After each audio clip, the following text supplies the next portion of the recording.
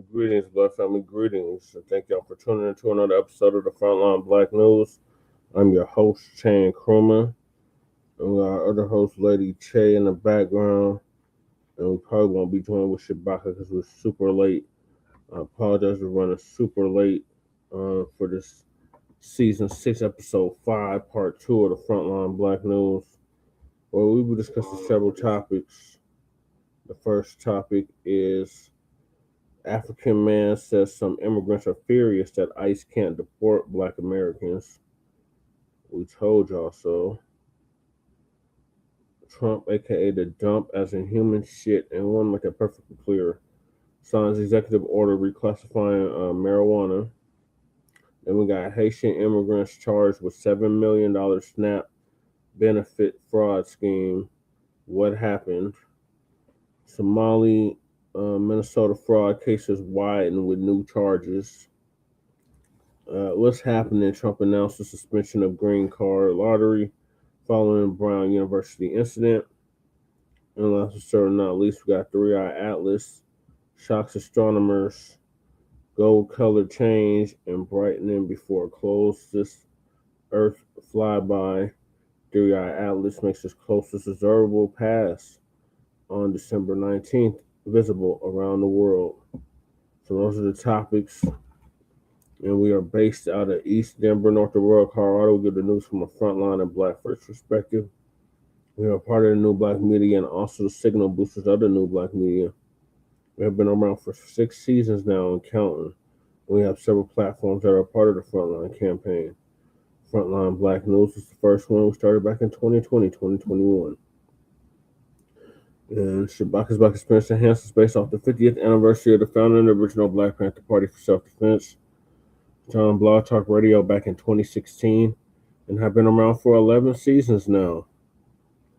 Shabaka's Black Experience Enhanced covers the Black experience from the beginning of time until 10 minutes ago. It is also part of the Frontline campaign and has recently, within the last 2 years, moved from Blog Talk Radio to StreamYard. Just make sure you like and share the broadcast, family. Please join us on StreamYard, YouTube, Frontline Black News. The links to all of our channels are in the description, including Frontline Black News, Frontline Black News 2, our backup channel. Please make sure y'all sub up to that, just in case they try to take Frontline Black News down. My personal page, Jesse Paris, aka Chan Krumah. The RBA, Lady Chase channel, The Revolutionary Agenda. Jay Militant's channel, What's Cracking TV with Jay Militant. Kukizi's channel, What's Kukizi. YouTube link is in the description. Breeze Omega, brought out of Virginia. His link is in the description. The Church of Black Power, brought out of West California, who's now in Houston, Texas. His link is in the description. And last but certainly not least, Black Truth United, our young brother out the Midwest, who came out with the B1 Rolodex. His YouTube link and the link to the B1 Rolodex and how to submit your business or a business to the B1 book, Rolodex, the modern day green book. That link is also in the description. Also, we have the petition for reparations. Please sign it to change.org petition. Also, we have the GoFundMe for Lady Che. Please make sure y'all sign that. Help Greg Marcel Dixon seek justice after 10 years of dedicated teaching. We have that link as well. Then we got Chicago family whose mom was attacked by students. GoFundMe. It's also in the description. We have a copyright disclaimer under Section 107 of the Copyright Act of 1976. Allowances made for fair use for purposes such as criticism, comment, news reporting, teaching, scholarship, and research. And I do not own the rights to the music, and if you don't understand racism and white supremacy, what it is and how it works, everything you think you understand will only confuse you.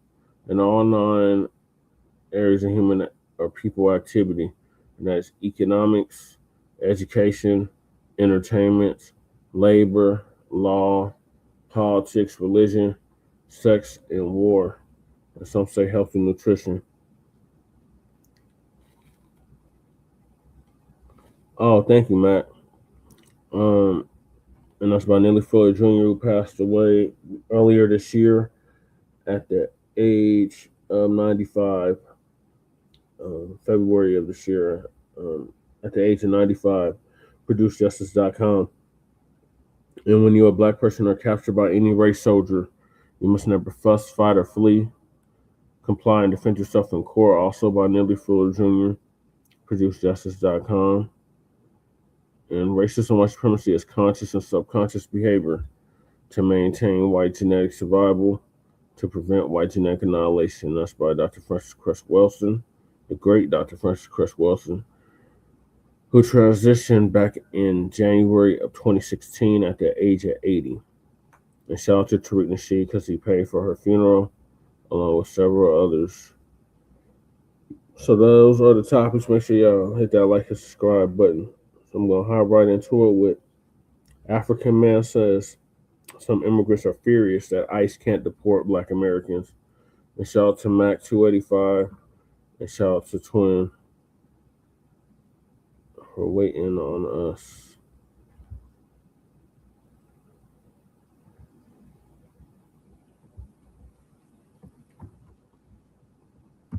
Let me share my screen. I'll hop right into this. So Uncle Phil's going to give us an update on that.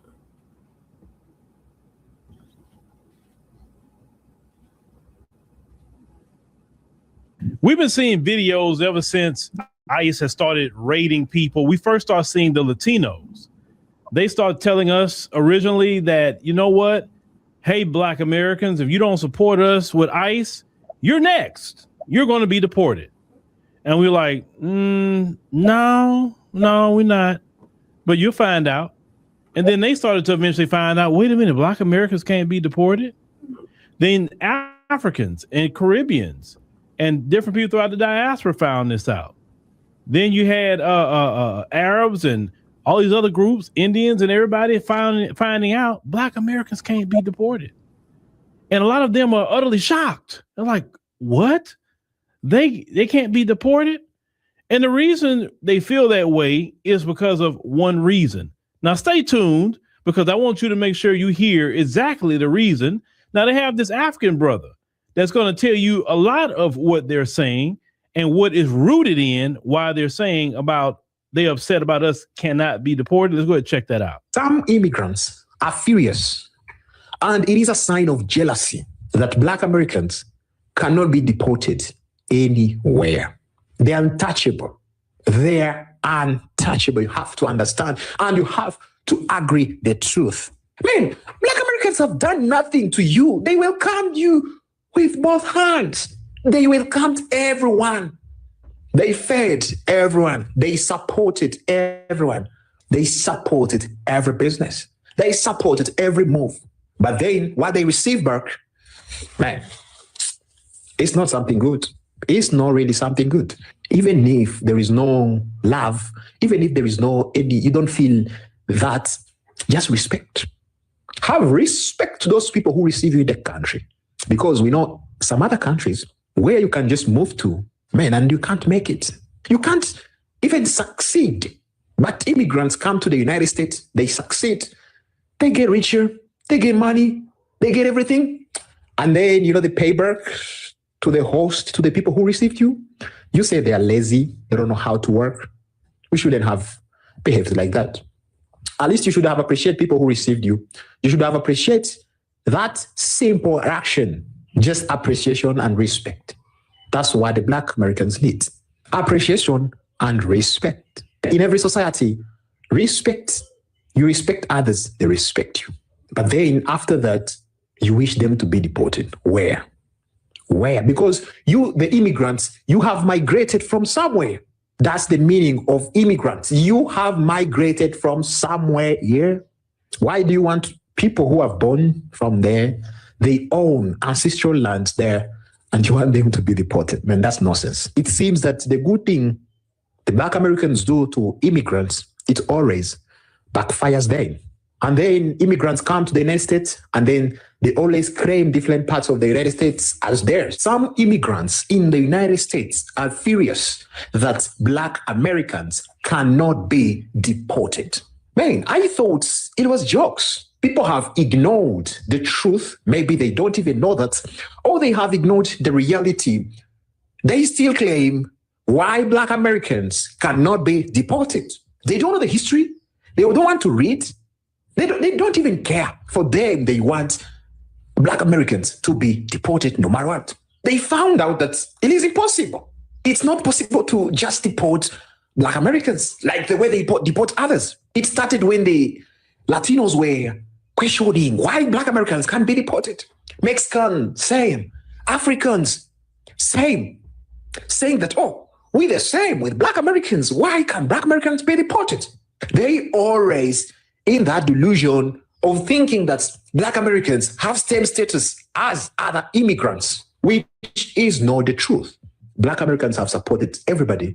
Let's put respect on those people.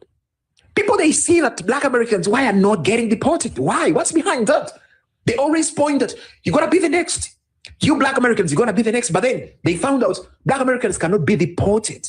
People should have done their research. Because telling Black Americans that you're the next, man, it's like you're ignoring the reality. You're ignoring what's real. For you, you are using your emotions. Your emotions are controlling you, feeling that, man, if I'm being targeted to be deported, so the Black Americans have to be deported too, which is impossible. You forget that Black Americans have put a stone in the foundation of the country. Now, that brother explained the situation where how a lot of the immigrants feel, that a lot of them are jealous and downright furious that Black Americans can't be deported. Now, let me get to you what it really is, what they really thought about America. See, they thought that the United States of America is a white man's country. I'm going to repeat it again. The immigrants thought in the United States, it's a white man's country, and we're here as a immigrant because this is a white man's country. And what the immigrants are finding out, oh no, baby, it's the Black man's country too. The Black American man and woman and children's country too. And that we can't be deported because we are the foundation of this country. We built this country. So we say we built the country. Well, you are the foundation of this country. That's why some people are saying foundational Black Americans, right? Because we are the foundation of the country. What are you upset about? If you should be upset about anything, you should be upset that there was conditions in your homeland that you had to leave your homeland and come over here. You should be. Bacc, I didn't know you were still up. Yeah, man, I just got your message, man, because somebody gave me a call, man, and I looked on the phone because this damn phone and this goddamn StreamYard and shit is tripping, you know, with this bullshit. Oh, it was Lady Che, I guess, that messaged you. Oh, Or called you.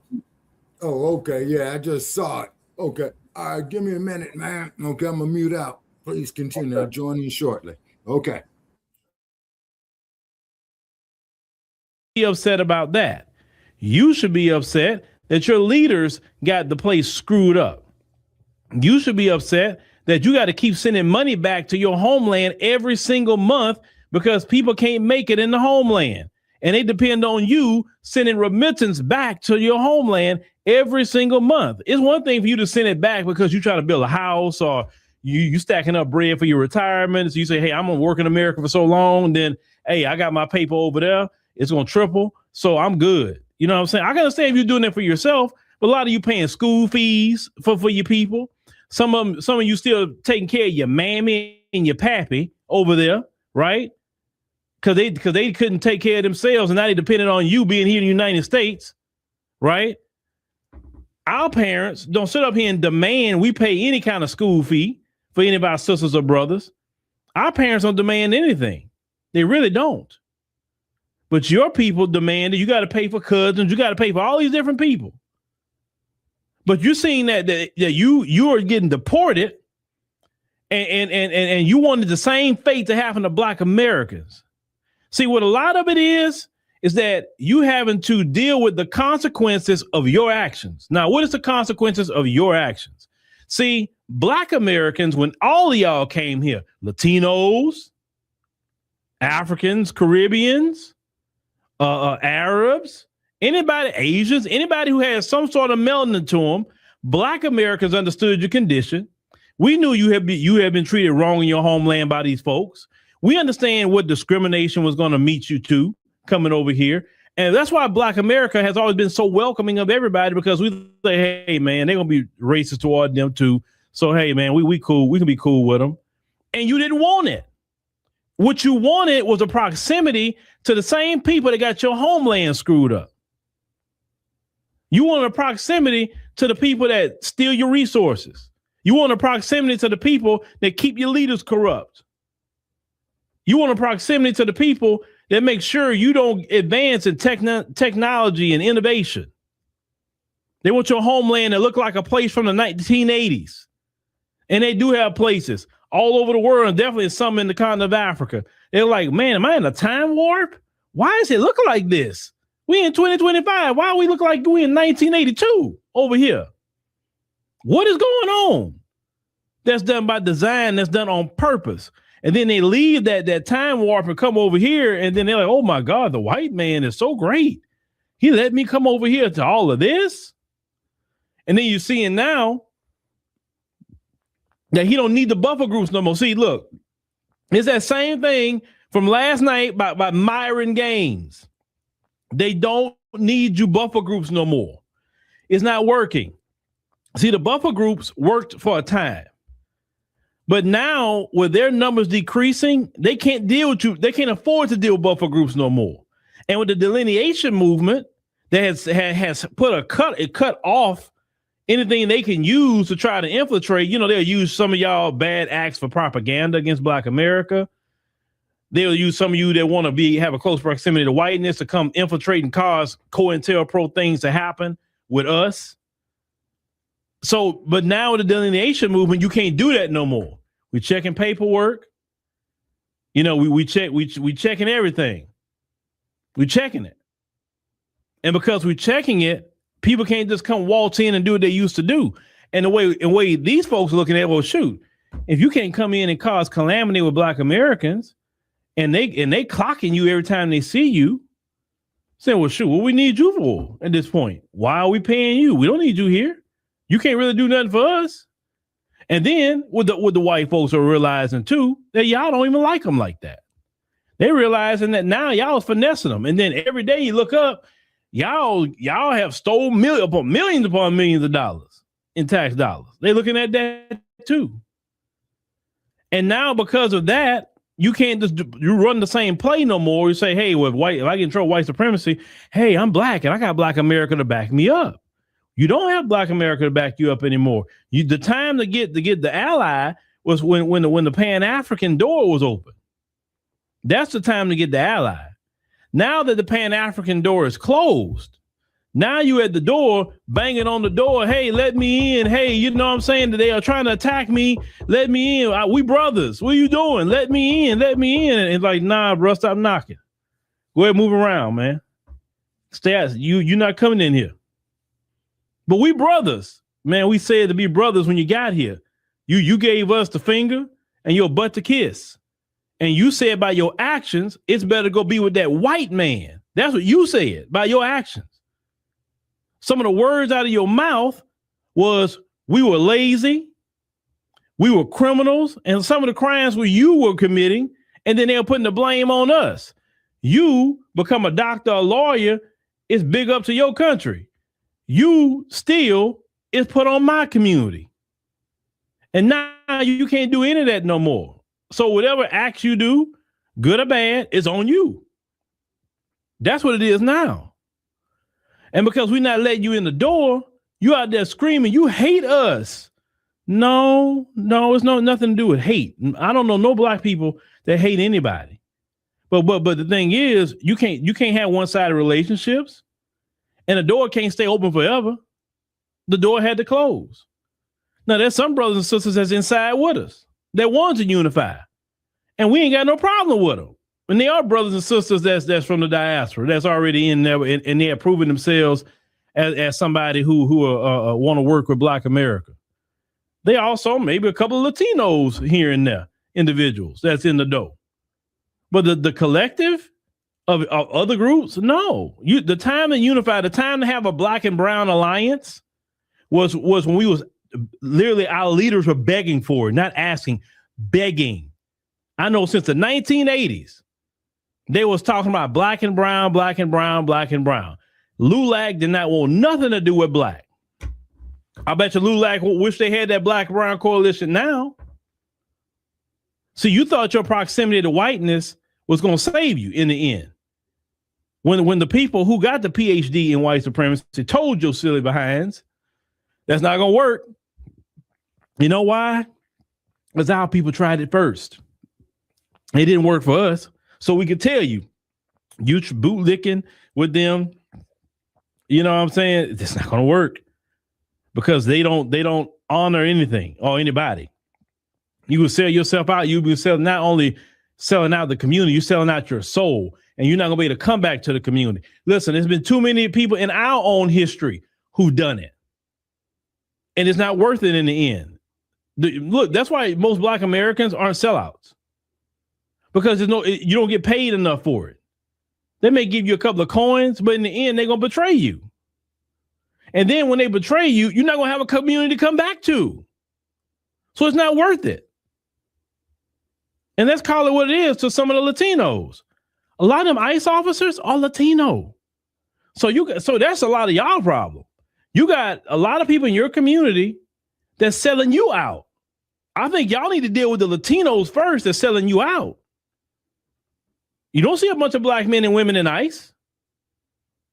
You may see one or two here and there, but I'm seeing way more Latinos in ICE. Why are they selling out their own people? That's the question that the Latinos should be having right now. You say, look, you should be like, hey, all Latinos need to be supporting our issues. Not sit up here thinking you one of them. And them same Latinos that's up there on ICE, they deport them too. They dirty like that. We helped them fight in the Revolutionary War. We got the Britain off their back. And what did they do to us after we helped them get freedom? They put our people right back into slavery. So you sitting up here helping Latinos, ICE round up your own people, they'll deport you too. We've been there and done that, but y'all learn the hard way. That's why we closed our door and say, hey man, we in the house, stop knocking on our door, bro. Stop ringing our doorbell. Stop. No, we are good. I promise you we good. Y'all do you. The cookout's closed. The cookout is really closed. I got to put together some AI content on that about the cookout being closed. Because nobody ain't gonna be coming in here. We are good. We enjoying ourselves. We are not letting nobody in at this dispensation of time. So you being upset that we can't be deported, that's a you problem, not a us problem. Get over it. You should have read the history of America. You want us to suffer because you suffering? That's actually downright evil, don't you think? You want us to suffer because you're suffering. Think about that. And like I said, you chose to come here. My ancestors didn't choose to come here. They went through hard. Some of them didn't even make it here. And the ones that survived the Middle Passage were some strong people. You chose to come over here on a plane, a boat, walk across borders. That's a choice of yours. So if they rounding you up to send you back home, you got a homeland to go back to, bro. That's just what it is. You can't stay gone away from home forever. You're going to have to go back home. And some of you here all these years, you didn't take care of your paperwork. You didn't think a day was going to come where they going to start checking paperwork. You were sitting up here in this country 20, 30 years and your paperwork wasn't right. You never thought a day. That's kind of like you was committing crimes, some major crimes, and you think you got away with it. Then 20 years later, the cops show up at your front door and talk about, yeah, we want to arrest you for a crime that you did 20 years ago. Still they got certain crimes that don't have a statute of limitations. Like, if you unalive somebody, it doesn't have a statute of limitations, right? I'm not saying it's likened to that, but I'm just giving you like an American. If you got away with something like that and they finally catch you and figure it out, what you thought you were gonna get away with it. So what I mean by that is Your paperwork been dirty for years, decades. You thought eventually they wasn't gonna catch you or catch up with you? Called the cold case. I mean, who are you blaming here for some of this? Who are you blaming? And if you really had a Black-Brown alliance or Black and the diaspora alliance, we would have told y'all, hey man, get your paperwork right, because you don't trust them white folk. Don't trust them. They're gonna get you out of here. Get your paperwork right. Hey, whatever it costs, go work overtime, get your lawyer, whatever, get your paperwork while it's good. Don't let these other people get in here and they're gonna mess with y'all. Get your paperwork right. We know this is Black people. We would have told you that. Get your paperwork right. Because we already know to get down with them. But because you believe that little fluffing up your ego, you work harder than those Black people. It's just lying to you. Just lying. Ain't nobody work harder than Black folks. Trust me. Black people work hard. Yeah, we did it for 300 years. How can we have such a high buying power, and we up here buying, the latest cars, clothes, and everything, but we lazy. Lazy people are broke and poor. My people aren't broke, and my people aren't poor. Trust me, they're not.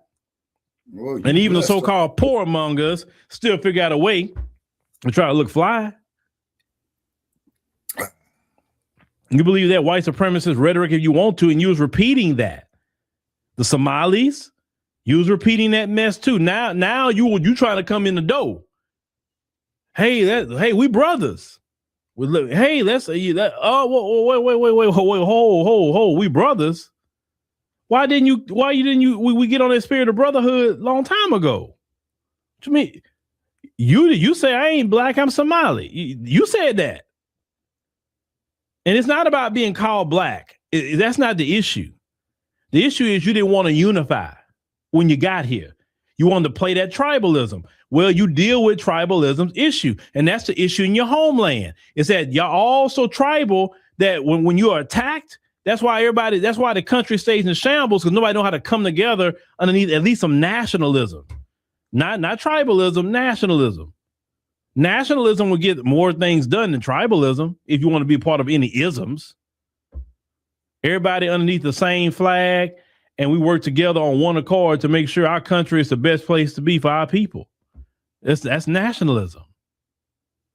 We ain't talking about white supremacy. We talking about actual real nationalism. I love my country. I want to do the best in my country. I want to work hard, provide, make sure our kids are good, the women good, the men, the elderly good. Everybody's good. Y'all need to have a nationalism movement in the African continent, in the Caribbean. Nationalism, not tribal, national. Trying to do. But the door is closed. The door is closed. And because that door is closed, there's nothing we can really do about it at this time. So you got to knuckle up with white supremacy, and you're going to have to go through some hard lessons about white supremacy.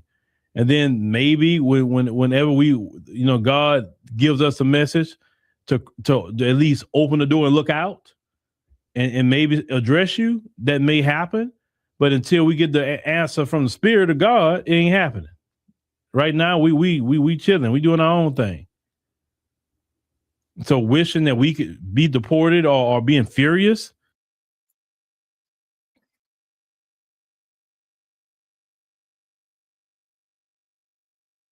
Oh, this sick bastard. Shabaki, you got to get over your Trump derangement syndrome.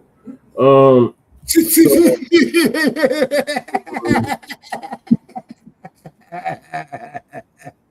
can't do it anymore. These other groups, we told y'all.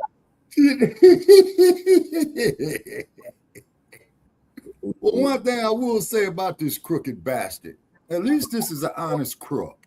And what I mean by that is that he told you he wasn't going to do shit for you. You know what I'm saying? He's fulfilling it. He's got that ped face, cross-eyed bastard Cash Mateo. You know what I'm saying? But that's not the topic, Shabaka. The topic was these damn immigrants thinking that we was going to get deported. Well, to quote you, Brother Cherry, you said we cannot be deported as long as we're above dirt. Okay, but these immigrants, you know, they come spit in our faces, okay, then turn around. When they got an issue facing them, then they come to us. You can only kick a dog so many times, you know, before you bite, before he turns and attack. And that's what the fuck we're doing now. Right. See, the motherfuckers kicked us around thinking that you're going to disrespect us, call us a katas, and all this old shit. And you motherfuckers are sitting up here worshiping a motherfucker with blonde hair and blue eyes, bowing down to Kenneth Copeland. That shit was disgusting. That's why I dug Dada.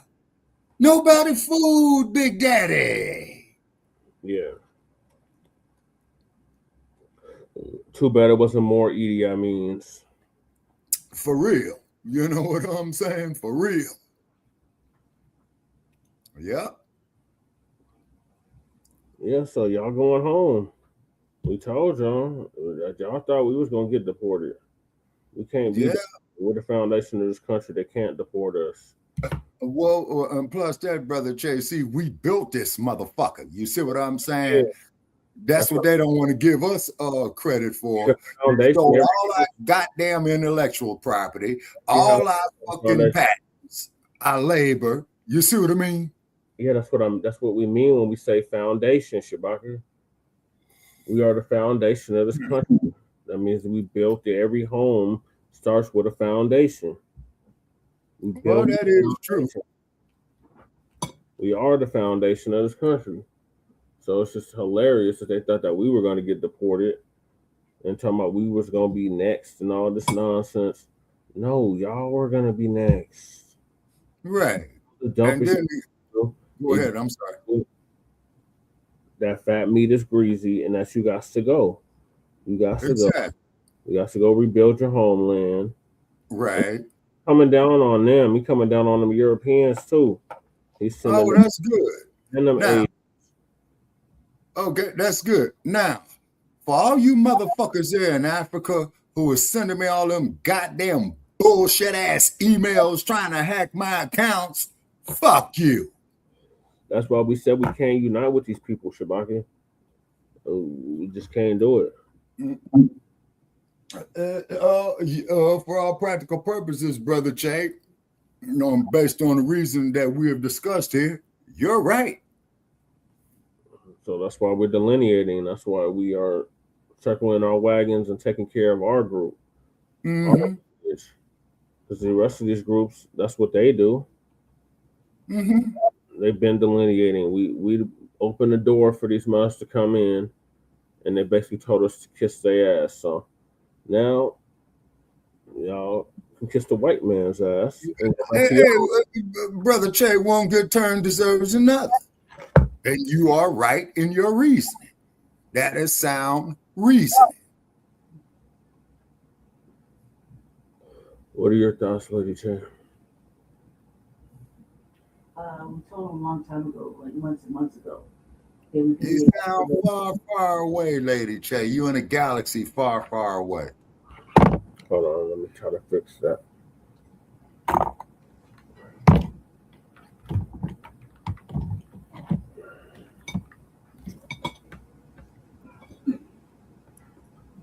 There ain't no time. It's on. I just got to turn it down. I said we told him. Did the ponies win today? The Broncos lost yesterday, Shabaka, and we still in first place. Oh, and great! And we still in first place. Still got the lead. Okay, what did the Shy do? I think y'all lost. I think they lost. Or they beat Green Bay. No, they beat Green Bay. Lady Che was trying to say something, Shabaka. Go ahead. We basically told them like if they were the start of this fucking start of his run, that we couldn't be deported. It was just fucking common sense. It said we could not be deported. We're not immigrants. That's simple as that. The lineage, exactly, man. We're not fucking immigrants. We didn't immigrate here, and we probably don't even have any immigrants in our family for up to like 500 generations. So it's just that they wanted us to hold their hand a cape with them and get in their business and protest as they stood and fucking created scenes as they were getting, picked up and fucking chased down by ICE or whatever. And they wanted us to get involved. Well, too fucking bad. We weren't getting involved. We weren't holding anybody's hands.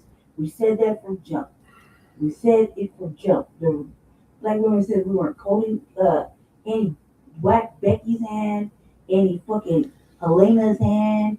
We weren't doing none of that shit. Cry all you wanted. You had your chance with us, and you blew it. So, and that's just that. The cape has been off. We've been on black vacation and enjoyed every motherfucking moment of it. So, and as far as the brothers are concerned, they said they weren't caping. They weren't throwing on the cape. They weren't going to fucking hold Jesus or Hector's hands. That's it. You had your time in the sun. You chose not to get legalized. The people that have been here for 34 years, I did. having the fucking businesses and not learning a fucking lick of English. You chose not to do things the right way. You chose to get deported. You chose to cry about it and say, "Oh, the families are breaking up the family," but nobody gave a fuck about black families at all, not one little bit. And Tom Homan said, "You motherfuckers could all go together, hold hands, grab your baby. You love them that much. Go hold your grandma's hand. Mm-hmm. You know what I mean? Go fix your fucking country. That's what you got to do instead of fleeing." But you chose to flee, and then you chose to be disrespectful. You call us out our names. You treat us like shit, and you don't fucking give a fuck about our work or ethics or anything that's fucking important to us. You just care about your white fucking needs and your deals. That's it. Man, 285, I told the Raiders to leave town or change their fucking name. You right. Black Americans, Foundation Black Sorry, Americans, lady. no more, man. We said no more. As soon as he got into office and he started deporting all the illegal immigrants that are talking about they want to vote for Trump and I don't know what else. Yeah. He started putting them on fucking planes. He couldn't ship them off fast enough. Mm-hmm. And you keep fucking around, every country's going to be on the list. Yep. You know what I mean? And maybe he'll take it off, maybe he won't. Depends on what you offer. And that dude's all about bread. Yep. So make it good, you might have to leave your country alone. Other than that, he's shipping people off there from Latin America to fucking Africa. Mm-hmm. You see, he doesn't give a fuck. He don't care where you go. You got to get the fuck Just up out of here. Fuck up out of here. You know what I mean? And that's as simple as that. Are we living in a safer environment? No. Fucking police are still sweating us. Cameras everywhere, and nothing's fucking really being solved yet. But it's just the beginning. It's a marathon, not a fucking sprint. So we said we were going to throw on the cape. We ain't throwing on the cape. Matter of fact, we've been eating popcorn, laughing our ass off at all the shit that's happening. And now we're reading the salacious Epstein files that everybody wanted to see so bad. There's been new evidence on the Epstein file. Major development. Don't be scared. What's the major development? The Democrats are just as guilty as the Republicans. Well, of course they are, but guess what? I think the courts ruled, man, that they got to show them redacted Epstein files. So that's a major blow. And the one who's really is getting hit hard is that raggedy ass polar bear Pam Bondi. You talking about the Ice Queen? How so? Yeah. Well, she ain't no queen. You know what I'm saying? That's sad. They call her Shabaka. How so? Yeah. So the story was unfolding, when I was up here doing a bunch of paperwork, man, that I got to catch up with. That's why I apologize for being so late. And I saw it on Cartoon News Network. Now here I got Cartoon News Network figured out. In the middle of the night, okay, when they start bringing you the world's news, okay, It starts at about 12 o'clock midnight here in the Pacific time. It starts with a white woman out of England named Rosemary Church, okay? And I think that she stays on all the night. Then they got a brother that comes on after him out of England. And then early in the morning is when they flip to Sarah Seidner. Okay, so what is the latest development, Shabaka? You said it was like it was real salacious, like. The latest development is dump or something. Okay, the latest development is that the courts have ruled that they can't get those redacted Epstein files. Now, as we all know, redacted means, to touch up crossing out shit, putting in other words, you know what I'm saying? So basically, with them getting that and with the files being redacted, man, goes to show, man, the walls is getting ready to come tumbling down. Now, as far as them impeaching this bastard right here in the picture right there, I doubt it, because no president has ever been impeached. Okay. They don't even have the votes to do it, Shabaka. I know, Brother Jay. I know. Like Democratic shield, Shabaka. Like, No. oh, third on dump. He's gonna go down. Like, no. No, he's not gonna. No. He's not gonna go down. He is not going to be removed from office. That is a fact. Okay. But however, he would have so much dirt and sludge on them custom cut suits. Now, one thing about the dumpster, man, that motherfucker got some sharp suits. I love the cut on them motherfuckers. Them is all tailor-made. Yeah. Now, okay, but JD is gonna have an uphill battle when he's running, and JD is running. JD Vance, okay, he is running. Okay, hopefully, okay, 28. Yeah, in 2028, Lady Che. Now, yeah, that's why he picked him to be his vice president. Right, exactly. Now, hopefully, Brother Che, if a momentum will pick up in that time, and hopefully we will see history where neither one of these Democrats or Repubs will be selected as the president. They already said a whole bunch of them are supposed to step down anyway for the midterms. Who's stepping down for the midterms? All kinds of Democrats. Oh, okay. Yeah, because they know they lost their traction. They know, man, that they ain't going to sit up there and bump our heads anymore. I ain't mad at Jasmine Crocker shit. I am. Fuck her. Okay. Wait a minute. Hold on. Let me check my notes here, man. I retract that statement. Yeah. Okay. Yeah. Jasmine Crocker shit. Yeah, she's bad news. Yeah, she's just seeking her own self-interest. Maxine Waters, ma'am, you did an excellent fight over the years that I know of. It's time for you to retire, Maxine. Yeah, she needs to retire. Retire. Yeah. On both. Okay. Yeah. And then Pam Bondi, from what I understand, is that there's some shit that just came out about you recently. I hope your raggedy ass falls. And I want to make that perfectly clear. Attorney General. Yeah, we can keep on dreaming, Shabaka. Yeah. Over to this administration. What happened to the Biden administration? Well, the Biden administration, man, that these here was a bunch of sellout, suck-ass motherfuckers selling us down the toilet again. And then old Sleepy Joe, he was unfit for the damn job. You know what I'm saying? His ass was unfit when he got elected. Yeah, Mac 285, yeah. The damage has already been done, so it's for the black community. The black community to build up our own infrastructures and businesses and put our own people to work.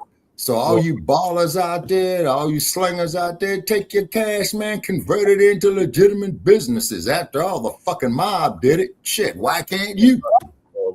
Look what they invented out here in Las Vegas. Shabaka, that's already being done. Like, all the stuff that you keep prophesizing that we need to do is already being done. All right. All right, so I'm going to move on to the next topic. And that is Trump signs executive order reclassifying marijuana. Great news. Reclassifying it? Yep. He's going to put more tariffs on the cannabis stores. No. He's changing it from a Schedule 1 to a Schedule 3. Oh, okay. That's like making it like Boone's Farm wine in the alcohol part. No, Shabaka. It's like making it less criminalized. Oh, okay. because it's right now it's in the category with heroin and cocaine. Okay.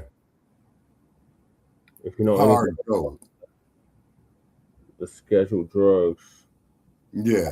the one that's like the most dangerous: Mm-hmm. meth, crack, heroin. Mm-hmm.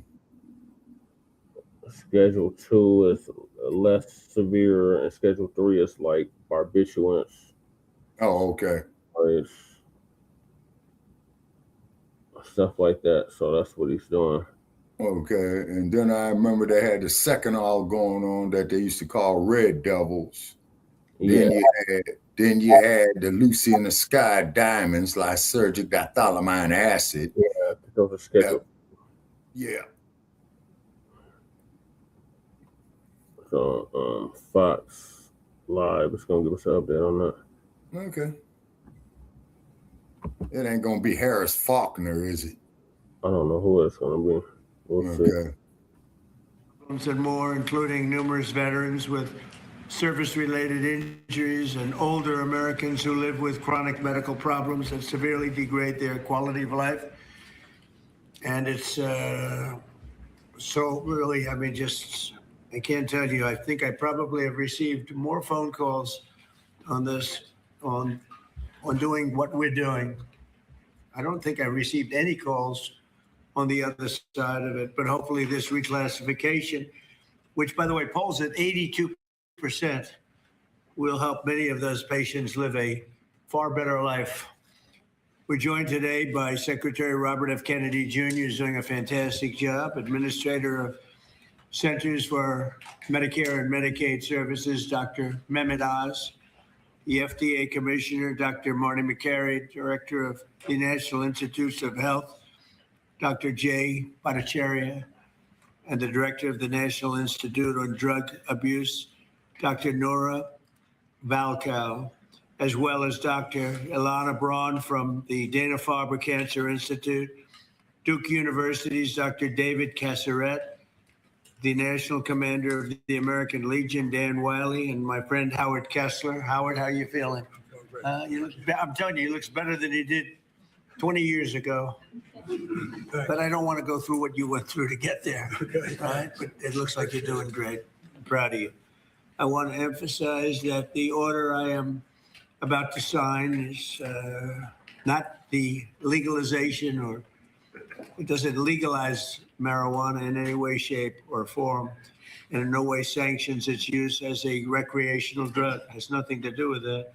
Just as the prescription painkillers may have legitimate uses, but can also do irreversible damage and never, if you look at some of the damage that can be caused, wreck lives, and if it's abused, it's never safe to use powerful controlled substances in recreational manners, and especially in this case, if you take a look, illegal and unregulated drugs, very, very bad thing. So I've always told my children, don't take drugs, no drinking, no smoking, and just stay away from drugs. I have been, they would look at me and they said, Dad, would you stop saying that? I would say it every time I looked at it practically. Young Americans are especially at risk. So unless a drug is recommended by a doctor for medical reasons, just don't do it. At the same time, the facts compel the federal government to recognize that marijuana can be legitimate in terms of medical applications when carefully administered. In some cases, this may include the use as a substitute for addictive and potentially lethal opioid painkillers. They cause tremendous problems. This can do it in a much lesser way, can make people feel much better that are living through tremendous pain and problems. 40 states and multiple U.S. territories have already recognized the use of medical marijuana. This reclassification order will make it far easier to conduct marijuana-related medical research, allowing us to study benefits, potential dangers, and future treatments. It's going to have a tremendously positive impact, I believe. We're also asking Congress to reconsider its classification of hemp-derived CBD to ensure seniors can access CBD products they have found beneficial for pain and other reasons. Some people are literally dying, and they're dying with tremendous pain, and this can, in many cases, literally stop it. And they have their senses about them, as opposed to painkillers, which then you got to don't repeal allow DUI laws related don't to allow that. them to die with dignity, frankly. I promise to be the president of common sense, and that is exactly what we're doing. This is really something having to do with common sense. And it's something having to do with the fact that so many people that I respect ask me to do it. People that are having problems, big problems. They are having big problems with illness, with cancer in particular. I now want to ask Dr. Oz to say a few words, followed by Dr. Braun, Dr. Casseret, Dan Wiley, and Dr. Valcow. And we'll sign the order as soon as they're complete. And we'll take some questions. Please, go ahead. Mr. President, thank you for always bravely pushing for common sense change, as you call it. So President Trump, Secretary Kennedy have been pushing for change. They're passionate in their desire to help the American people, and they have relentlessly pursued this agenda throughout this administration. This also includes a deep passion for research, gold standard research, as Secretary Kennedy also says. But there's another side to the president that often isn't reflected in media reports, and that's the deep passion he has for the people in his life. And he has called me frequently about the people who are calling him, as he alluded to, who are saying that they've got problems and they got relief from some of the solutions we're talking about today. Howard Kessler, who's standing behind me here, was a mutual friend of ours, was an early caller of the president. Many others have ever reached out as well. And Howard's been a passionate advocate for avoiding narcotics, especially in seniors, and particularly seniors suffering from cancer. And that's a population that is a very important one. And it's a sympathetic population that's desirous of trying new ways besides some of the conventional approaches that have been tested by pharmaceutical companies but have untoward side effects. At the beginning of the year, one of the first things the president told me, he doesn't actually tell you, he demanded from me, that my agency, CMS. Nobody demands from nobody. Defined population that has gotten left behind with these discussions. I promised that we would find an answer, even though it had not been done before. And today we are delivering on that promise. Today, our Innovation Center at CMS is announcing a new model and additional actions to give seniors access to cannabinoids. These are CBDs, and they're non-addictive, which many are already using to manage pain. There's some clinical evidence that's showing that CBDs provide relief from common conditions that affect Americans, including cancer symptoms and chronic pain and a slew of other problems that affect disproportionately seniors and our veterans. And 6 in 10 people who use the CBDs report that they improve their pain. I think all of those people are calling the president, judged on the number of calls in support of what we're doing today. And sometimes these decisions are difficult, and there's a reason this hasn't happened before. There's a reason, Mr. President, that every president before you has whiffed on this issue. It's tough. And I know there's going to be a lot of discussion about it. That's why we're so passionate about making it clear that this patchwork that we're working within now, the laws and regulations, they're leaving patients and doctors without adequate guidance on the safeguards of how to use these products, even though they're still being used. At Medicare, we cover 68 million Americans, including people under the age of 65. And they did not have a way of providing these treatments until today. With the president's insistence, that's all changes. The Innovation Center models are going to allow millions of Americans on Medicare to become eligible to receive CBD as early as April of next year, and at no charge, if their doctors recommend them. Thanks to the hard work of the entire CMS team, especially Abe Sutton and Gita Dio at the Innovation Center, the accountable care organizations in this country working in Medicare will be able to provide these products, again, at no cost to patients. Medicare Advantage insurers, and we've been calling them, are also agreeing to consider CBD to be used for the 34 million Americans that they cover. If you can hear my voice and you're over 65, you should pay attention to this executive order because it's going to touch your life. Again, this all becomes active after the first quarter of next year. These CBD products must first meet local and state quality and safety standards. They must come from legitimate sources. They must abide by other regulations of those states. With these boxes checked, patients can be eligible for up to $500 of hemp-derived products each year. This is the first government-led testing of quality and outcomes for patients across different conditions, and it delivers on the need for more data collection and research into hemp usage. CMS is going to collect data, that's our job, on the patients that are being given these products by their physicians. And in accordance with all the privacy and security regulations, we're going to analyze that data. We're going to make it publicly available to everybody to be able to analyze with us. If it shows promise, we will expand access to these products to even more conditions amongst Medicare and Medicaid beneficiaries. I want to thank not just the Secretary, but Marty McCary. We want a lot of companies who are doing this research that approach the FDA for formal approval. That is the right way to move forward. And Jay Bhattacharya, who's hiding in the back, he rarely hides, but Jay runs NIH, and he's agreed to support initiatives to study the data that we're collecting. Howard Kester, God bless you for being a pain in our sides. Mr. President, he's promised to stop calling you. But on this issue, we'll call you on other issues. And I thank you again from the bottom of my heart for taking a difficult stance. Thank you very much. Okay. Mr. President, members of the cabinet, thank you so much for the opportunity to be here and for your leadership in rescheduling cannabis from Schedule 1 to Schedule 3. This decision will accelerate scientific research and expand what can responsibly be studied. I'm a cancer psychiatrist and medical cannabis researcher at the Dana-Farber Cancer Institute. Over the past decade, federal investment in research has helped transform cancer care. People are living longer than ever before. But cancer care is not only about treating the tumor, it's also about addressing the anxiety, the fear, the stress that can come with a diagnosis, symptoms that can interfere with treatment and make recovery much more difficult. Many medications we use for acute anxiety carry significant risks, particularly in the older adults. That's why we're studying specific natural compounds found in cannabis, including the non-addictive cannabidiol, to understand whether they can safely and effectively help manage anxiety during cancer treatment. Rescheduling allows us to ask these questions rigorously about dosing, about safety, and who may benefit most. This research reflects the best of federal investment, helping people not only live longer, but live better. Thank you, Mr. President, for supporting careful science-based research that puts patients first. Thank you. Thank you, Doug. That's beautiful. Thank you. I'll add my vote of thanks, Mr. President.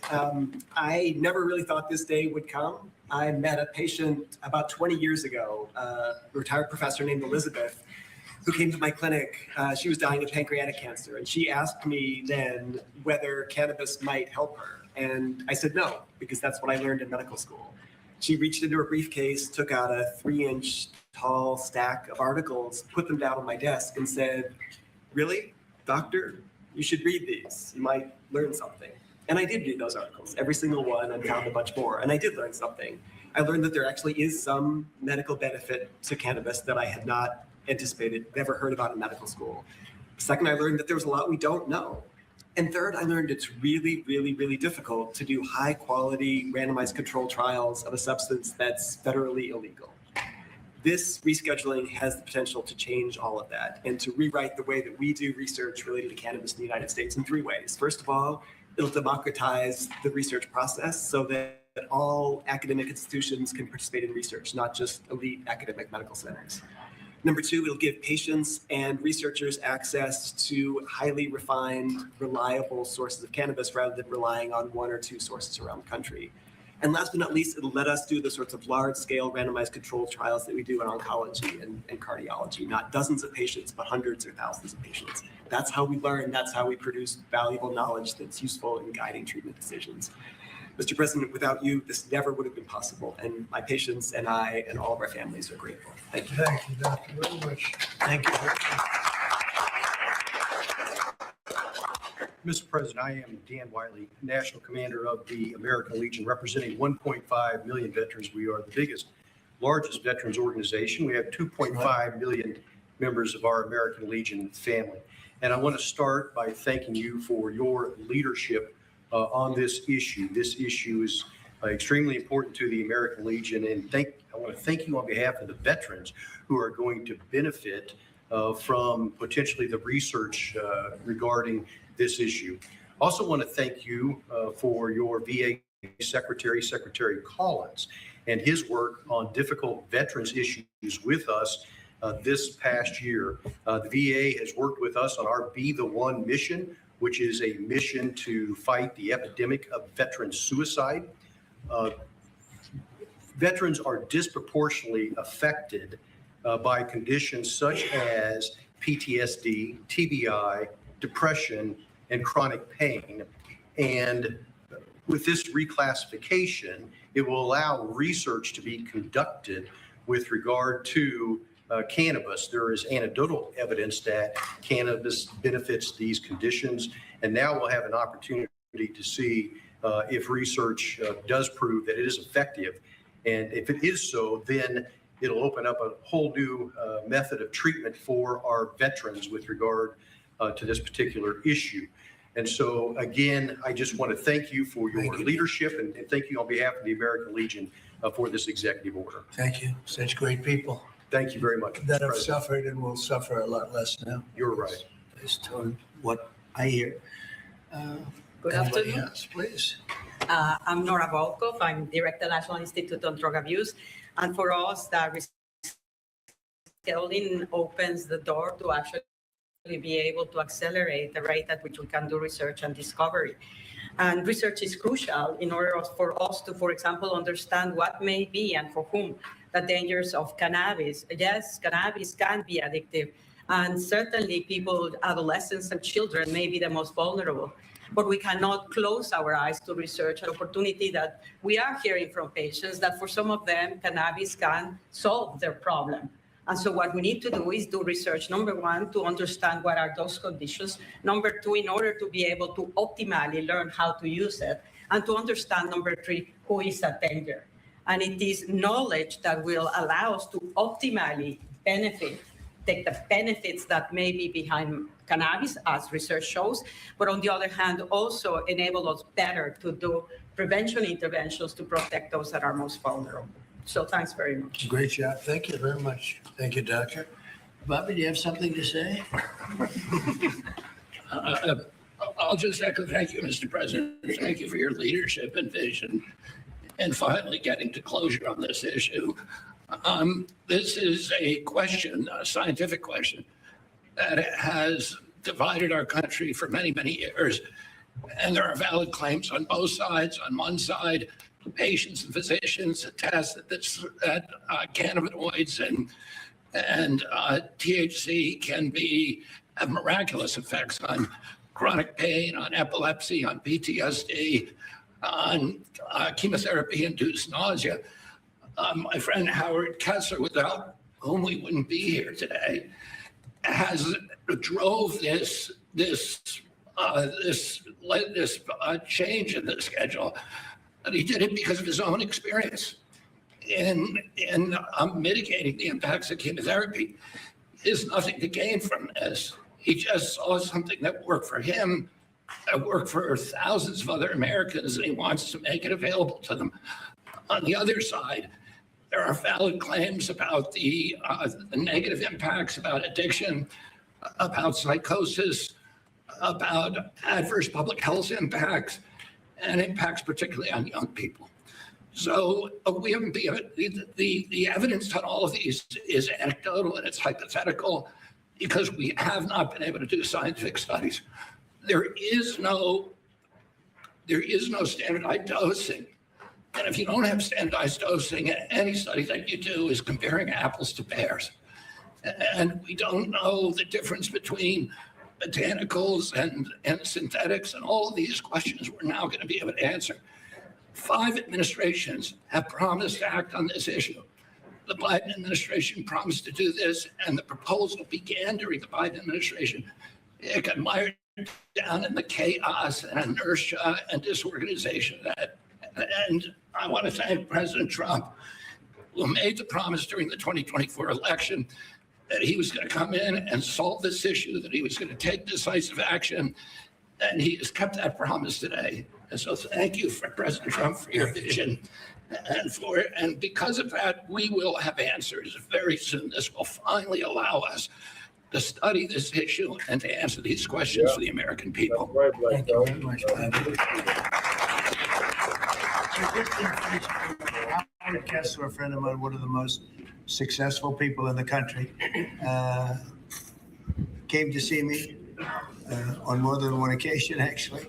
And he had some real difficulty about 3.5, 4 years ago. And he went through hell. And during his going through hell, he probably sampled everything you can sample when you're going through that, Howard. Sure. And he came to me, he said, there's been nothing like this. And we're going to have to take a good, strong look at it. And that's what he asked me to do. And others have likewise said that, many others, I mean, you know. That's Black Joe Shabaka. Oh, okay. Oh, hey, what's up, Joe?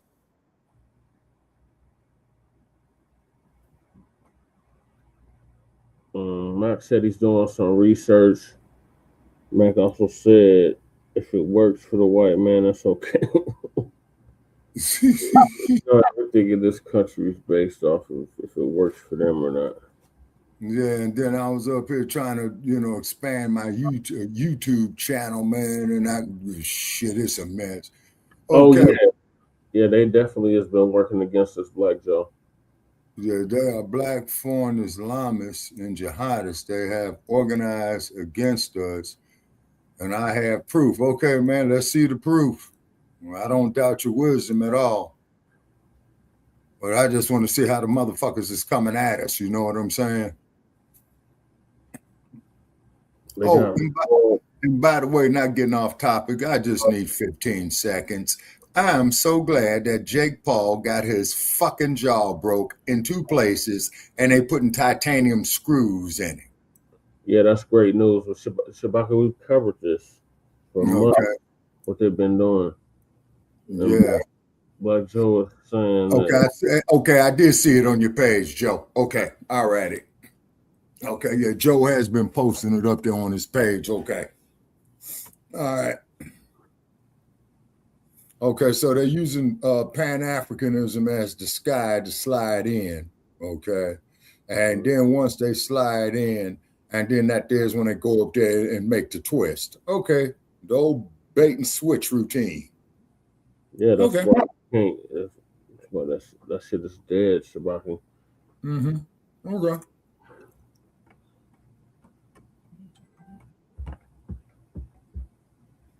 All right, so what are your thoughts so far on what the dump just did in regards to the reclassification of marijuana? I don't have a problem with it. And then keep in mind, just like how these casinos out here are big business, another thing that's helping the GMP in the state of California, particularly out of Tehama County, is the reefer. Because one time I drove through Tehama County, man, I smelled so much bud, man, I damn near got high, man, driving a car, just smelling it.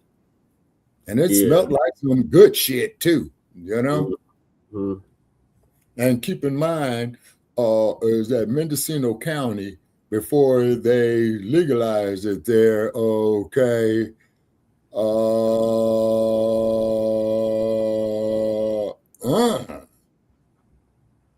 I believe it. Joe. Okay, Joe, I'm gonna get with you on that one. Okay. All right, it's time to get the power tools in order. Okay. All right. Okay. All right. So, but what it is, I drove through Tehama County, Brother Che, right? That's all you smelled, man, was hemp, man. You know what I'm saying? And then when I crossed the Oregon border, man, I felt lightheaded as hell. Mm-hmm. Yeah, Russians is funding a lot of that shit. Yeah, by Russia, they don't care that people are getting massacred because they follow the Arabic Islam. They like to bring up our slavery. Mm-hmm. Okay, now, Joe. Okay, I know you're familiar with Dr. Marimba Ani. She was saying something like that there too. They don't know their own history. They don't even know that slavery on paper ended in Africa in 1980. Yep. Okay. It's still going on in like Mauritania. They still got slavery going on in Libya. Yeah, but Mauritania and Mauritania.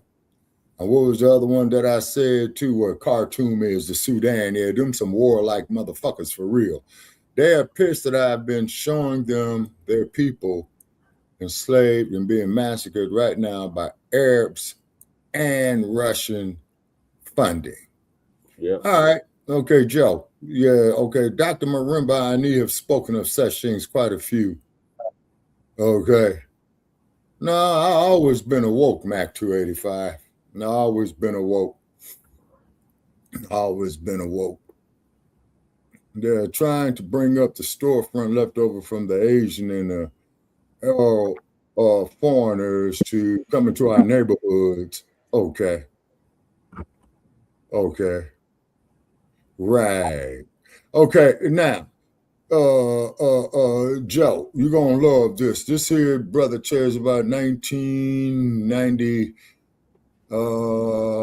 Shit, about 2008, 2009.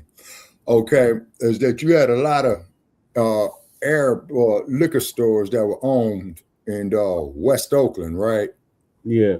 So what had happened was the NOI had went in there and had stated, man, you Muslim? And they said, yeah. And they says, well, you know, we don't drink alcohol. So they said, but you here in the heavy black community and you selling this alcohol to black people. So to make a long story short, the NOI, I don't know if they had direct orders from their central leadership or these brothers that took it on their own accord, but they went in there and they smashed all the alcohol in there. Yeah, Shabaka, I don't know if you're aware of this, but they don't even consider the NOI Muslims. Mm-hmm. Like the NOIs and those damn Sunnis, they don't call them Muslims. Mm-hmm. But yeah. Okay, see, this is why I said that Brother Malcolm, man, had he would have stayed alive, Brother Che, he would have I'm not gonna say changed his views. Yeah, definitely. He would have been on. He would have been on some delineation. He definitely some delineation. Yeah. Okay, they're being funded by Russians and Chinese to buy up all the old Arab and Chinese stores in our neighborhoods to usurp our power. Okay, but that's just it though, Joe. We got to buy them damn stores. Now, here's something for you. There was a motherfucker that I unfriended on Facebook, right? Because he's telling me he was a self-made man. He made his own money and all this old shit. I said, well, that's great, brother. What you do? He says, oh, I own 4 liquor stores. I said, man, fuck you, man.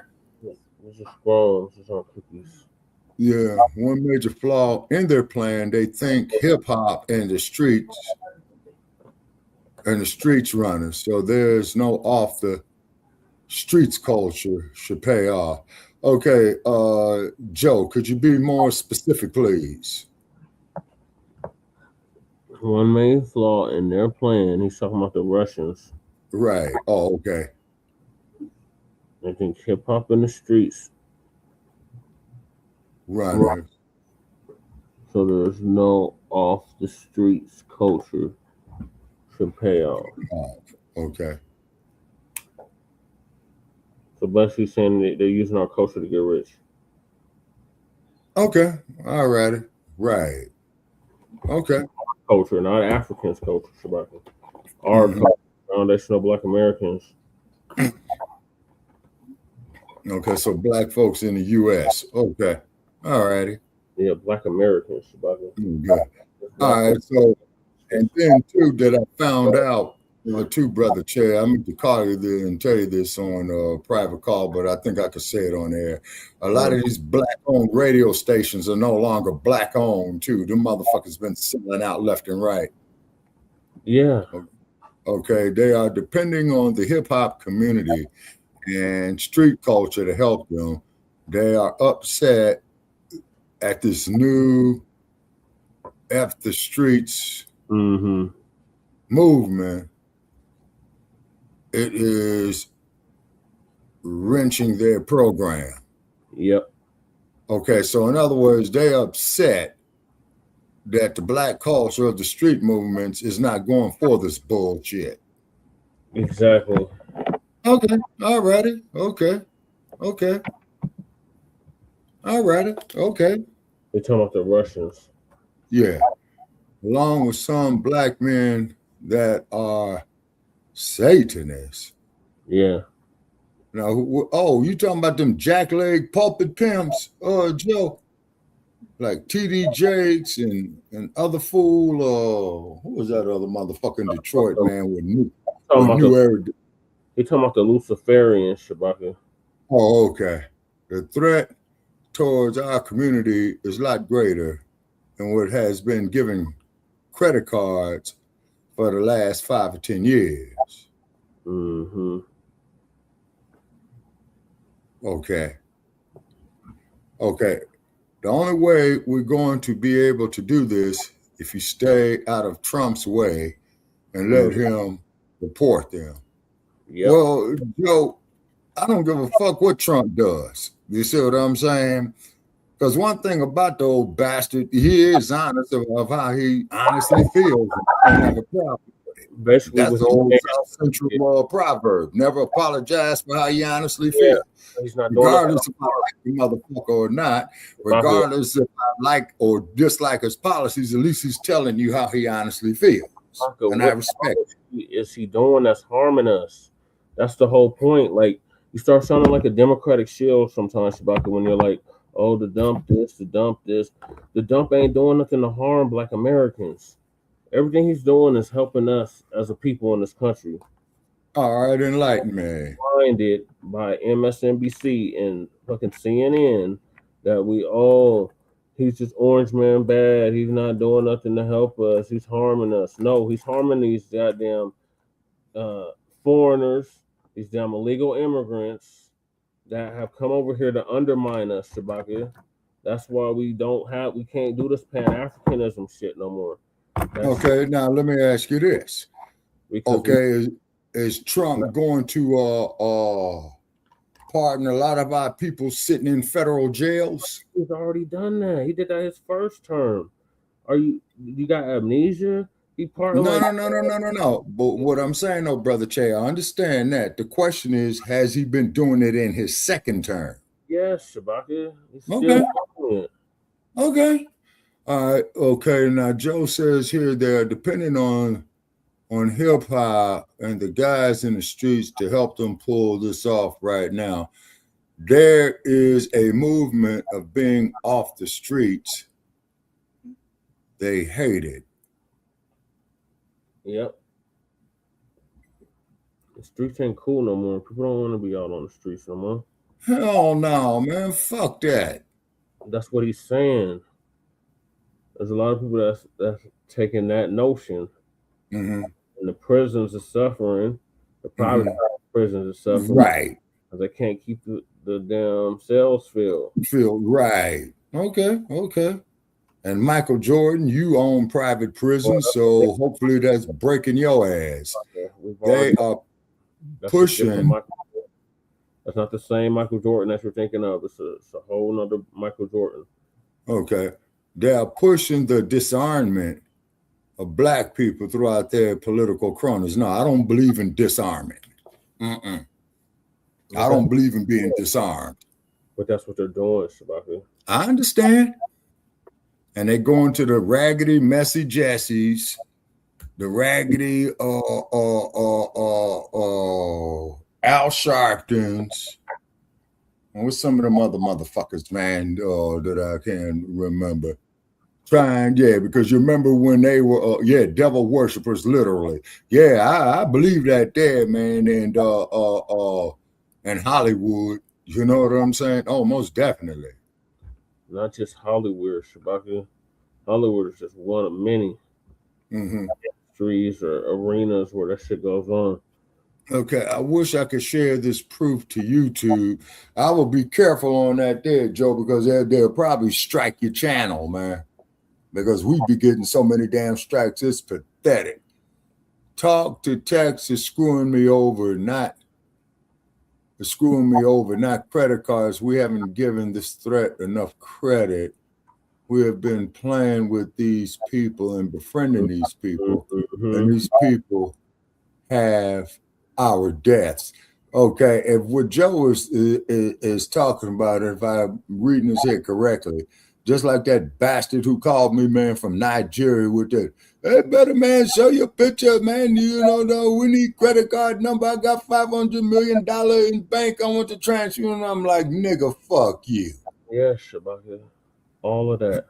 Yeah, that's what I told him. And those was my exact words. Ain't work, Shabaka. Hmm? So much of that type of shit going on. Yeah.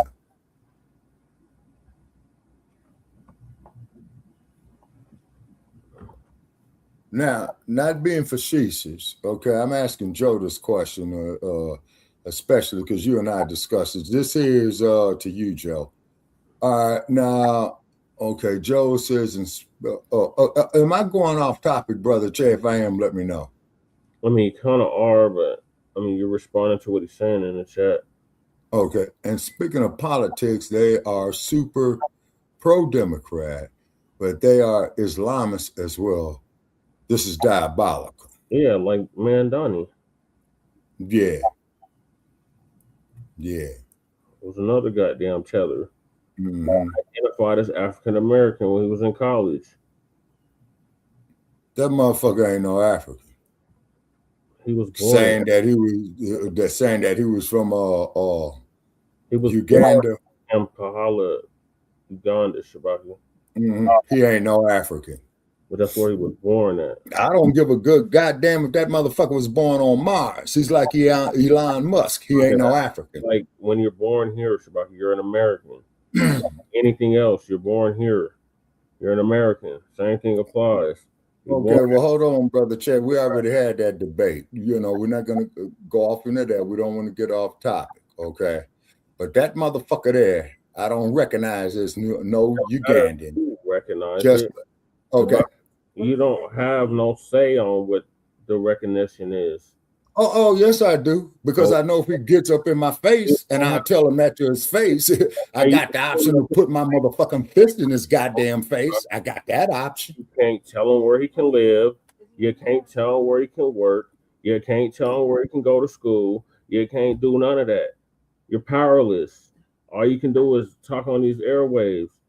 It has no effect on if he's an African or not. He ain't no African like Musk ain't no African. Tell them motherfuckers to come sit out here in the sun with me next June, and I'll prove it that way. From India, but he was born in Kampala. And he's of that. And what's that there? The class you always tell me on, Brother Che, like Kapmala, the Brahma class. Yeah. Yeah. Mm-hmm. Right or some shit, right? All right, please carry on. Okay, carry on.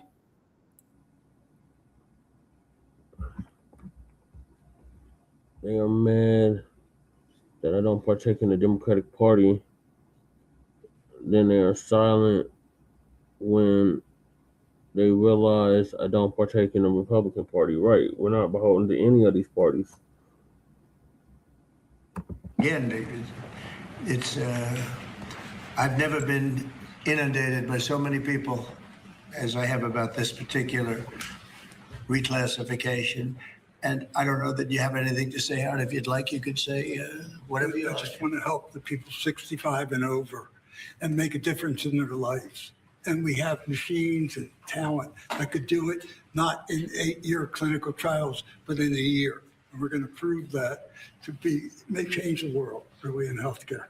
So thank you, Mr. President. And I'm far younger than 65, so this does not pertain to me. Thank you. I don't want it, okay?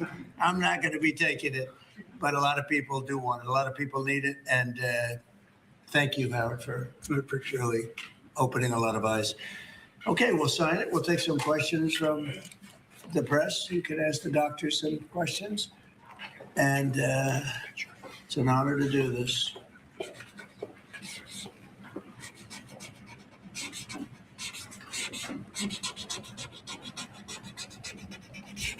That's a good one.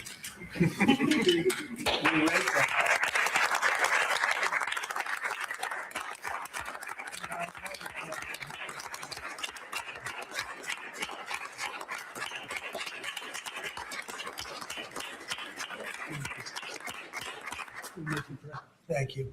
Thank you very much, everybody. Any questions, please? Mr. President, Yes. a health-related question on your healthcare plan. You've said you want to make direct payments to Americans, but these Obamacare subsidies are expiring now in a matter of just a few days. More than 20 million Americans are now bracing for their premiums to skyrocket. Are you going to let this happen, or will you intervene? Yeah, they will skyrocket because it was never any good. I'd like to see the money that is going to the insurance companies by the hundreds of billions of dollars. You know, their stocks are up 1,400%, 1,800%, and 1,624%. Their stocks are up through the roof over a fairly short period of time because they're getting vast amounts of money. I want that money to go to the people directly and let the people buy their own health care. And they'll get much better health care than they get with the Unaffordable Care Act, as it's known by a lot of people. It is virtually unaffordable for people. It's a bad thing. We can have a great thing. Let the money go directly to the people and let them buy their own health care. But this is an urgent problem, Mr. President. Is there anything you can do now, Mr. President? Can I answer, Mr. This President? is going to be right now, as far as I'm concerned. Go ahead. We just got data today. We have federal exchanges where people come shopping for the ACA. And the president hasn't heard this yet. That's We've the talked to the same team. shit Reagan The did in percentage change California from on the last health year care. was down 2.7 to 2.8%. Not the massive numbers that have been predicted. And there's many possible reasons for this. But right now, Americans are signing up for these programs, despite all the things that have been going on. 2.8% is a tiny fraction of what many had claimed would happen. And I think it speaks to the fact the American people appreciate these ACA plans are already subsidized over 80%. So it's a good deal, even if you don't get the extra 15, 20%. It's a great solution to much better health care at a much lower cost. Yeah, please. But do you want Congress to extend these ACA subsidies? Well, I'd like not to be able to do it. I'd like to get right into this and not ask Oz this question in particular, but I'd like to see us get right into this. I don't know why we have to extend. This could be done rapidly if the Democrats would come along. We have a problem. The insurance companies own the Democrat Party. They own it. And the Democrats having a hard time. They give a lot of money to the Democrats. Very little money to Republicans, by the way. A lot of money to Democrats. And they're going to have to decide, do they want to do the right thing or do they want to be beholden to the insurance companies? They're making a fortune.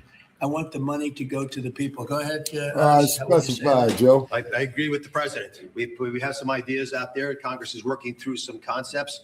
I just want to emphasize that the ACAs are not imploding based on the data we just received from the federal marketplace. This can go very quickly, actually. Yes, please. Mr. President, can I ask you clarify something for me on the Federal Reserve? How many people are you interviewing for the Fed chairman, and what did you think of Chris Waller? I think he's great. I mean, he's been a man who's been there a long time, somebody that I was very involved with in the sense of his career, and he's a fantastic man. I met him yesterday, again. So how many people are you looking at? We're talking to 3 or 4. I think every one of them would be a good choice, honestly. We'll be making a decision pretty quick. Is Michelle Bowman on that list too? Are you going to interview her? She's fantastic. Okay, specify, Joe. She's a fantastic person. Thank you, Mr. President. Some GOP lawmakers have written to you in recent days saying they're concerned this executive order could normalize drug use for youth. How would you respond to them? You're talking about this particular today? Well, I think I'd let one of the doctors respond to it because they can do it a lot better than me. But I can only tell you that when you see polls of 82% of people want so when is he going to sign the when I have friends that reparations are for us, really, Joe? really sick and they've gone through, I guess you could say, unfortunately, I don't want to become too involved in it because I don't want it happening. But these are people that really know what's going on. Very smart people. This is one of the most successful people in the country and a very brilliant guy. And when they go through this horrible ordeal of cancer or other things, and they realize that this is something that makes them feel better without all of the side effects of some of the drugs where you're just totally knocked out and out of it. But I'd like to have one of the doctors maybe respond because you people do it better than anyone. I'm happy to respond. Yes. I mean, and my answer is we have had cannabis scheduled for how long? And it hasn't protected neither the adolescents nor the adults. We have 20 million people in the United States with a cannabis use disorder. This is not legalizing it.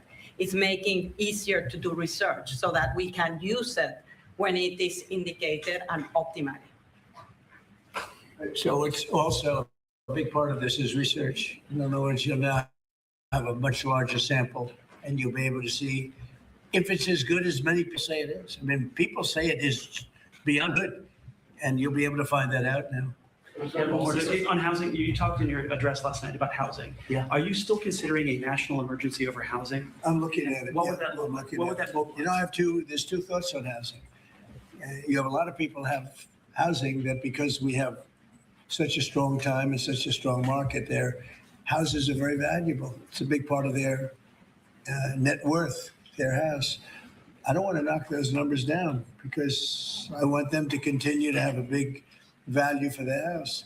At the same time, I want to make it possible for young people out there and other people to buy housing. In a way, they're at conflict. In other words, you create a lot of housing all of a sudden and it drives the housing prices down. So I want to take care of the people that have houses that have a value to, to the house that they never thought possible, that have sort of made them wealthy and happy. And, especially in their later years, got to be careful with that. I want to keep them up.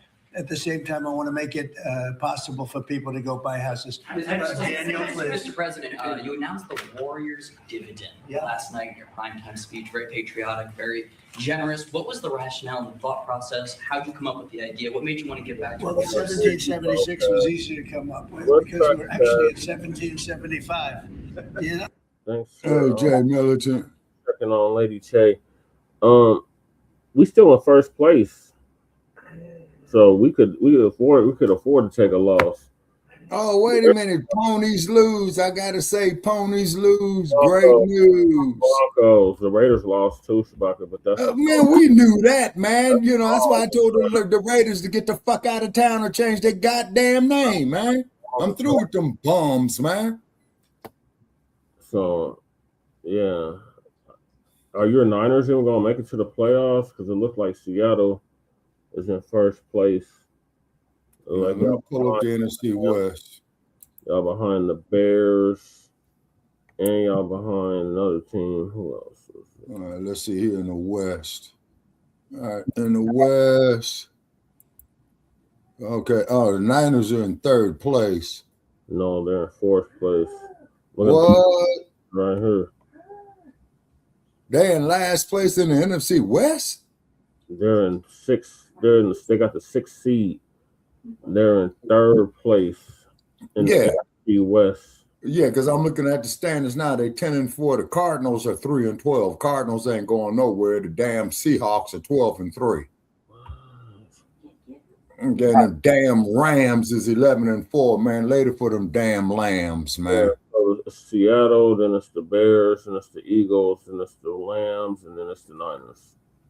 Okay, so you're talking about in the whole NFC standings. Okay, hold on.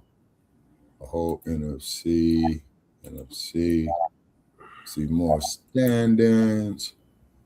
Okay, in the NFC, it's the Eagles. No, I'm looking at the playoff picture right now, Shabaka. Like, I can show y'all the playoff picture. Whoa. Here in the NFC. No, look at the screen, Shabaka. Just look at the Okay. Oh, wait a minute. Hold on. Okay, hold on, brother Che. All right. Okay, let me see here. Gotta blow it up. This is what the playoff picture is right now. Okay. Man, the ponies, man. Broncos. We could take a loss and still be in first place. How many of y'all teams can say that? None of you. Now, hold on. Wait a minute. Now, let's see what some Bears is doing. Bears is 11-4. Okay, we just one game behind y'all, man. I didn't try today. Oh, man, Dr. D, his Eagles is in third place. And I messaged you to see what you needed. You didn't answer me, so how about that? Yeah, because I was getting ready to go to that event that we were supposed to meet at. Okay, and the 49ers are in 6. Damn. Yeah, so y'all just barely might make the playoffs. But yeah, we can take a loss. They might get a wild card. Okay. Playoffs. Based on what I'm seeing here, Bears is hosting a divisional playoffs, and the Seahawks is hosting a divisional playoff. Yeah, as it stands right now, yeah. Yeah, as it stands right now, yeah, you're right.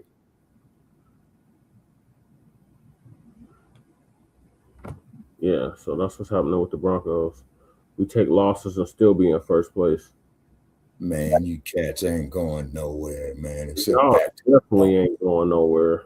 Y'all been Raiders is done, man. You heard me. I'm saying it here on public radio. Team anywhere Raiders, leave town. Oh, here's where your team fucking is. Your team is below the Queefs. Your team is below. No, they in last place. Your team is below the Browns. Your team has been completely Yeah, eliminated. they in last place. So good luck with that first round draft pick. Yeah. Well, like I said, they probably need to move back to Oakland.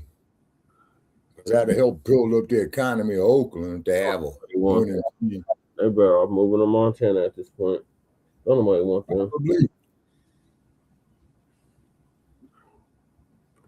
Okay, so the Bears, okay, they could host. Wait a minute.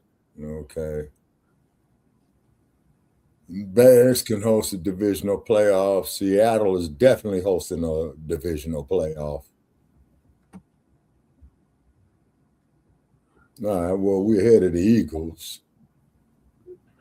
Yeah, too bad, man, Dr. D ain't here because he was an Eagles fan. Okay, they 10-5. And them damn lambs, yeah, make lamb chops out of them. Panthers, you guys need to restructure your home team. Panthers in fourth place. They got that fourth seed. 8-7.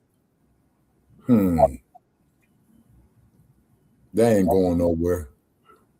The Pack, I think the Pack is shut down. The Steelers, maybe. Jaguars, they hosting something. Yesterday. What's that there? The NFC South, I think? No, the AFC South, yeah. Okay. Yeah, so we can afford to take a L. The rest of y'all teams, y'all gonna have to win out.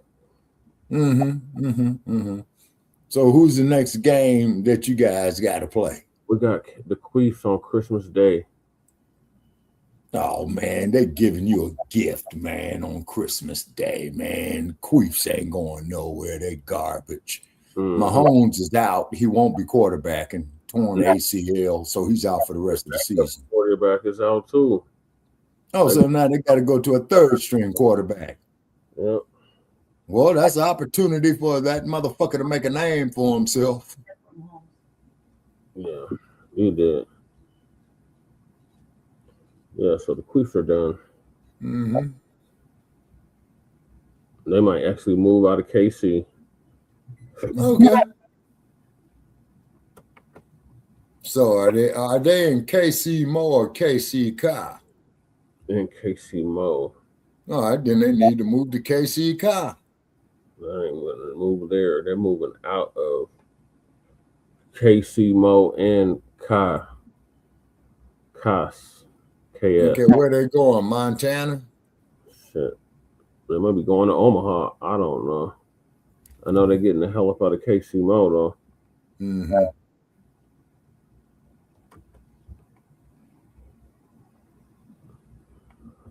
All right.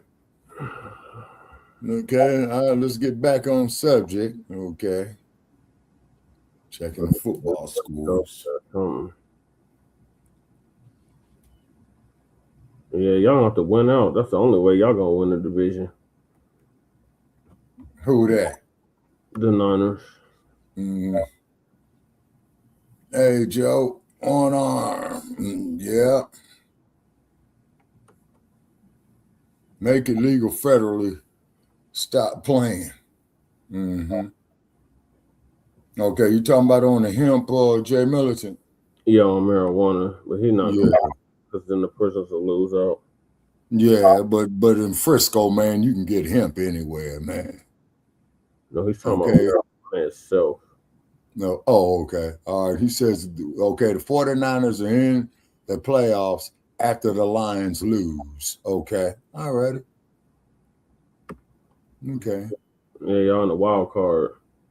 Don't put yourself in a position for the Republicans to come in and mop you up. Mm-hmm. Yeah. Yeah, that's why I quit voting. And we could still win the division and get number 1 seed. If they win out, that's the only way. Mm-hmm.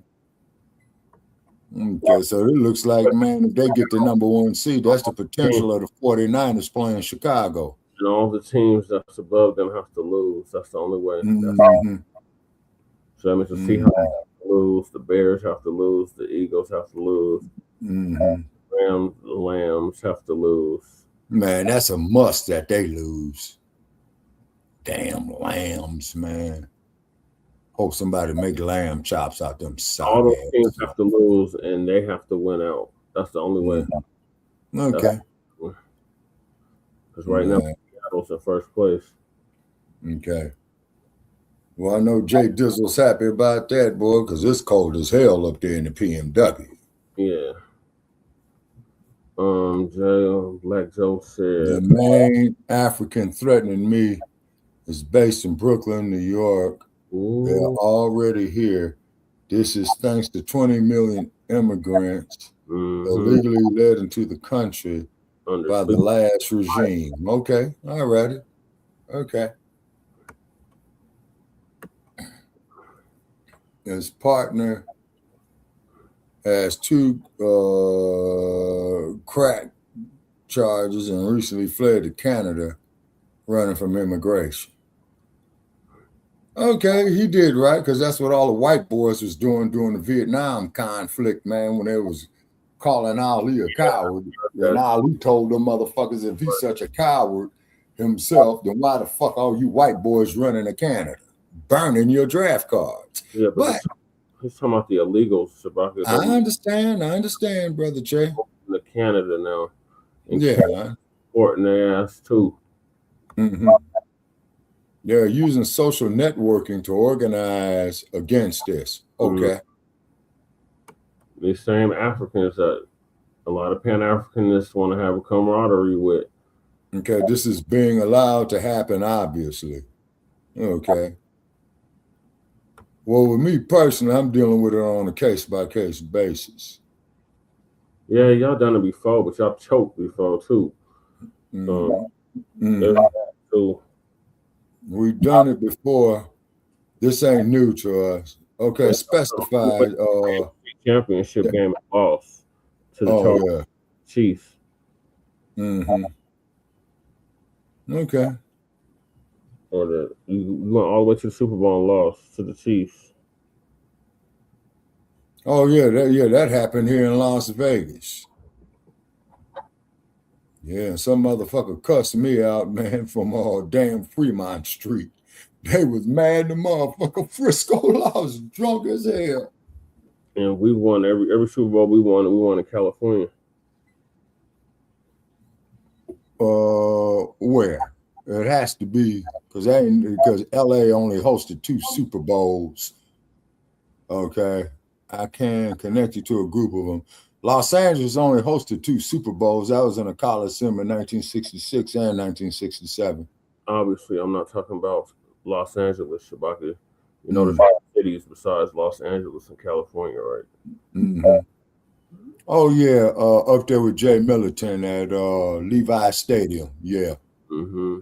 Okay, yeah. You know, Levi Stadium, man, you know, I saw it from the outside. That motherfucker looks pretty posh. Yeah.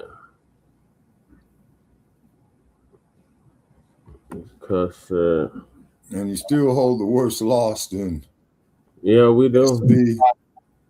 History. We do. That was before my time though, but yeah. Oh no, man. Jay Militant. In 1988, man, I was at Pier 39 when the Broncos was playing the Washington Redskins. Y'all just need to be focused on actually getting to the playoffs. We already got our spot. We got the number seed. We take a loss and we still in the playoffs. Oh, all the rest of y'all. But I'm talking about Doug Williams, man. When Yeah. Doug Williams smashed the 49ers because Mark Rippon got hurt and they had to bring Doug Williams off the bench. Yeah. And I'm down there at Pier 39, you know, getting the scores back and forth. At least my team has won Super Bowls in my lifetime. All right, okay. Raiders won Super Bowls in my lifetime. Although it's been a long time, you know, it's ancient history, actually. Back when they had Marcus Allen, you know, that's right after or around the time the Bears had the fridge and Jim McMahon. And the cold part about it is, man, with that punk ass Mark Wilson as quarterback, I went there and sat in the LA Coliseum and watched the New England Patriots walk over the Raiders. And that's who the Patriots beat. I'm sorry. Yeah, that's who the Patriots beat before they got their asses beat by the Bears. And when they had McMahon and Willie Gauld and the refrigerator, Michael Singletary, they used to call him Samurai. And as you know, Jay, Mike Singletary, I believe, used to be the head coach of the 49ers, if I'm not mistaken. Yeah, that was so long ago, Shabaka. Mm-hmm. All right. Joe said they broke up into different time zones where they work with each other in the fashion of terror cells. Oh, that's interesting.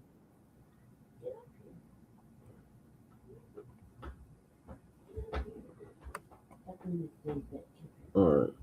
So y'all done got me off on a whole tangent. No, man, everybody got to talking of football, man. I'm just glad them ponies lose. I'm just glad the mascot lost. Man, they out of it, man. I told them to leave town or change their name, man. You'll get no argument from me on that, Brother Che. They done. Yes, dumpster. Well, the 1776 was easy to come up with because we're actually at, is that dumpster or somebody in the chat room? All right. Dumpster. Okay. On to the next topic. Okay. And that is these Haitian immigrants charged in $7 million SNAP benefits fraud scam. So Lisa's gonna give us an update on that. Okay, Lisa Cabrera. Yeah. Okay.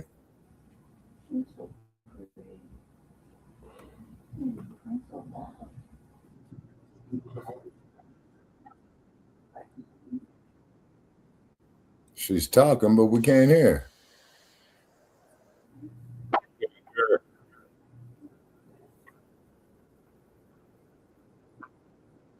Yeah, we're getting telemetry, but no sound.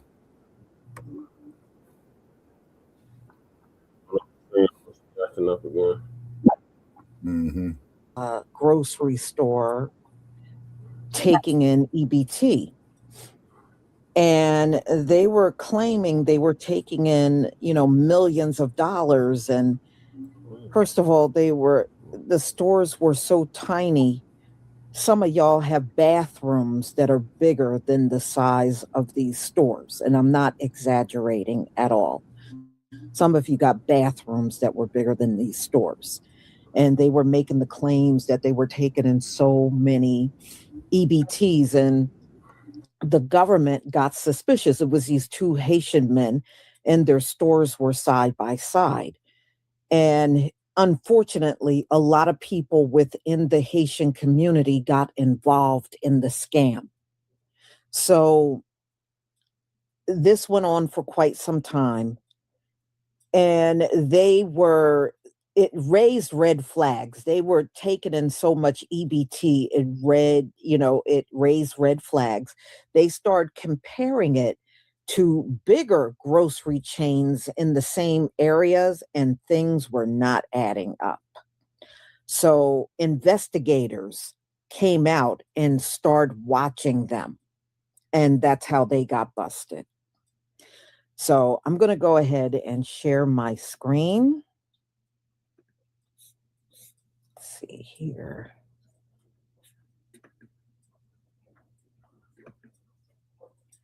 It is just amazing how many of, I mean, how do you go to somebody's country and you are a guest in their country and you come over here scamming and robbing the place and you are a guest? You know, you're giving them all the ammunition they need to send your people back to Haiti. And we know what's going on in Haiti. You know, people were leaving out of there in droves. And now you may ultimately, they don't care. They're going to send you back over there. It's just like Somalia. I believe that civil war is still going on over there. And they don't care. They're going to send these people back. They don't care. And when you are doing these crimes, $7 million of SNAP, that's what you scammed. Wow. So y'all, yeah, they're going to put these two in jail, and it's probably going to be a lot more going with them. You know, it's going to be, you know, he already, and I'm going to be doing that tomorrow. Donald Trump expanded the travel ban. So there's more Caribbean nations and African nations added to the travel ban. So I'll be touching on that one tomorrow. But you're giving them all the reason not to want these nations in this country. You're giving them all the ammunition they need. All right, y'all. Let's get started. Oh, I'm sorry. Give me a 1 if you can see my screen.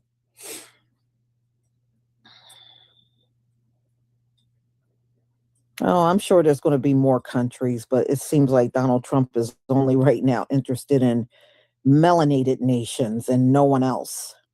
Thank you. All right.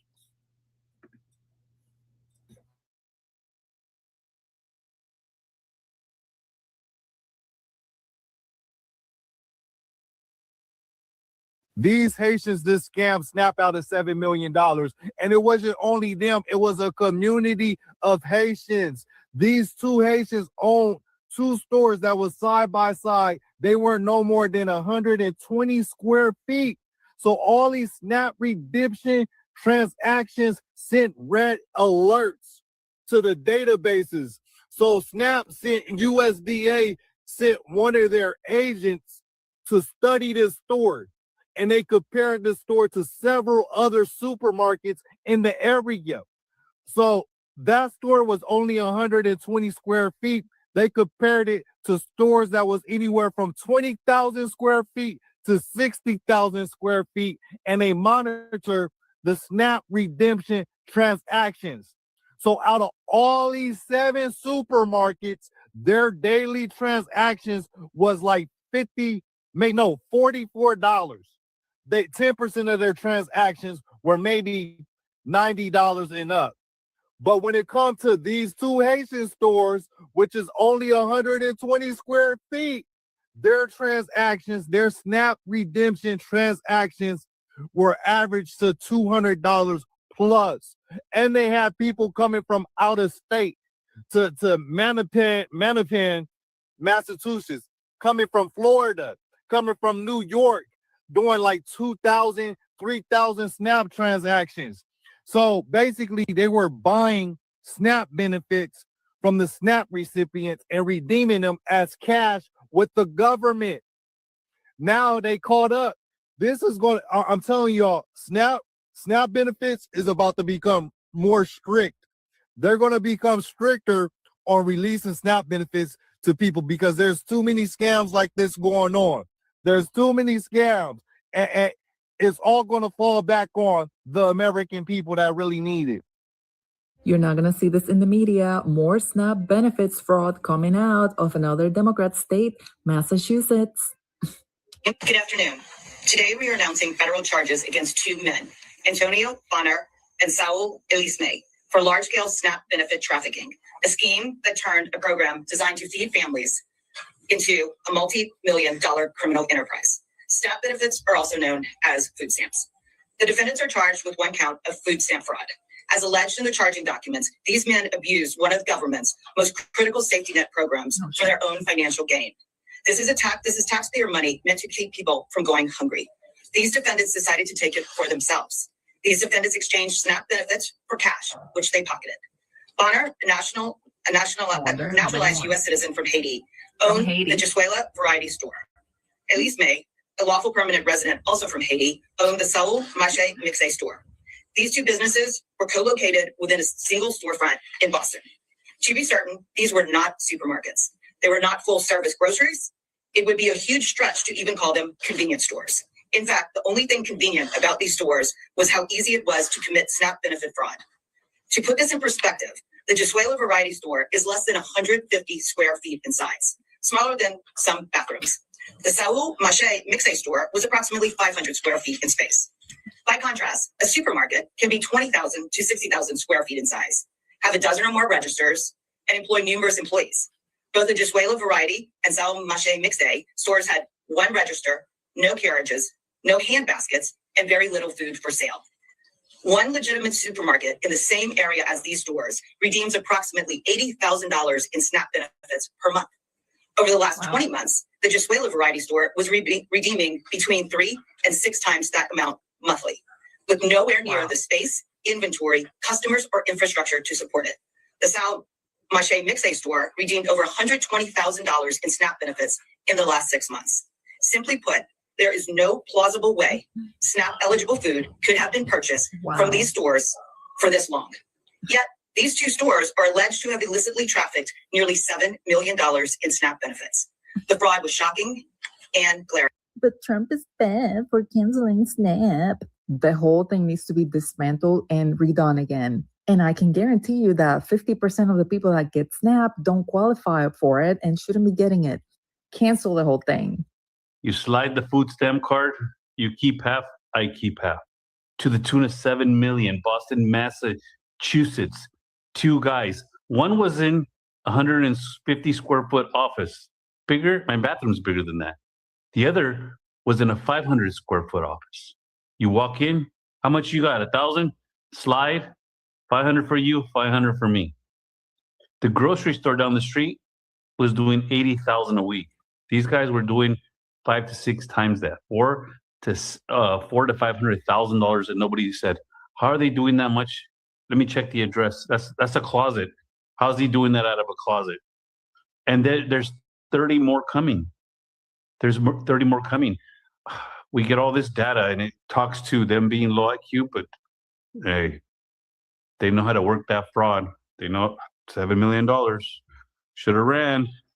You should have ran, because now you ain't going to spend it, buddy. Massachusetts are charging 2 Haitian men with SNAP fraud now, totaling over $7 million.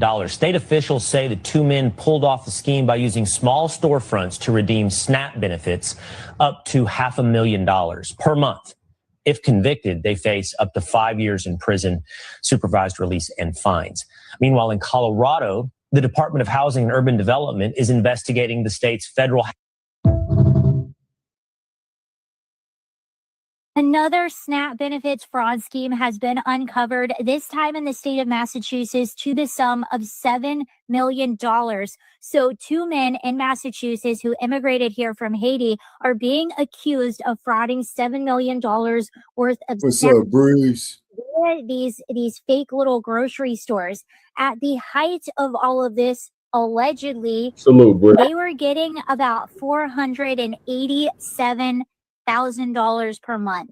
So if you're wondering why the Trump administration wants to open up the books and redo the entire program, this is why. This is not the first, and I highly, highly doubt it is nowhere near the last scheme that has been uncovered. These things have gone on unchecked for years. So this is what ABC is reporting. 2 Massachusetts men trafficked nearly $7 million worth of benefits intended for people who cannot afford food.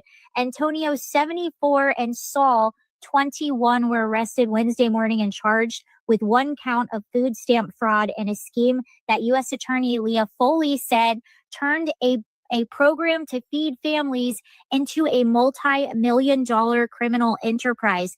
Assistance through the Supplemental Nutrition Assistance Program, known as SNAP, became a focal point. And them cats is heading to the federal slammers. They're doing 80% of their time. Operated small retail stores that, despite their limited size, inventory, and food offerings, exhibit extraordinarily high SNAP redemption volumes that far exceeded what they could supply in their stores. SNAP stealing. Another day, another fraud. Another ring busted. This one in Massachusetts, $7 million worth of SNAP benefits. How do you like that? Let's go to y'all let the tethers in, mousy white girl. Foley in Massachusetts, who's telling us all about this. Oh, and here's a headline the left won't like. The people that ran this ring, they're from Haiti. We are announcing federal charges against two men, Antonio Bonner and Saul Elisme, for large-scale SNAP benefit trafficking, a scheme that turned a program designed to feed families into a multi-million-dollar criminal enterprise. SNAP benefits are also known as food stamps.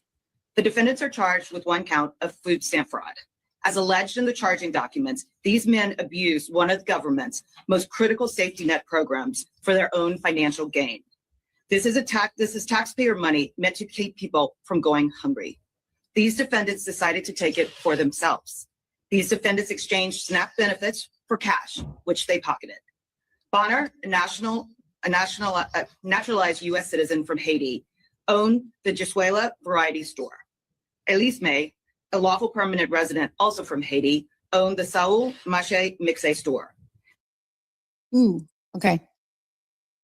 So they're going to say, oh, this is targeted, you know. I mean, first you go after the Somalis, now you're going after the Haitians, and it's like, sorry, you know, like, get some SNAP fraud going on, and it just so happens that this narrative is not what the left would like to hear or see. But Brooke Rollins warned us of this. She said there was a ton of this going on just a short time ago. I want to share with you a clip of Brooke Rollins, who's the agriculture chief there in the cabinet. Watch. And 20 plus others did not, and we're suing. We're in a litigation right now.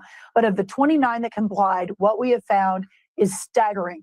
500,000 people getting benefits 2 times under the same name. 5,000 dead people.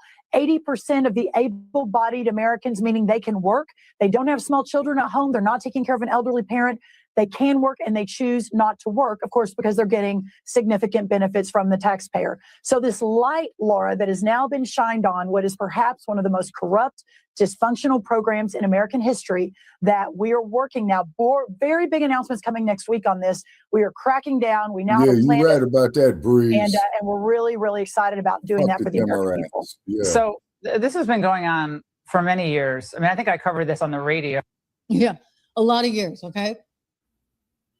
Laura's not wrong. We've been talking about this forever. And now it's why we don't like giving government a lot of money, right? We don't like giving government a lot of money because chances are there's something bad that's going to happen because they're not very good at minding the store, so to speak. Again, just to bring you up to speed, we have now learned in Massachusetts that 2 men from Haiti have been charged in connection with trafficking over $7 million worth of SNAP benefits. Yeah, they're gone. And again, SNAP, as you heard Leah Foley explain, the U.S. attorney there, those are food stamps. So that's a lot of food stamps. Okay, $7 million. They had 2 small storefronts they were doing this in Boston, and they allegedly also, how do you like this, sold donated food products intended for children in need overseas. So lovely. The president may have something to say about this one. It's disgusting. It's terrible. Again, it's not who we are. And so when the Democrats go out there and they try and defend all these people and say, well, they need health care, you know, we need to bring come one, come all, and open the spigot and open the border. And how can we possibly? You heard AOC. I played a clip yesterday. She's going nuts because Stephen Miller is like, listen, this is not going to work for us. It's just not working. And she's like, how dare you? How dare you? And starts, I mean, it was like a speech straight out of ChatGPT, frankly, because it was like just not quite right. You could tell, like, just not quite right. But she started going on about Lady Liberty, et cetera, and how we've always welcomed immigrants. Nobody's saying we're not going to welcome immigrants, but we're not going to welcome people not having papers, not having some kind of legal trace to them, for goodness sakes, and then allow for the kind of fraud that we saw in Minnesota or the fraud that we're seeing in Massachusetts. No, thank you. No way, no how. And this, ladies and gentlemen, is a big part of why the American public is disgusted with the Democrat Party right now. Again, as CNN was forced to admit. Watch. In the minds of the American public are lower than the Dead Sea. What are we talking about here? Well, let's take a look. The net approval rating for Democrats in Congress, you said it, Kate Baldwin, the lowest ever. Look at this. Overall, they are 55 points underwater. Their approval rating is south of 20%. It's even worse when you look at independents. Look at this, negative 61 points. That means that their approval rating is 61 points lower than their disapproval rating. Quinnipiac has been polling this question for the better part of the 21st century. They have never found Democrats, at least those in Congress, in worse shape than they are right now. Just look at that graphic. I mean, you're down 61 points with independents, for goodness sakes. You're down 55 points with your entire party. And it's happening as we learn of fraud. And you sit there and tell us, no, we should be welcoming more people in. Just listen to Walsh the other day. For goodness sakes, he's like, I don't care what happened with the Somali migrants in Ilhan Omar's district. I want more Somali immigrants immigrants coming to our community. And I think the rest of America is like, yeah, but what about us? Like, what?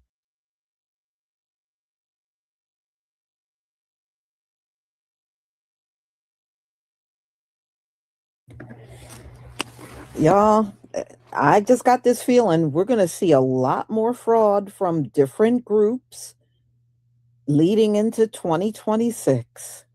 It's not going to just be the Somalians, the Haitians. It's going to be more, a lot more, And you know what? This is my message to all of you immigrants. Instead of spending your time telling us that you work hard and we have no culture, why don't you spend time cleaning up your community and getting rid of the scammers and the people that are making you look bad? You shouldn't have time to be worried about telling us you work hard. I'm just a little advice there. So y'all, I'm going to go ahead and conclude. Shabbat Shalom to everybody. Thank you, Repentant Judah, for your gifted memberships. You gifted 5 memberships. I deeply appreciate your support for my channel. Y'all, it never amazes me how all these immigrant groups talk so much trash, and then you see all of the fraud that's going on. It is just unbelievable. So this is just one. They said it is another group of Haitians in Mississippi doing the same thing. It's just like the Somalis. It's not just Minnesota where they're committing the scams. It's other locations where they live. They're committing scams in different locations around the country, the same exact scam that they're doing in Minnesota. So unbelievable. You would think the way they talk, they are just living a squeaky clean life everywhere. And it's the furthest thing from the truth. So y'all, I am going to conclude. Shabbat Shalom, and I will see you all tomorrow. I'll see you all tomorrow, family. Shalom.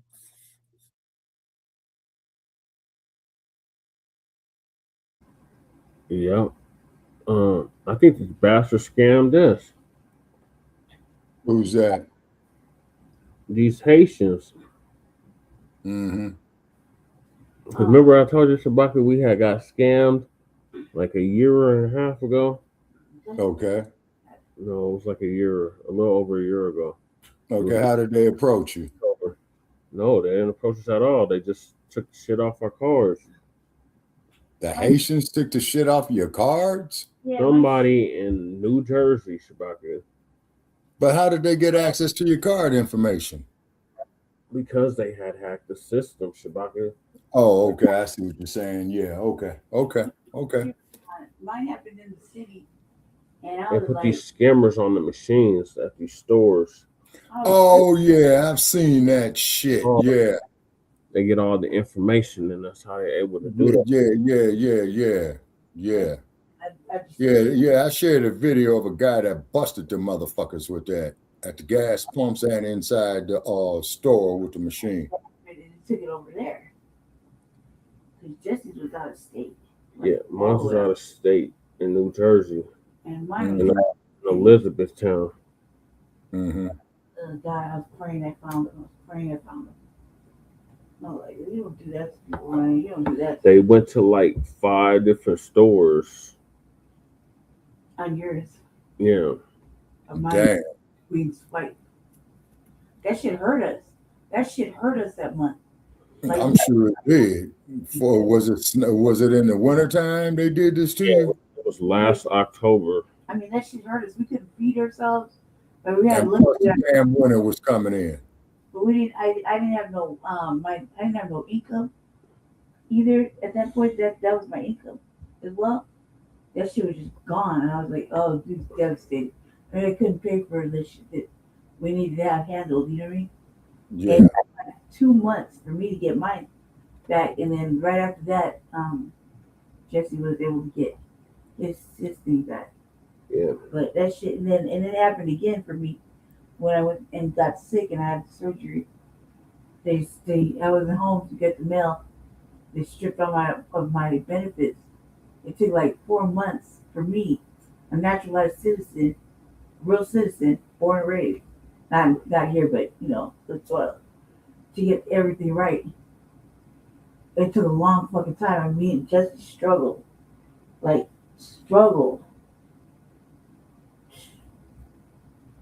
start to pull stuff together. Yeah, so they put this fail safe on the app that you use to access the benefits called Propel. It used to be called Provider. Now it's called Propel. And they have under the settings, you can change it where you can not authorize out-of-state purchases. Right. Because the food stamps used to be able to buy all across the country with it. Yeah. So whoever had this information, they used it all the way out in not North Carolina, in New Jersey. Mm-hmm. That's just devastating. Because it happened in the same area that little stories we use religiously when he's at my house. It like happened between one or the other. One at the gas station or the liquor store. And that shit was like devastating. They didn't want to believe they had a device or something on it. I was freaking out that I filed a police report too, because I was like, you know what, never in my motherfucking life have I ever filed a report. But this is gonna be that day. You don't do this to people like that. And you're in the city, let me find out. Let me fucking find out. Please let it be my birthday. I would fuck everything up. And how I found out, I went down to the county office in the Human Services building, and they have printed out all the transactions. Oh man! He said he didn't think. Then he looked at the transactions. Then he went down there. Yeah. It was a process. It was devastating. Well, I look at the transactions on the phone, on the app. Yeah. All right, see, that's how they got you. Is with them goddamn apps. That's why I don't trust the apps. No, that's not how they got it, Shabaka. It wasn't the app. It was the skimmers that they put on them. Yeah. The skimming app, where they put that bogus shit over them card reader machines. Yeah. Yeah, it's not an app though. You put your code in, like to use the ATM or to pay for groceries, and whatever little thing has a skimmer on it, it takes your PIN code. You know what I mean? And then, as soon as you walk out that bitch, they running up your shit. And it wasn't a lot, but it's a lot for. I'm like one person, you know what I mean? And it was a lot. They used up all of the shit. Yeah, what I'm saying is I'm one person, so what they give me is meant for just me. But I'm sharing. I take care of my household, right? And when Jesse, I don't have anything. Jesse got me, or I got Jesse, right? So this is where it goes. But the thing was that it was fucking devastating. So we couldn't figure it out, and I was really mad because mine happened in the state Mm-hmm. in the city. And I was like, let me fucking find out. And it took me like, they made me do all this oops and loops. They made me file a report. They made me go to put in the paperwork. They didn't do so much just to prove my point. And I was like, you can't tell? What is it with these cameras? Like, you're supposed to be able to authorize, see that, do your research. They said it'd take like 2 months to get back. Lex Luthor IQ level, yeah. Yeah, Lex Luthor out of the Batman comic strips. I change my numbers like every other 3 days or something. Skimmers, yeah. Yeah, Breeze, I've seen them. I saw that there on Facebook where they busted a 7-Eleven at it, and the 7-Eleven down the street from me where I go. 11. I says, I know this here ain't no skimming shit, right? Stations. Little. They put them on the gas pumps. They put them the gas pumps, on the slides when you going into the 7-Elevens where they had started it. Put them on the ATM machines. They put them everywhere. I get scared. Yep. I have to say 11. I do. I change my shit every other 3 days because I'm so scared. Because I didn't want that to happen again. That was devastating. I was devastated. Like, that's the word I use. Devastated. And there was nothing I could do. There's not like in my defense, just like this brother says to me. Yeah, you're right, Joe. Yeah. Yeah. Yeah, so they come to us with the unity bullshit to lower your guard. And then just like what Anthony Joshua did to Jake Paul, they come with that right cross to fuck you around. Yep. Yeah. B1 salute, Breeze. You got on or something. Hey man, why am I getting feedback, man? Breeze, you got background. Hey man, why am I getting feedback, man? Breeze, you got echo. Yeah, my bad. Okay. What's up, Breeze? What's good? All right. Yeah, we up here talking about these no good Haitian ass crooked motherfuckers. Yeah.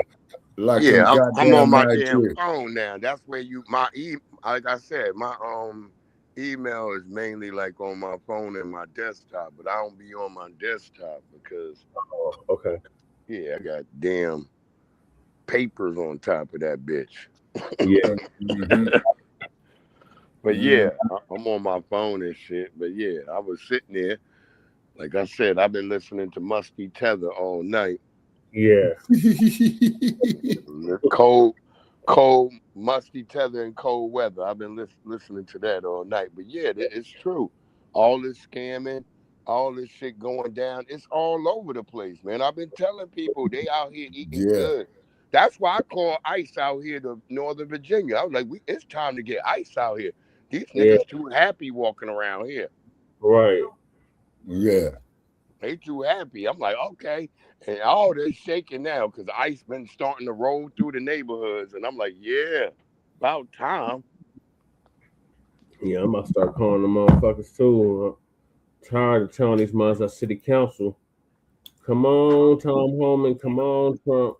Yeah, we like, nigga, y'all need to come to every county, every state, every municipality. Y'all need to be fucking here. They here. They all over the fucking place, man. Yeah. Okay, now I'm going to tell you all something. I see your reasoning. I respect your wisdom, right? But you see, what that's going to do is turn this motherfucker into a police state. You see what I mean? It's already a police state. It's already a police state. It already is a police state. Yeah, we getting pounded out. I want the tethers out of here. I want all of these musty people, all these people getting all the benefits. I want them out of here. I don't care. We can always fight, like as Neely Fuller Jr. said, we can always fight to get out of the prison system. Right. We already in a goddamn global prison system. So it doesn't really matter. But we want these people out of our sector. Right. Okay, but here's the flip side of it though, man. Okay, hold the motherfuckers drag racing down the street again. Motherfucker just got killed up here less than a week ago, man. These damn fools are still out here drag racing on the strip. Stupid motherfuckers. But anyway, though, see, this is why, like how you hear Breezy about the mark of the beast with these chips, right? So what they're gonna do, they're gonna start. This is gonna be more of a push. Oh man, well we'll just put the chip in your hand. You see what I mean? Yeah, we've heard that, but we, like I said, it ain't gonna happen over here as easy as it's gonna happen in places like Britain and all that. You know, tonight I was just watching Braveheart, right? Braveheart about the niggas over there in England. And the one thing I paid very important to that fucking movie was that you gotta pay attention that it's niggas that come amongst you that you think is down with you. Them is the niggas that's gonna betray you.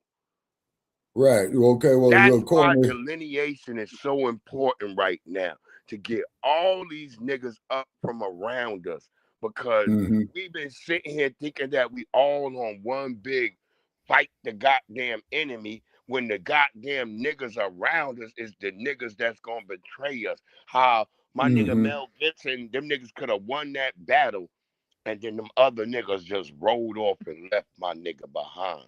That's what I'm trying to say. Oh, and to give you more fodder, listen to that song by the Undisputed Truth called Smiling Faces that I used to listen to. Smiling your face. Smiling faces. All the time they want to take your place. Take your place. Backstabbers. Yeah. Beware of the handshake. Favorite song. Yeah, hides a snake. And do you know that's the only record they made for Motown, man? And I bet you the motherfuckers are still getting paid. The Undisputed Truth. Yeah. My daddy said that my daddy used to always be like, this the song you need to listen to, boy. Hell yeah. I grew up on that song. Yeah, my daddy said you got to always remember they're gonna smile in your face all the time. They won't take your place. It's the niggas behind you. And that's what I saw when I was watching. And remember that a smile is a frown turned upside down, my friend. That's what I'm saying. I'm sitting here watching Braveheart tonight. I'm like, God damn, there's a lot to be learned in fucking Braveheart. That nigga. Wait a minute. Is that there a movie about ancient England with Mel Gibson? Yeah, over there, the crackers over there in, when they was taking over Scotland. Oh yeah. Well, like I said, I appreciate your wisdom on that, but I pretty much place very, very little value on European culture because they're colonizers. Yeah, but that's the reason. But I see your reason. That's the one but thing I see your reason. Nearly Fuller Jr. said we need to study them the way they study us. Oh yeah, they got us up under microscope. That's the one thing right. So they got us under microscopes. We need to have them under microscopes, Shabaka. That's right. Well, that's punch counter punch, homie. Shit. That's the universal law and principle. Punch counter punch. You know. So we should have been always studying what the hell they was doing to their culture and what they was doing to each other, because that same stuff that they did to each other, they put that on us. Exactly. And who moved in and capitalized off of it? The colonizers. They are the colonizers, Shabaka. No, they're neo-colonizers. Oh my God. The current ones are the neo. The previous ones, their granddaddies and grandpapas. Yeah. Great granddaddy. Like Stinky Bird. Yeah. Like when the nigga in there, he know he got a gay son. The nigga, the King Richard nigga, he know he got a gay son. Right. He still make the nigga get married to a bitch. And then when that nigga said, "Sir, I am well versed in combat and strategic maneuver." He said, "Well, what do you have?" He throw that nigga out the window. That was the most important part to me, was like, this nigga, old nigga, didn't give a fuck.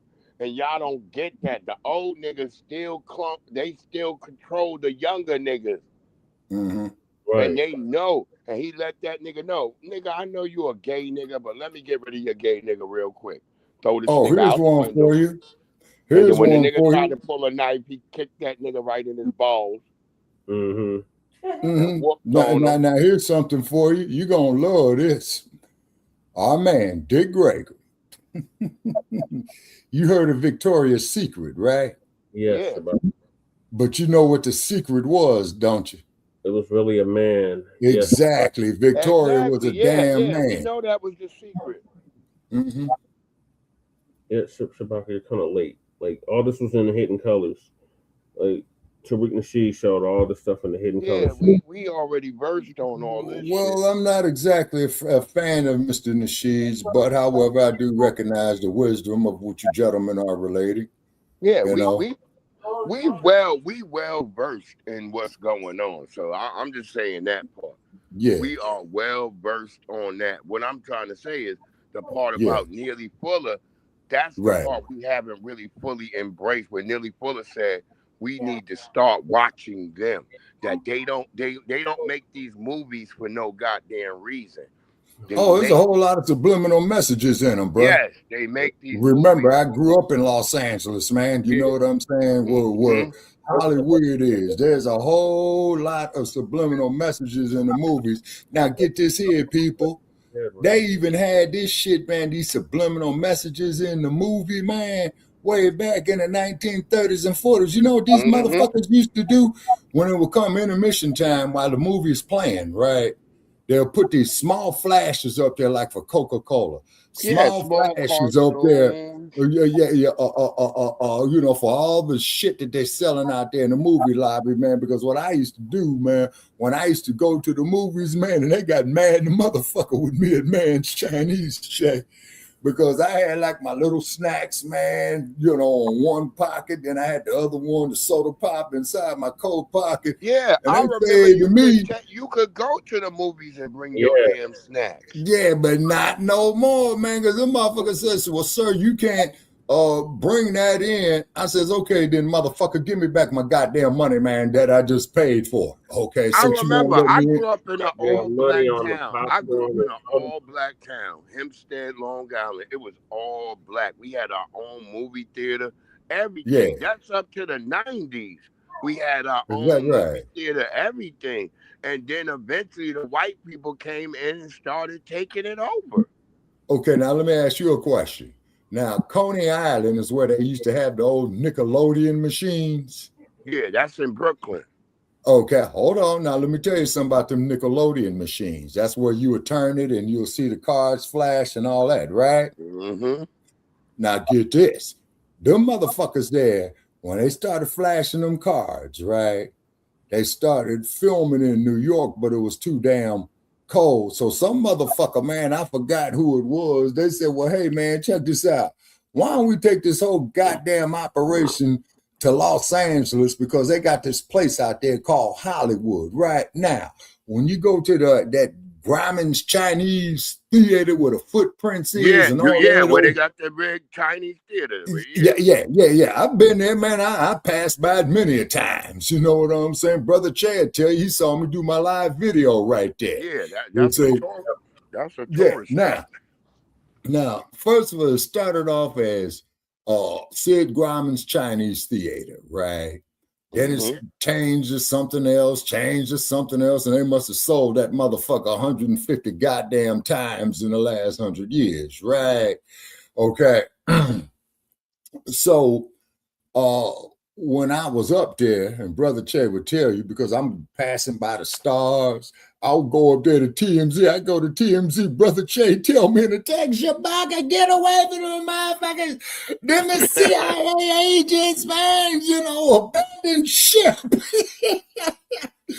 Che hit me with a motherfucking SOS for real. So I did what he said, you know, because I'm up there talking to the motherfucker, man, you know what I'm saying? And I'm looking at Che's text at the same time, right? Okay, so, you know, I eased up out of there from TMZ. And then, man, the last time I go up there, you got all these illegal migrant motherfuckers selling all these goddamn hooks, right?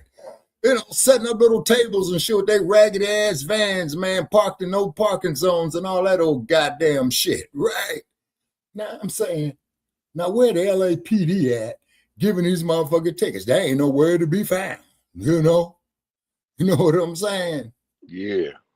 And then at least one motherfucker who was out there, what they call that, role playing, when they put on their little costumes and shit like that. I go up there, so I go to Superman. I say, this Shabaka's Black experience in hand. Motherfucker salute her. Didn't he salute us, Che? Che. Earth calling Che. Yes. Earth Yeah. calling. I was having a conversation with Lady Che. Oh, I'm sorry, but you remember, Brother Che, when you saw me do that live feed on HB, man, and you said, Shabaka, get away from TMZ, them is the fans. So the Brother Che was saying, run, nigga, run. Yeah, that's exactly. Man, and then for you brothers who make them productions, if you hear us out there, man, we trying to reach out to you, man, because that's some funny shit. They be chasing this motherfucker from Chicago to New York to Denver to Oakland. You know what I'm saying? So we want to reach out and have fellowship with them cats, man, because that's some beautiful shit.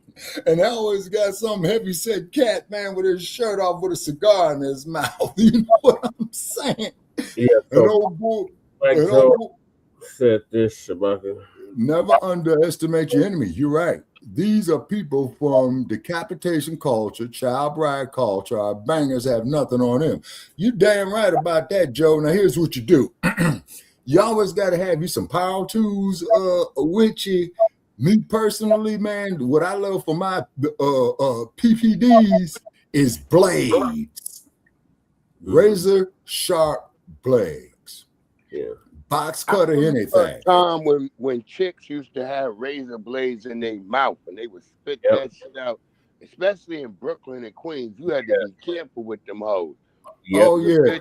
Bitch be sitting there with a razor blade, spit it out your mouth and cut your motherfucking $1.50 you. Yep, they'll buck. Yeah.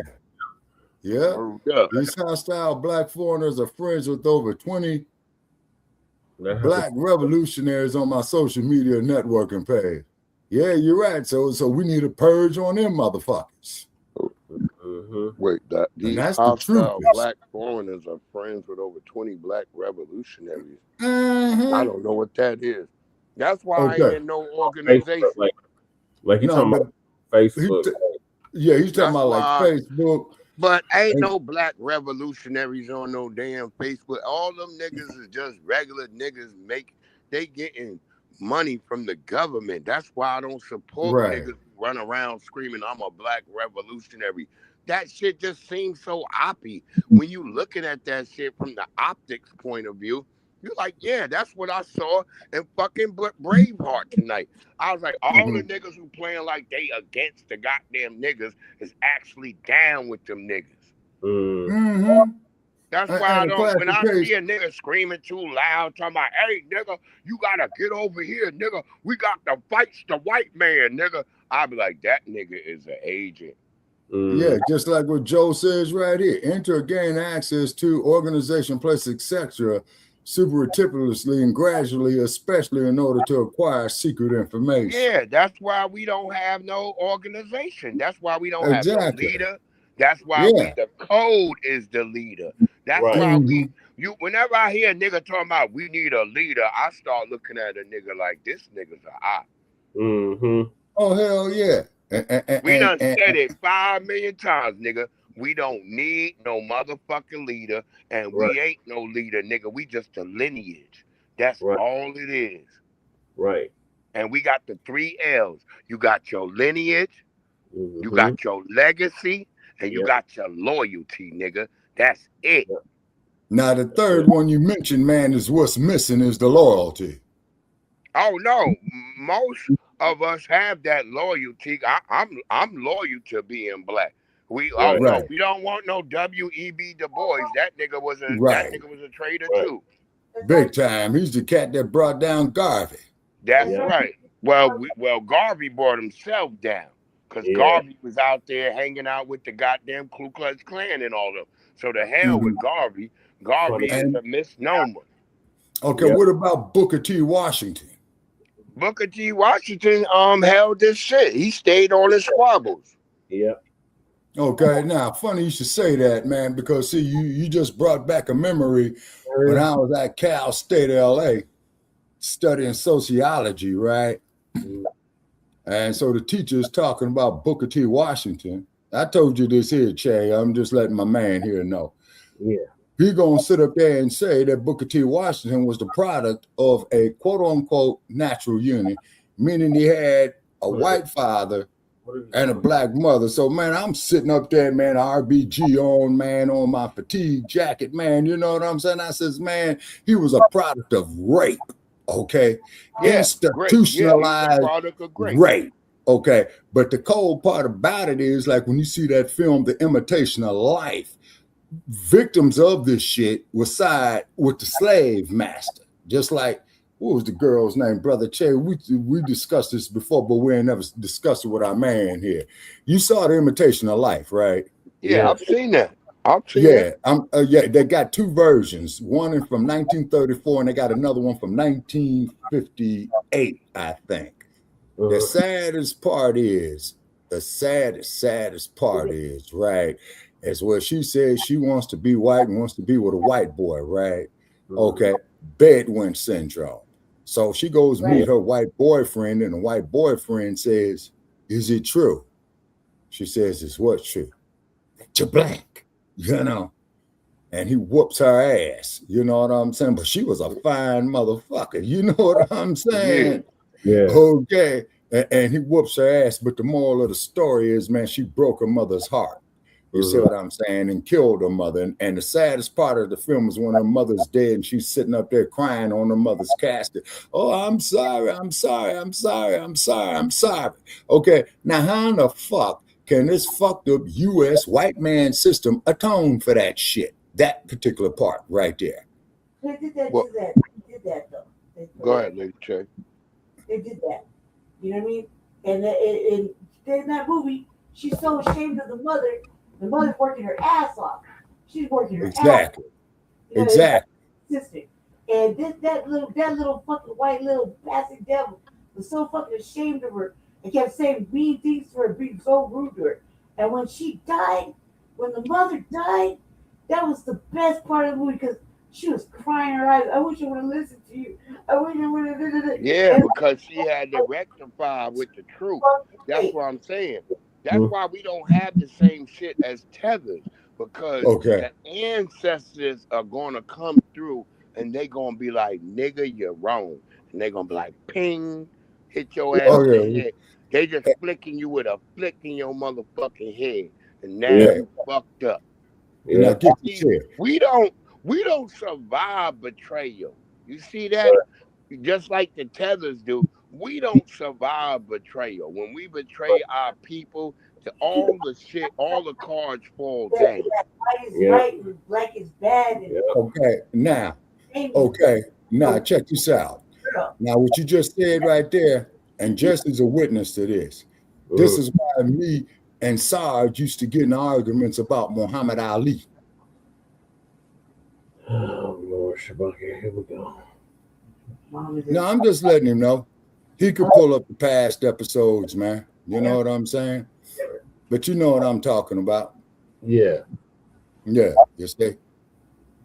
But that in this day and age now, you know, you got so many motherfucking mixed not even you can't even tell if they're black or anything. Lady Che, my point is they still qualified for the auction block is my point. See, this is the part that these motherfuckers don't want to face. They still qualify for the auction block. And our whole point is that they don't care about that.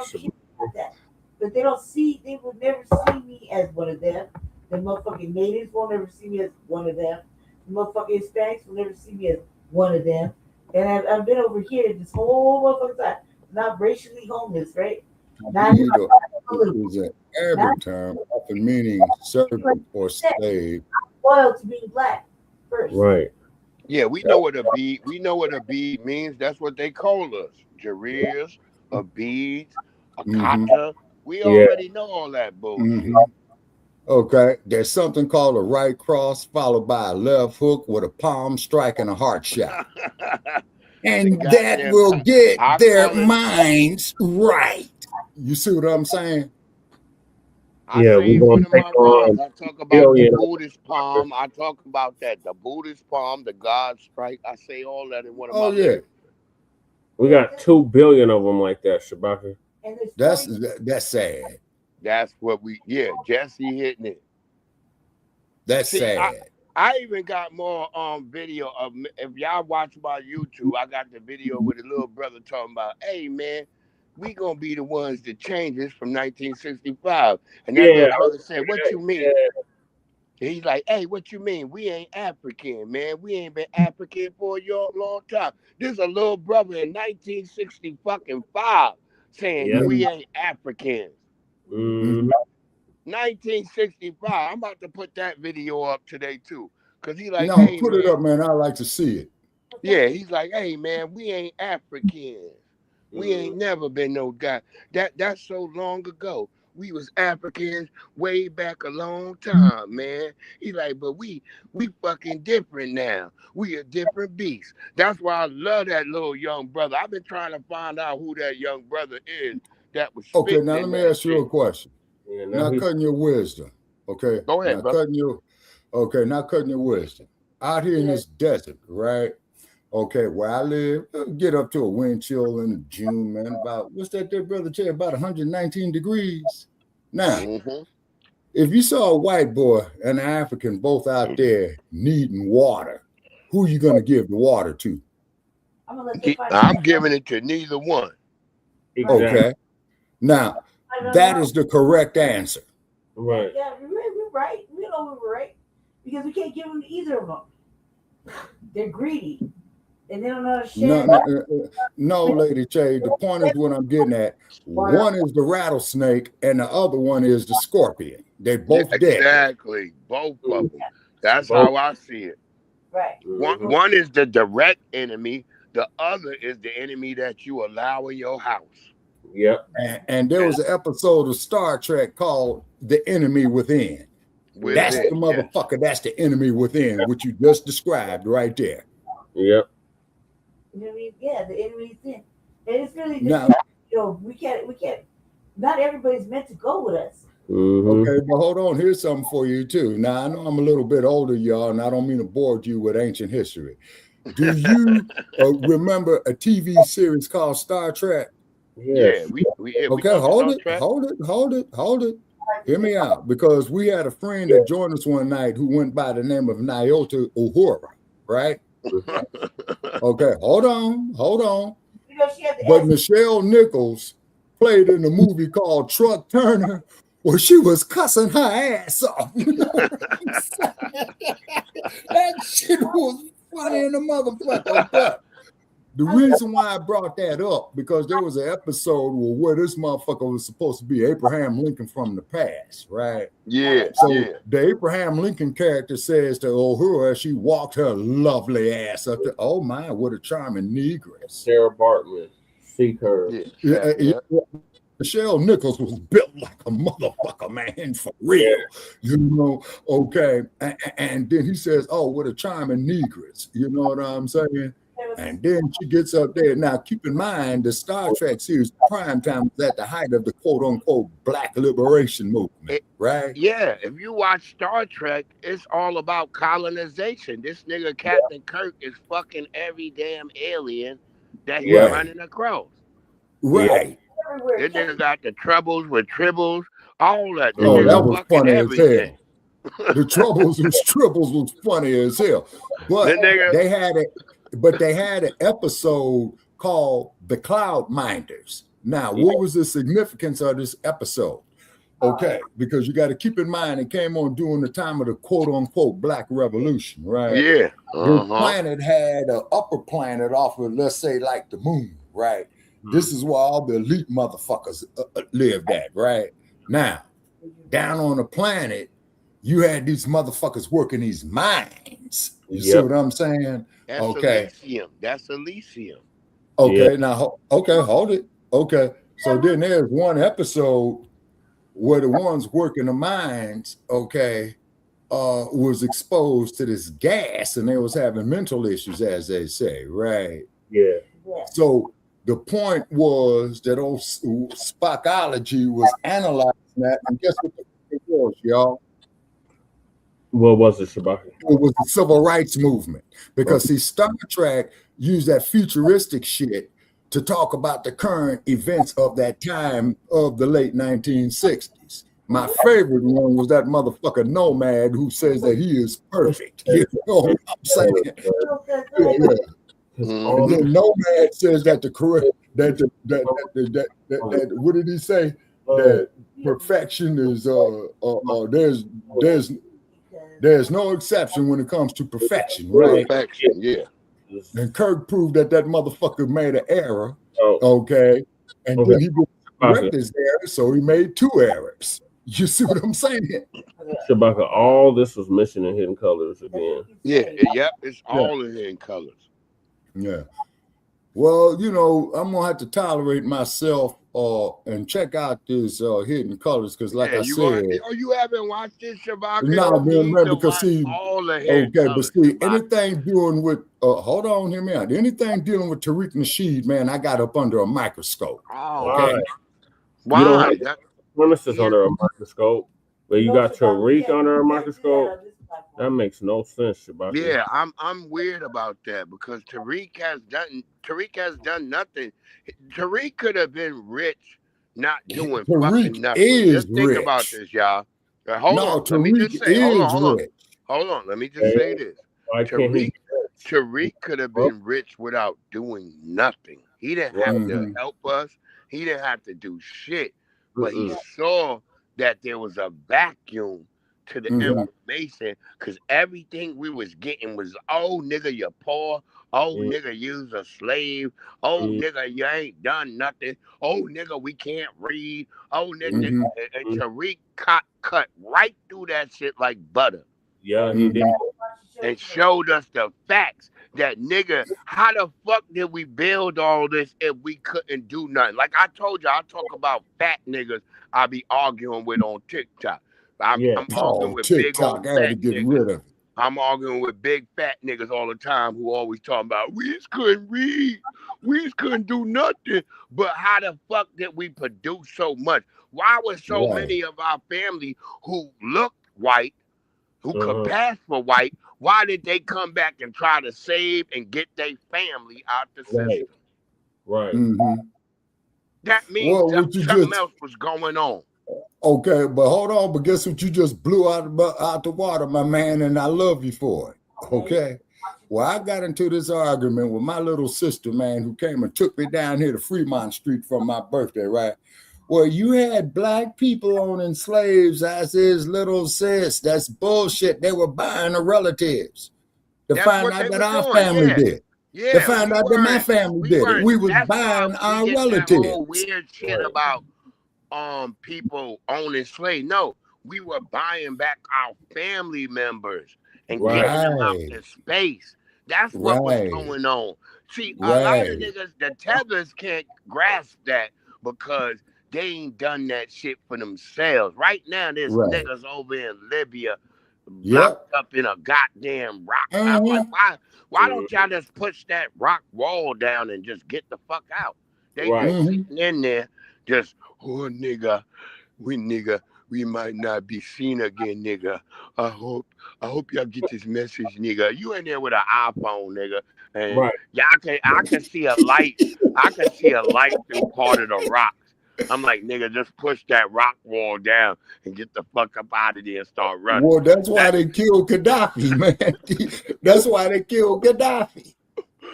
How are you in your homeland and yet you being tortured? That's what I'm saying, man. It's not the same. We are not the same. That's what I'm trying to say. We are a different breed, man. We are a different breed. I would not be sitting there with my family all in the thing and I can see a little bit of sunlight through the rock. We're going to push that rocks down and we're going to get the fuck up out of there. Right. And we got to die doing it. So be it, nigga. That's the difference between us. We died for our freedom. These niggas just sit there being, oh, you ever seen a movie called Children of Men? I advise all y'all to watch that movie, Children of Men. Okay, and another movie I'm going to recommend that you watch too, my brother's called Home of the Brave. No more movies until you finish watching Goodbye, Uncle Tom. Oh, you're talking to me, Brother I've Che. seen that. Yeah, I'm at the halfway point because Brother Che and the other homies also on me, watch man. A Brother from Another Planet. That's another movie y'all should be watching. A Brother from Another Planet. Yeah, all right. So Goodbye, Uncle Tom. I'm at the park where this old white bastard's got the 14-year-old girl as his bed wench. You know what I'm saying? Yeah. Okay. And you gotta get through that then. That's what Brother Che is telling me, which I'm gonna do. You know what I'm saying? And then when I'm done, Brother Che, I'm gonna say, I think that's what I'm gonna do on Christmas. I might do a thing where I want y'all to see all the movies that I think you should see. Cause that's the one thing Nearly Fuller Jr. taught me. He had a book list. I mean, a movie list. He had a book list and a movie list. Yeah. Okay, what was on his movie list? I got tons of books and stuff. Had Shawshank Redemption on there. I saw that. The Shawshank Redemption should be number 1 on your list. Hold on. I know one even better than that because the Shawshank Redemption, man, is based on the Count of Monte Cristo. Because you remember when he was in the book setting up the library, and he handed Morgan Freeman his book, and Morgan Freeman said, "What's this?" He says, "That's the Count of Monte Cristo. It's about a jailbreak. The Count of Monte Cristo was cold." They fucked him around, man. But Monte Cristo, man, got his shit together and busted up out that motherfucking jailhouse, man, and went back to Paris, man. And he got the bitch that betrayed him, his best friend who was fucking this bitch, and then his business partner who betrayed him and lied on him, man. That's saying why that you he need to was watch The usurper. Tale of Two Cities. Read The Tale of Two Cities as well. I always tell niggas. Whoa. That's about the French Revolution. That's Charles Dickens. Marie Antoinette. It transfers and over. Louis the 16th, I believe she was married to Louis the 16th, and they said, "Your Majesty, the people are hungry. The people are hungry." She says, "Well, let them eat cake." The Marquis de Sade.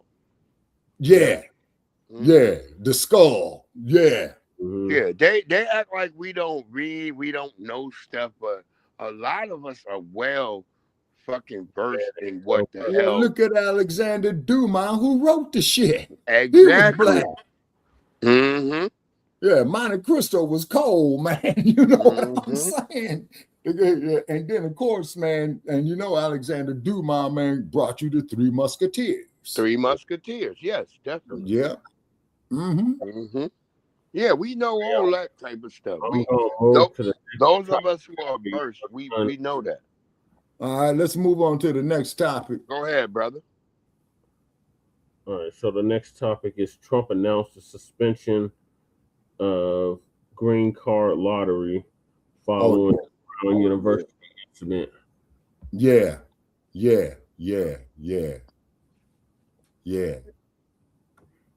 Okay, all right. So he's making sense on that because that Brown University motherfucker, man, they arrested the wrong man, and then they said we still looking for another motherfucker, and they still ain't nabbed him yet. But that motherfucker who they arrested, man, that's false arrest, dog. But the dude was a Portuguese nigga. Once again, he was a Portuguese, a colonizer. Yeah, he was another nigga that was not from here. The goddamn Somalis. So the Somali shit, the Somali scam just got even bigger. So a Somali Minnesota fraud case is Widen with new charges. Oh yeah, and Ilhan's name is all in the middle of the shit. And when she said she wasn't for reparations for us, that's when she lost my support. She been lost our support. Bro. Yeah, because I thought she was a fine motherfucker until she's I a full found out. tether alchemist. Tether alchemist. Now, what's an alchemist, man? Enlighten me. An alchemist? Yes, sir. Somebody turn alchemist. right into gold. Yeah, you A what? turning shit. Shalom, family. Go Good ahead, to see brother. you all here. I hope. Go ahead, Bruce. No, I was gonna go into like, the alchemist and somebody that could turn shit that wasn't worth nothing into something. That's what an alchemist did. Okay. You know, I so just they learned. could manipulate shit. Like we grew up with like shit like Full Metal Alchemist. Like, that's an anime. Like we grown up with that's been in my lexicon because I always talk about that, the alchemist, because of what I learned from watching a damn anime. I was watching the anime and I'm watching like they got the black niggas in there. The nigga named Scar, the nigga got a red eyes and the nigga's a black nigga, but he's doing fucking alchemy without a fucking inscription around him, and that's why he run across the Full Metal Alchemist. And eventually them niggas realized that, hey nigga, we ain't really got no squabble. It's the whole thing that's around us that's the problem. That's why you gotta watch. If you're an anime person like me, you would watch the Full Metal Alchemist. And then the white people, they tried to change it. They went and made a second version of it because the first version made too much sense. Yeah. Okay. See, so that's how wicked white much. people are. They was like, go make another version of the Full Metal Alchemist because the first version made too much sense to people. Right. It was too pure. It was too clear. Hey, there's these black niggas that know that got the truth, and my nigga's not using no goddamn. He don't need no symbols. That nigga Scar is just busting niggas' asses when he come through. And they were black. If you watch the anime, they were black. Yeah, they were. Those characters were black. The niggas that was fighting against the government and all that shit. And that's what I'm trying to tell y'all. We already been, like, they've been putting it in our mind. They made the motherfucking Japanese make a second version because they didn't like the first version because it was too much truth in the first version. Yep. That's true. Wait a minute. You know what, man? You're right. It's because you just brought back a memory in my mind where the Japanese was doing a lot of that shit there in the mid 1990s. Yep. And the turn of the millennium. Yep. Yeah. Look, I'm watching a joint right now where they talk about when the Japanese were melanated. Yeah, a lot of niggas don't know Japanese weren't white. Right. They look black, like black people. Once again, hidden colors. There you go. Okay, That's what I'm trying to tell you, yo. Talking about, There's so much shit that you don't really understand. Like, niggas is melanated all over. They all right, hold on. Now, you're also talking about the samurai. Yeah, you have the ruling class. Blood to be a samurai. What now? You have to have at least one drop of Negro blood to be a samurai. To be a samurai. The samurais are black. Backs. Okay, check this out. I was in Washington State one time up around Seattle, and I think this is when me and Jay Dizzle met. Yeah. So I go up into the store, man, with all these katanas, right? The Asian dude. I said, hey, man, I see the katana. He bowed. He handed it to me. So I'm up there, man, trying to take the motherfucker up out the shed and do a couple of moves with it and put it back in there because it's supposed to go back into the sleeve as quick as it came out, right? Man, right. I got this goddamn blood all over my hand, man. Yeah. You know what I'm saying? And I had cut myself because they sharpen in razor blades. So the dude told me, okay, the Japanese dude told me, he said, excuse me, so brother, you knew what you were doing. And I said, hey, man, I bow down, man, you know. Look, why in Baltimore? Let me explain something to y'all real quick. There's a law in Baltimore that a nigga ain't supposed to be walking around without a goddamn samurai sword. Look it up. In Baltimore, a nigga is supposed to have a samurai sword. Okay. That's in Baltimore. In Baltimore, Maryland. Yep. Okay. Where Freddie D is from. Yep. Yeah, where our And brother the thing I loved about Freddie D is when he beat the shit out the raping, slave trading pedophile that had his family, and he had to get out of Dodge, and that's how he became a seaman. Yeah. So let's get to these Somalis. Yeah. Okay. Yeah. Let's move on, man, because I'm gonna have to shut it down in a minute. It's 3 You're o'clock. doing well. Listen, they are putting some big old charges on these Somalians now. Now, there are some people that are not, but the vast majority of them are Somalis. You know, they would be fools just to deport these people, knowing that some of them stole millions and billions. You know, really, if you just deport them back to Somalia, you just gave them a get out of jail for free card for stealing millions. Yep. Well, some of these people are going to be doing a lot of time behind bars. So they are starting to put charges, and you're going to know they're Somalian because you're going to hear these Islamic sounding names. Mm-hmm. And I'm going to let you listen to the charges that they're putting on them. So, no, yeah, many of them are being deported, but they're going to throw plenty of them that took millions of dollars that set up these fake businesses.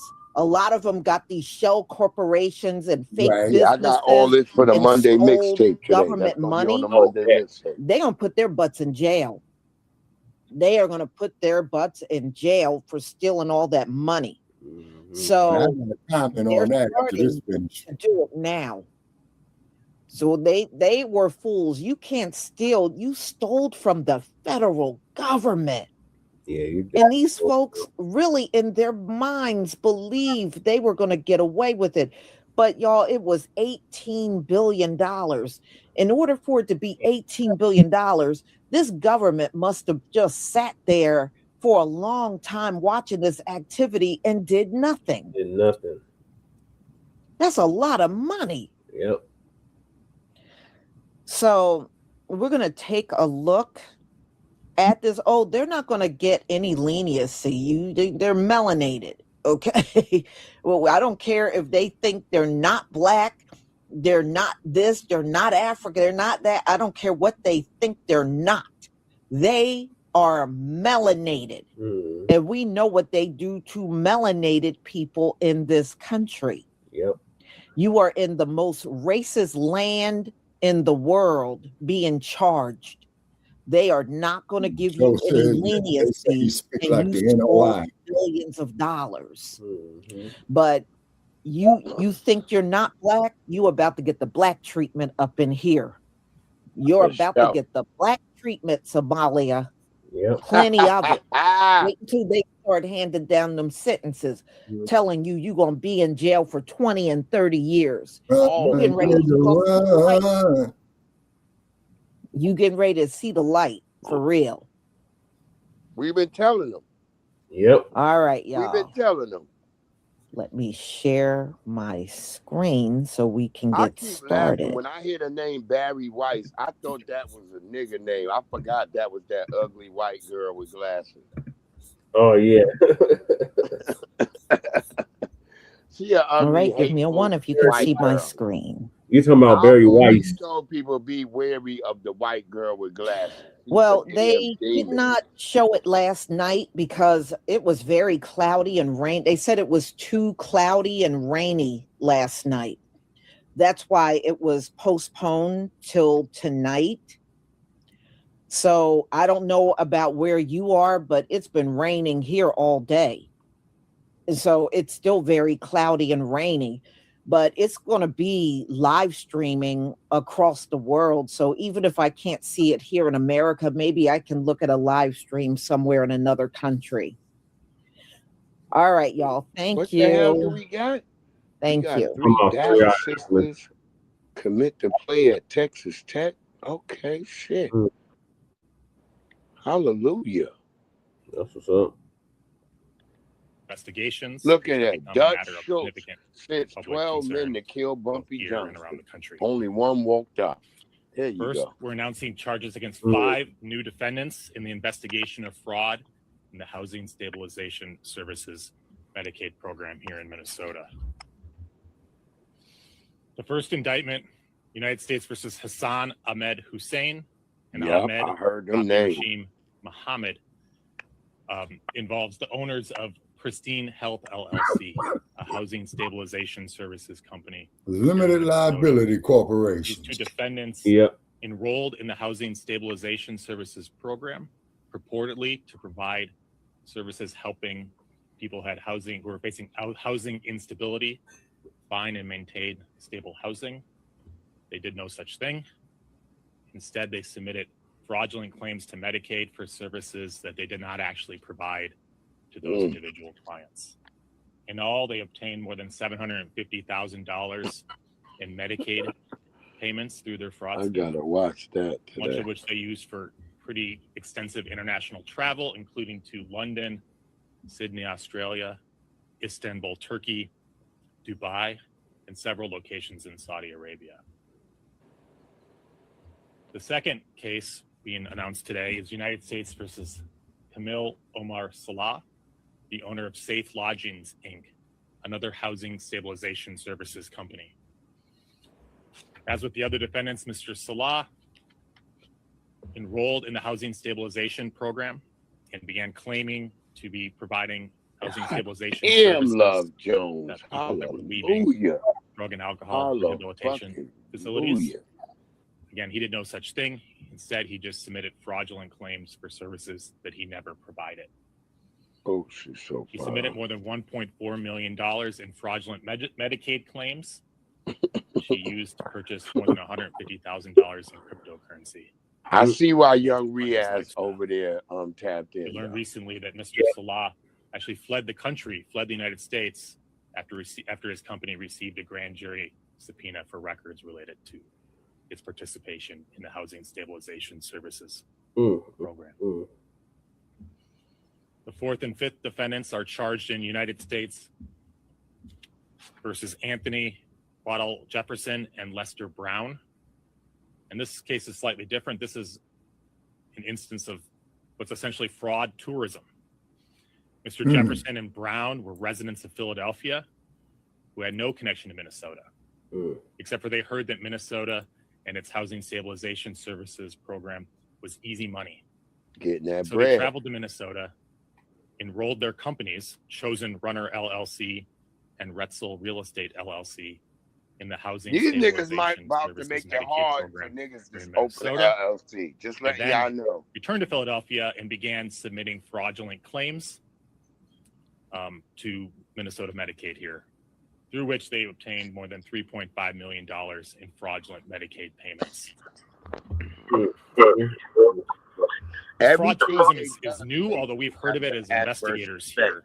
I mean, these defendants Black Americans came here not to enjoy our lakes, our beautiful summers, or our warm people. They came here because they knew and understood that Minnesota was a place where taxpayer money could be taken with little risk. The land of 10,000 lakes. Fortunately, Justin Turner had a basketball team there called the Lakers. been able to charge them for the Yeah. For real. But to date, we have charged 13 Minnesota, people for their the Lakers role started in in the Minnesota. scheme to defraud the Housing Stabilization Services Program, and that investigation remains very much ongoing. We expect additional charges in the coming weeks and months.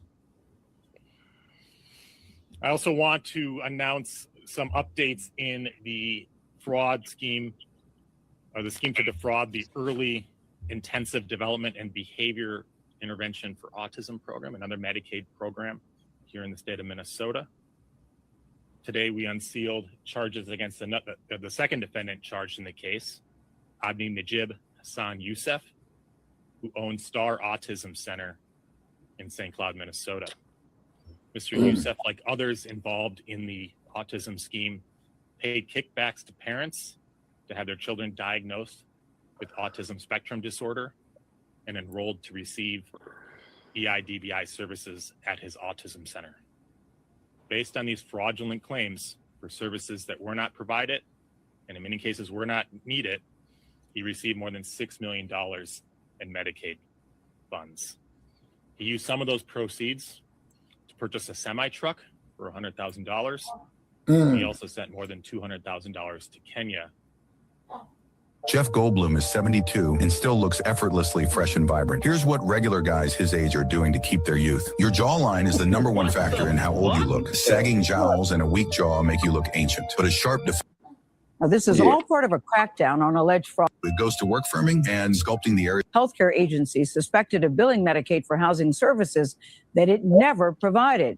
Now, this is all part of a crackdown on alleged fraud that cost more than $1 billion. That's billion with a B. You heard that correctly. Prosecutors say it was so easy to steal from Minnesota's welfare programs, people actually traveled from the East Coast to do it. U.S. attorneys in Minnesota filed fraud charges against 6 defendants on Thursday, including 2 men from Philadelphia. Prosecutors accused both men of what they called fraud tourism, submitting up to $3.5 million in fake and inflated bills to a Medicaid housing program. They came here because they knew and understood that Minnesota was a place where taxpayer money could be taken with little risk and few consequences. These individuals had no connection to Minnesota, nor to its large Somali American community. Most of the nearly 90 people previously charged in the fraud scandal are Somali. It's a staggering industrial scale fraud. Court records obtained by CBS News show stolen money was spent on island resorts and luxury cars. Prosecutors also announced Thursday they're investigating roughly $18 billion in taxpayer money spent on social programs in Minnesota since 2018. And according to prosecutors, at least half of that could have been fraud. Wow. Look at Minnesota. The new indictments come as the Trump administration seeks to capitalize politically on the growing scandal. We're going to put an end to it. And has dispatched immigration authorities to Minnesota to target Somalis. Tim Walz, the state's Democratic governor, has said he recognizes the scope of the fraud problem, and he's taken steps to implement more safeguards for taxpayer-funded social services. I take full responsibility for it. I think, and I will acknowledge certainly to Minnesotans and to the press here, I don't think we've done a good enough job of communicating the hard work that's been done. Joining us now with some new information is someone who has been covering the story since the beginning. It's Alpha News journalist Liz. You've been all over this story. What's the latest out of Minnesota? Yeah, we heard some pretty shocking numbers at that press conference talking about $18 billion paid out through these 14 programs that First Assistant U.S. Million and this is just one group of immigrants. So he detailed just imagine when they growth start of digging these into programs all to of view in these last few years. But I'll say that we've been checking out a lot of this for ourselves through many tips from our readers. And just this week, we visited a dozen sites, and to be honest, they all seem fraudulent. Empty adult daycare. Here is sufficient. And we'll get into what the judge ruled in this case. But the whole scheme, not just with this guy, but with a bunch of other people, they're claiming it's like $8 billion or some crazy number like that. It's like it's huge. When you look at the stuff that they buy, I don't know why they wouldn't have included a tax count, because I guarantee you they're not paying taxes on the luxury items that buy, like car. I mean, this is $7 million. You can buy a lot of shit with $7 million. When you have a judgment of acquittal, first of all, if a jury acquits you, there's no right for anybody to appeal. You're done. You're a free man, woman, and it's done. If the judge gives you a judgment of acquittal before the jury verdict, no appeal. However, if the judge grants a judgment of acquittal after a jury verdict, it can get appealed. Now, the jury verdict gets a lot of deference on appeal, and we'll talk about that in a minute.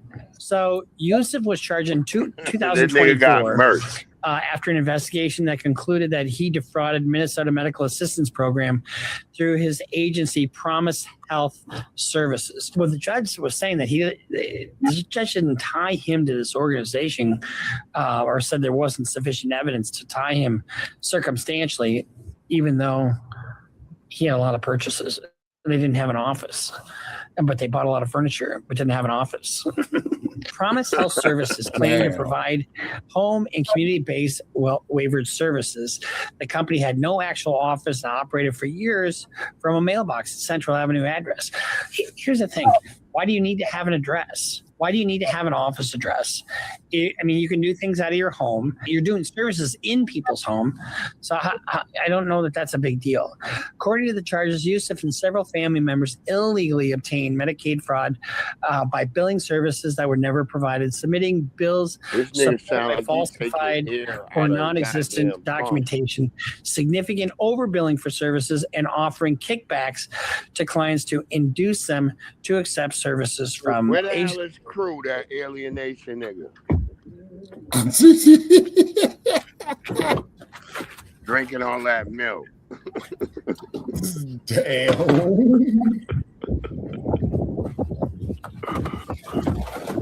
Crew, nigga. Hey, Crew, you let me know, my nigga, that you drinking that milk, nigga. I love you, brother. That was alienation.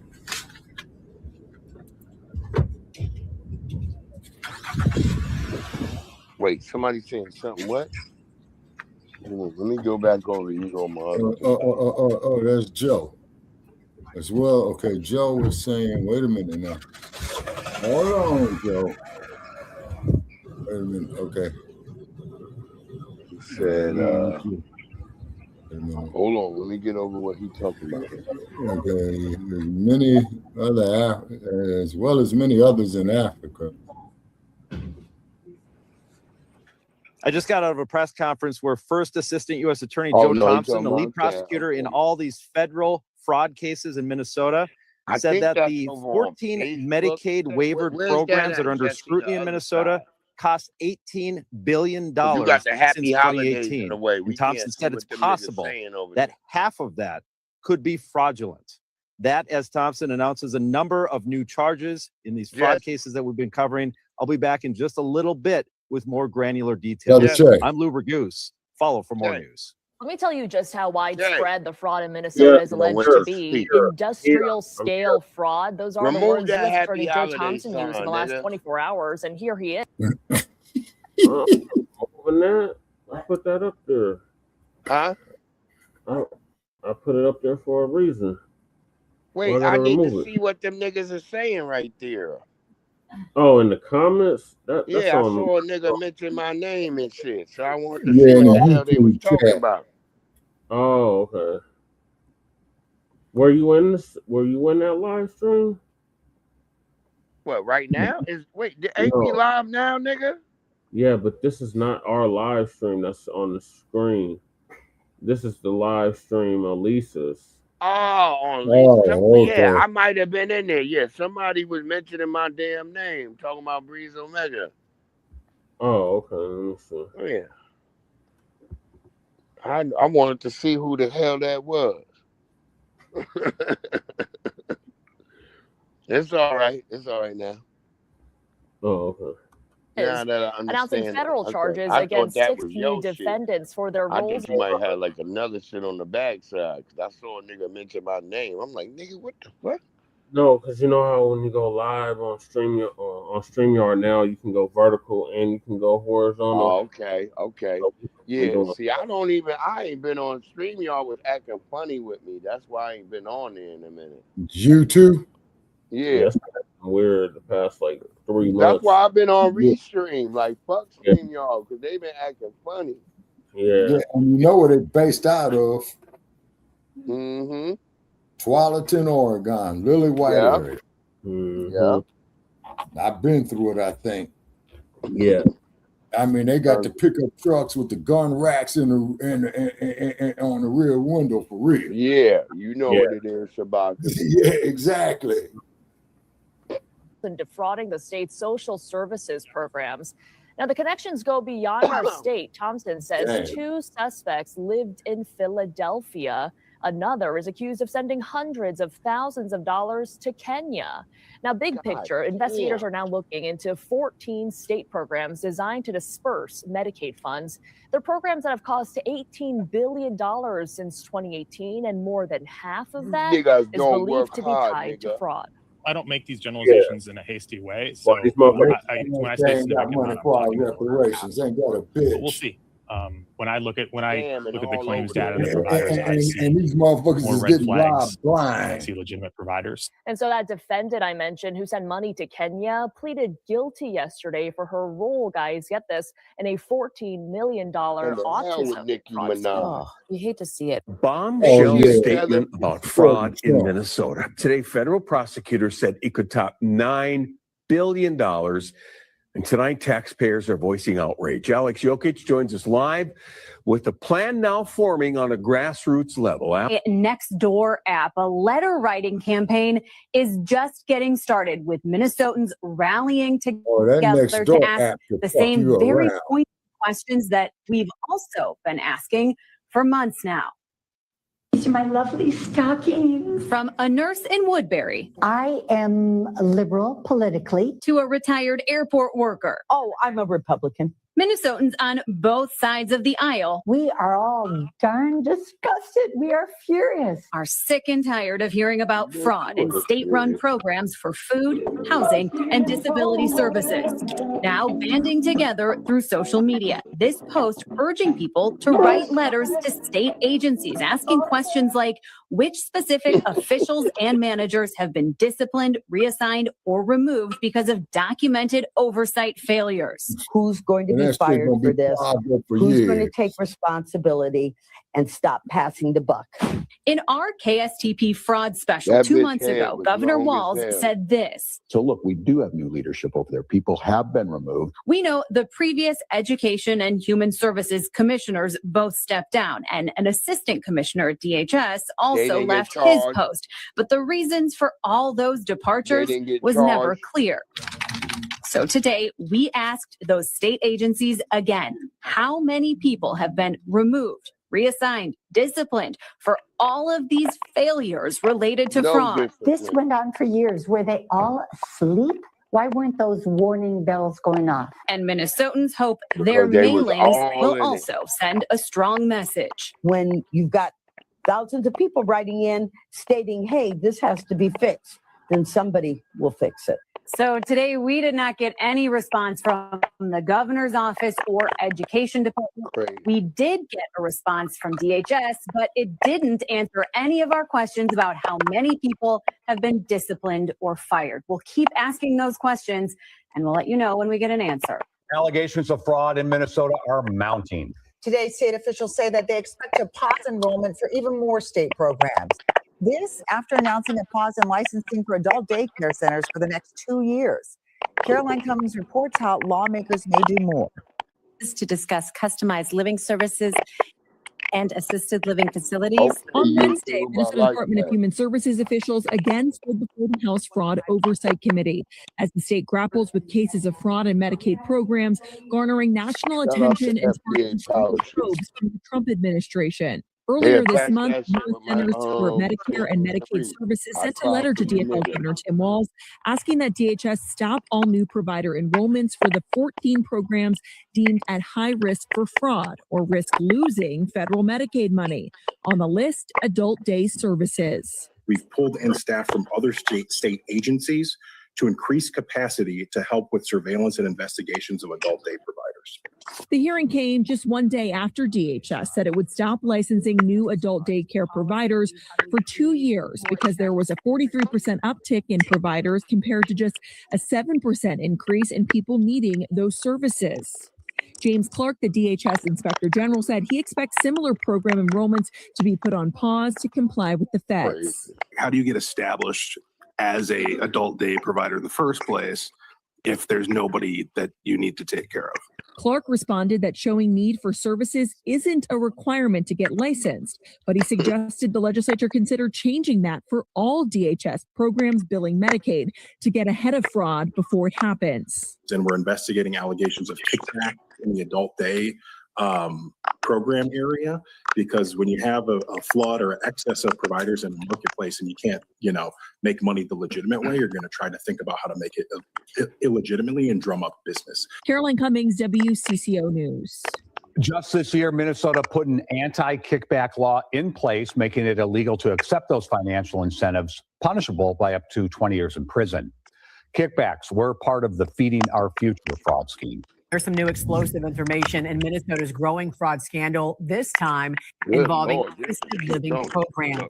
At a hearing this week, Minnesota House Fraud Prevention Committee revealed that millions in taxpayer dollars may have been funneled into assisted living programs with little oversight.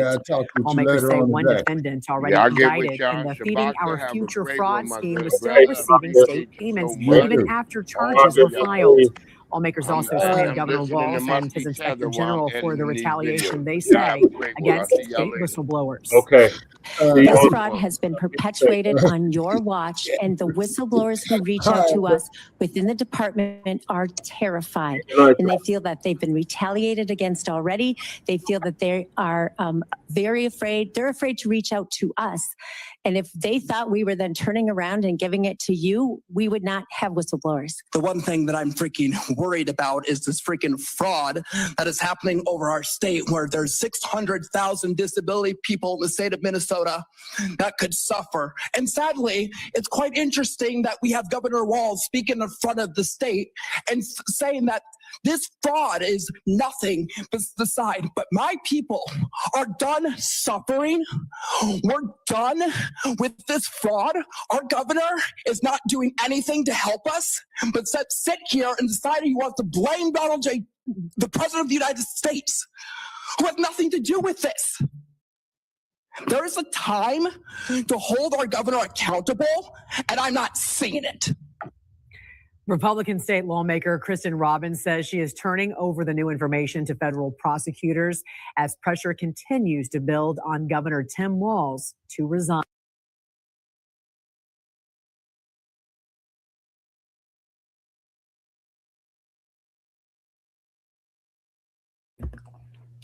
You know, you ever notice? See, this is why. Let me just do this. This is why white people should not be in charge, y'all. Because whenever they're in charge, number one, they can't run nothing without it being corrupt. Number two, whenever some type of corruption is going down, they take forever to get to it. And then when they get to it, they try their best not to put anybody that looked like them behind bars. Those folks should not have been fired. They should not have resigned. They should not have stepped down. I don't care what terminology they use. They should have been jailed. For all the money they funneled to the Somalians, they should have been jailed. And if there were kickbacks, that means somebody was getting paid under the table to divvy up all this money. We should be hearing some of these state employees' names that should be going to jail, but they'll do anything to make sure they're not on the list of people that go to jail. You know, I've been saying for years, nobody should be in jail more than them. And I still say it. Nobody should be in jail more than them. Look at what Donald Trump did when he went in office. The first thing he did was let all the January 6th, the rioters off. And see, that is part of the problem. Donald Trump is part of the problem. See, when it comes time for them to get punished, it's always some excuse on why they shouldn't be punished. But when it's us, we can do some of the most minor things. They want to throw the book at you. That's the problem. Okay? That's the damn problem. And you see it even in this corruption. They barely want to give you the name of these state employees that gave out all this money. They barely want to tell you who they are. Oh, well, this person, they left. Well, they shouldn't have left. They should have been jailed. Why are they not in jail? You know? And you know what else it also reminds me of? The USDA that for years discriminated against Black farmers, wouldn't give them loans, wouldn't help them, wouldn't do nothing, sabotaged them, did everything. And those same employees that did all the racism and discrimination in the USDA against Black farmers got to retire. no punishment at all. They just got to just go off into the sunset and retire. See, that is the problem with your leadership. That is the problem. So as you can see, they are just getting around to going after these Somalians for all of the scamming they've been doing. So trust me, it's going to be many of them going to jail. And, you know, some of them have already gotten away. They are, you know, that's why they said some of them have already left the country because they know they were going to jail. They know that the state was closing in on them. So they already boarded planes and left. But the ones that are still here, the ones they can get, they will get, you know. But I'm just going to see how many of these white people that shoveled all this money out are going to go to jail. I bet you very few. I bet you none. I bet you none.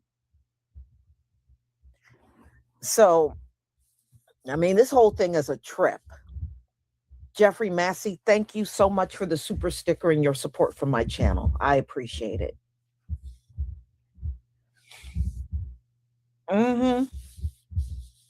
Yeah, well, you see what Donald Trump is doing. They can't even get in here on visas. And that includes, it's not just the Nigerians, the Somalians too. The Somalians can no longer get visas and just come in here because they're part of that list that Donald Trump canceled permanently. So they can't come in here on student visas anymore or even come in on work visas. They can't, no Somalian can come in this country with a visa anymore. So, you know, he's going to get them out of here. See, they think, see, the ones like Ilhan Omar that are naturalized, see, she thinks she's safe. She ain't safe. She ain't safe. None of them are at this point. Especially now they're indicting you for all the scamming. Oh, yeah, no, y'all ain't safe. None of you are, whether you're legal or you're not. It doesn't matter. None of you in that community in Minnesota are safe. None of you are safe. And that's what I'm saying. Many of those businesses that they started up there got started with scam money. Because I was reading about it. A lot of those businesses that they're sitting there talking about, oh, I got a legitimate business. A lot of those businesses got started with scam money. So, yeah, I mean, they're going to have to investigate all of those businesses to see if they really, truly are legitimate. Because at this point, you can't trust nobody in that community. None of them can be trusted. $18 billion. Woo! Talk about incompetent. Somebody was definitely incompetent in their positions. But y'all are the ones that want to have the big old fat positions with the big fat salaries. And then when you get in those positions, it never fails. You always prove to be the most incompetent. Never fails. So y'all, I'm going to go ahead and conclude. I got another live coming up at 3:45, and that one's going to be on 3i Atlas turning gold just days before it's going to do its pass by of Earth. So we're going to talk about that at 3:45. And don't forget to pick up your hair products. It's still 30% off. You have until December 24th to grab your products. So y'all, I'm going to go ahead and conclude. I will see you later. Have a wonderful afternoon. Shalom, family.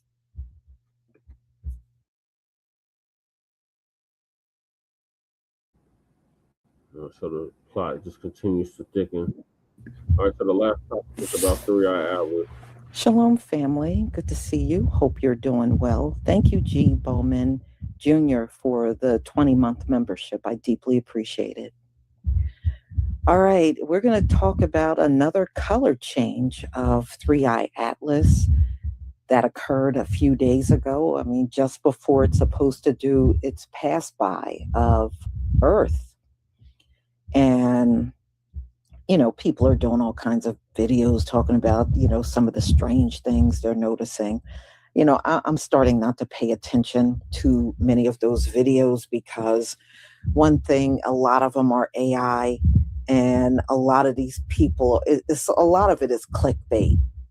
So I did see some of the ones on color changes, and I do believe those because that has happened several times since July when they spotted it in the sky.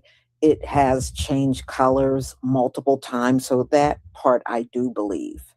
But some of the other stuff they're saying, I don't necessarily believe all of it. So we're going to take a look at some of this stuff. Now, if they don't change it, it's supposed to be 11 tonight on space.com. Now, I realize the weather is not clear. I know it isn't in my area, but I know they are live streaming in multiple places. So even if it's not clear here, there's probably other live streams you could catch tonight to see if you can see this pass by.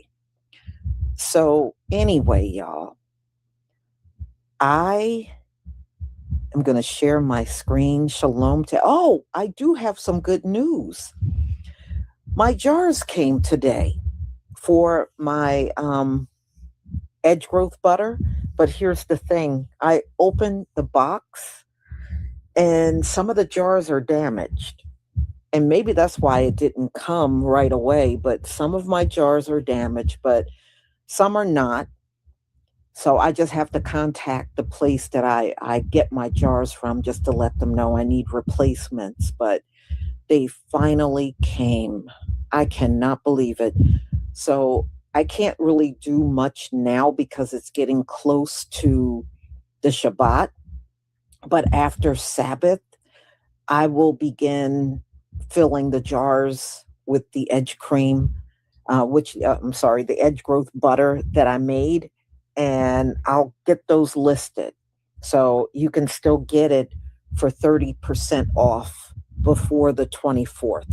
So it may not be that many days left, but you'll still be able to get it at a discount before the 24th. So that is good news. It took long enough to get here. I tell you that. It took long enough to get here. Man, I don't think I've ever waited this long to get any jars. All right, y'all. Let me share my screen so we can get started.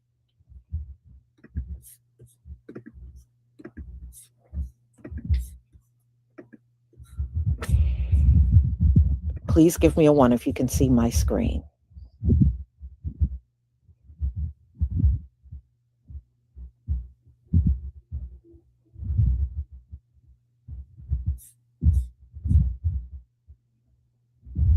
Thank you.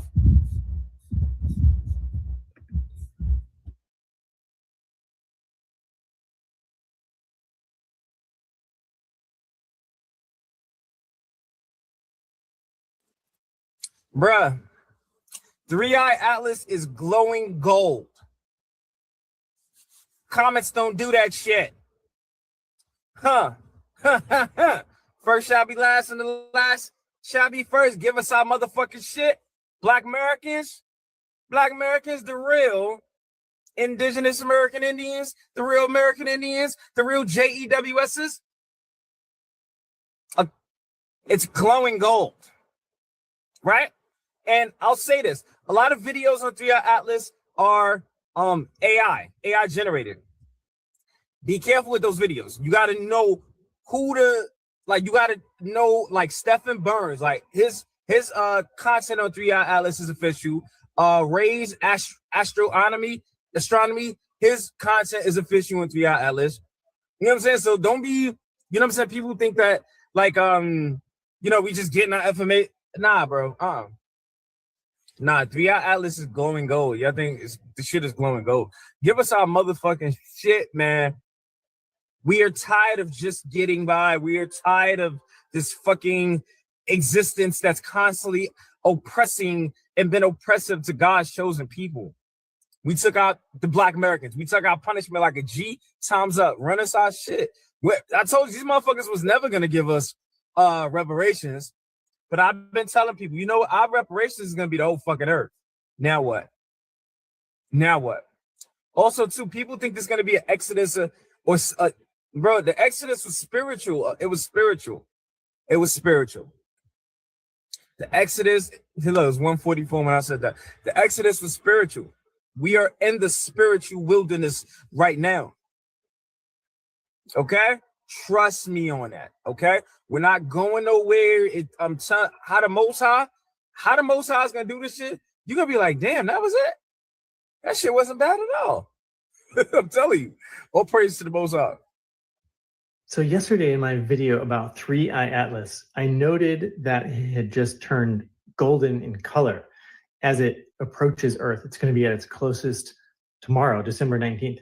And the golden color is significant because that is the final color in an ancient Egyptian initiation sequence.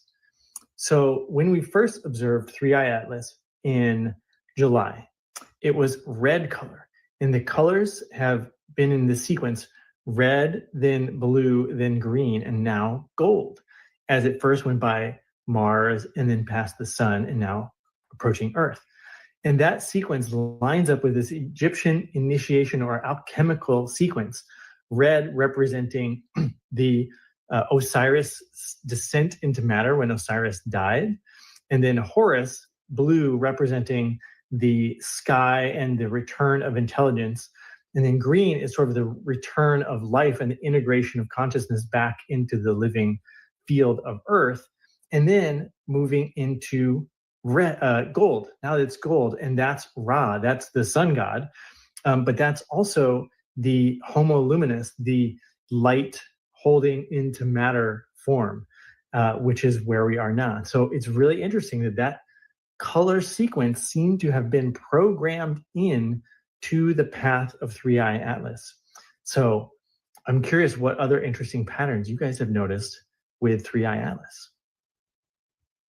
Over the past few days, astronomers around the world have started noticing something strange about interstellar object 3i Atlas. Its color is changing again, not subtly, not gradually, over months, but visibly, frame by frame, observation by observation. What was once green is now shifting toward gold, and that is not something you see often. In fact, gold-colored comets are extremely rare. Gold-colored interstellar objects are almost unheard of. This immediately raised eyebrows because we've seen something like this before, very recently. Comet C2025 K1 Atlas, a completely separate object in our own solar system, underwent a similar transformation about 6 weeks ago as it moved into the constellation Leo. Its coma shifted from green into a distinctly golden hue. Shortly after that transition completed, the comet began to fragment. It didn't just fade, it physically started breaking apart, which brings us to the obvious question no one wants to jump to too fast, but everyone is thinking anyway. Is 3i Atlas undergoing a similar chemical evolution right now? And if so, does this gold shift mean it could begin to fragment as it continues its journey toward Jupiter? To understand why this matters, you have to look at the full color history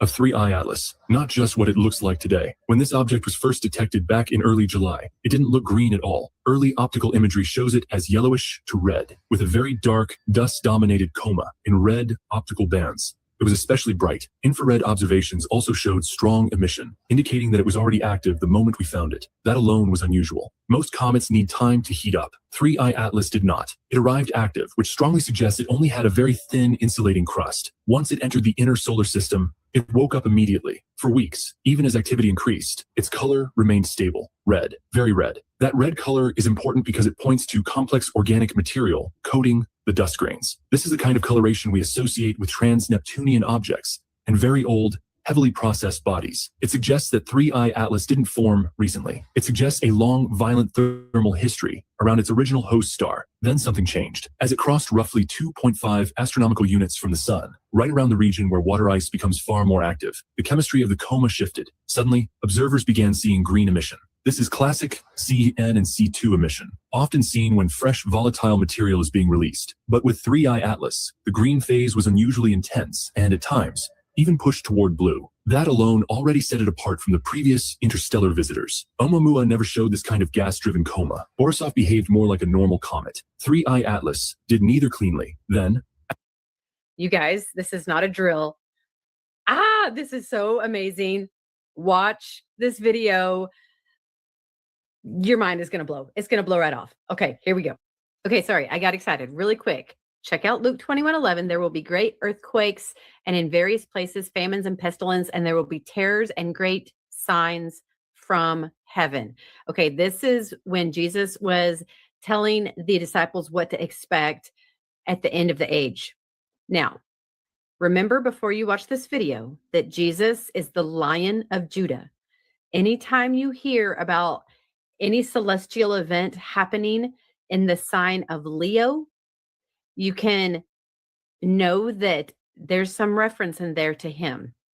Leo is Latin for lion. Okay, now watch. Why? Oh my gosh. And the color. Okay, I'll stop talking. Here we go. Hey everyone, geophysicist Stefan Burns here. New observations of interstellar object 3I Atlas over the past few days from astronomers around the world have shown that shifting from a green color to a gold color, and this is very unusual. You don't often see gold-colored comets, or in this case, an interstellar object. We do have C2025 K1 Atlas right now in our solar system, which about 6 weeks ago shifted to a golden hue as it moved into the constellation of Leo. That is quite interesting. And shortly after that occurred, it actually started to fragment apart. So is this indicative of a new chemical change and evolution of 3I Atlas occurring right now? And maybe is it going to break apart in the near future as it continues to head towards Jupiter? That's a good question, but now it's glowing gold, as it also will move into the constellation of Leo over the next few weeks and into 2026 as it approaches the planet of kings and royalty, Jupiter. On December 16th, 3 Atlas is glowing with a clearly defined golden hue, while the countdown to its closest approach to Earth is still underway. Throughout the observation period, 3 Atlas has exhibited a sequence of unusual color changes, shifting from red to green, and then returning to a golden tone accompanied by chemical signatures that challenge familiar comet models, including the dominance of carbon dioxide, the early appearance of nickel while iron is absent, and a prolonged green glow that is more plausibly explained by thermal lag rather than distance from the sun. Alongside this, 3 Atlas shows steady mass loss and the persistent presence of an anti-tail, a phenomenon that may be linked to fragments that have detached from the nucleus, especially as theoretical calculations align in a striking way with images observed by the Hubble Space Telescope. These characteristics reinforce the view that 3 Atlas operates according to a complex internal logic, rather than simply following rules based on distance or instantaneous solar irradiation. Rather than leading to a single conclusion, 3 Atlas exposes the limits of current theoretical frameworks and leaves behind a state of structured uncertainty. A quiet reminder that rare interstellar visitors can expand scientific understanding not through dramatic events, but through data that refuses to fit neatly into established expectations. And these are the things we will explore together next.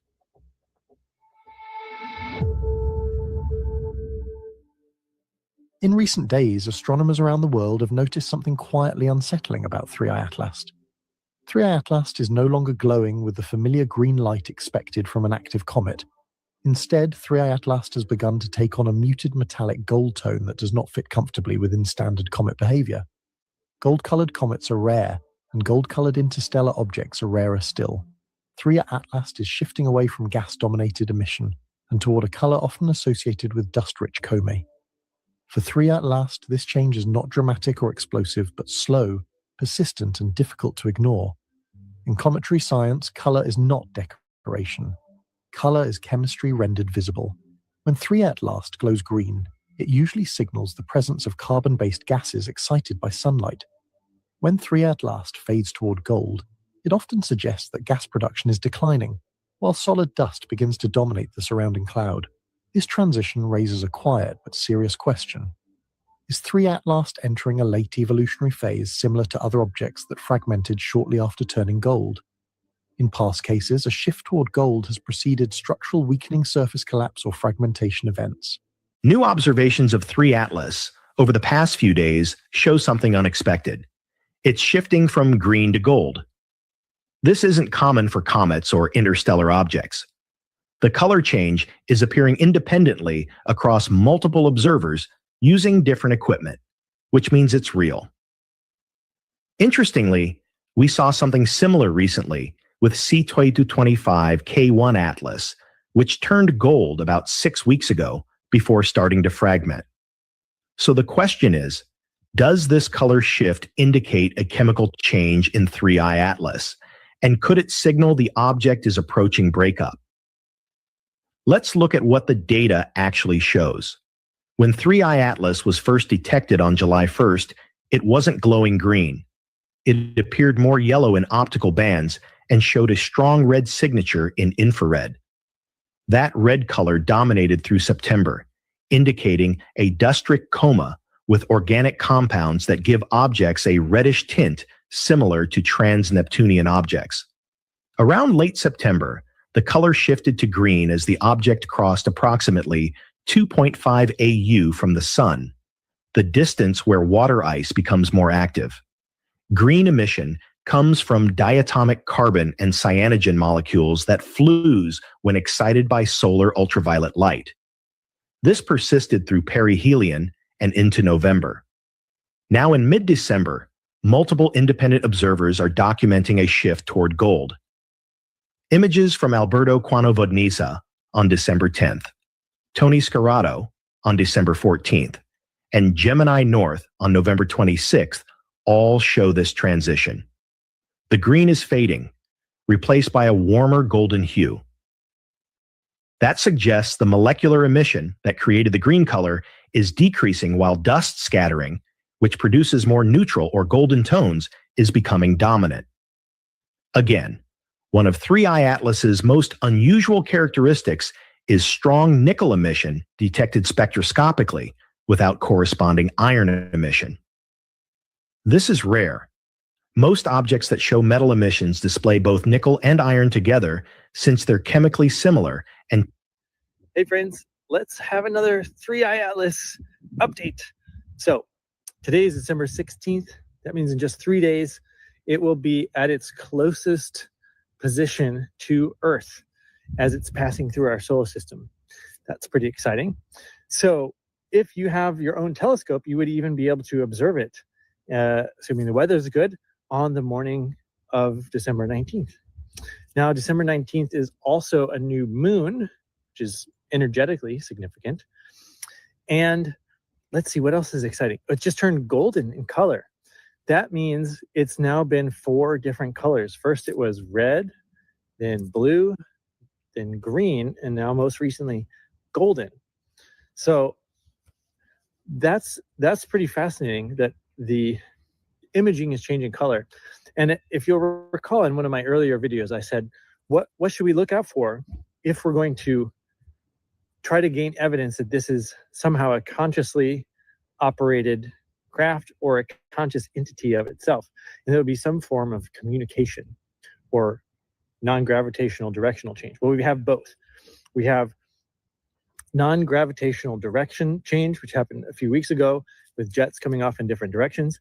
But just recently, Japan has detected and published their findings that there are X-ray patterned transmissions coming off of the object 3I Atlas. So that's very intriguing. And lastly, the betting markets are indicating, so people can bet on anything these days, and people are placing bets, and the odds are nearly 100% that the president and the government is going to release what they know about ETs in the next few days, all coinciding with this closest path to Earth. So let's see what happens, and stay tuned for December 19th. What do you think is going to happen, by the way? Are we going to get to find out whether there's ETs, or are we going to have to wait a little bit longer?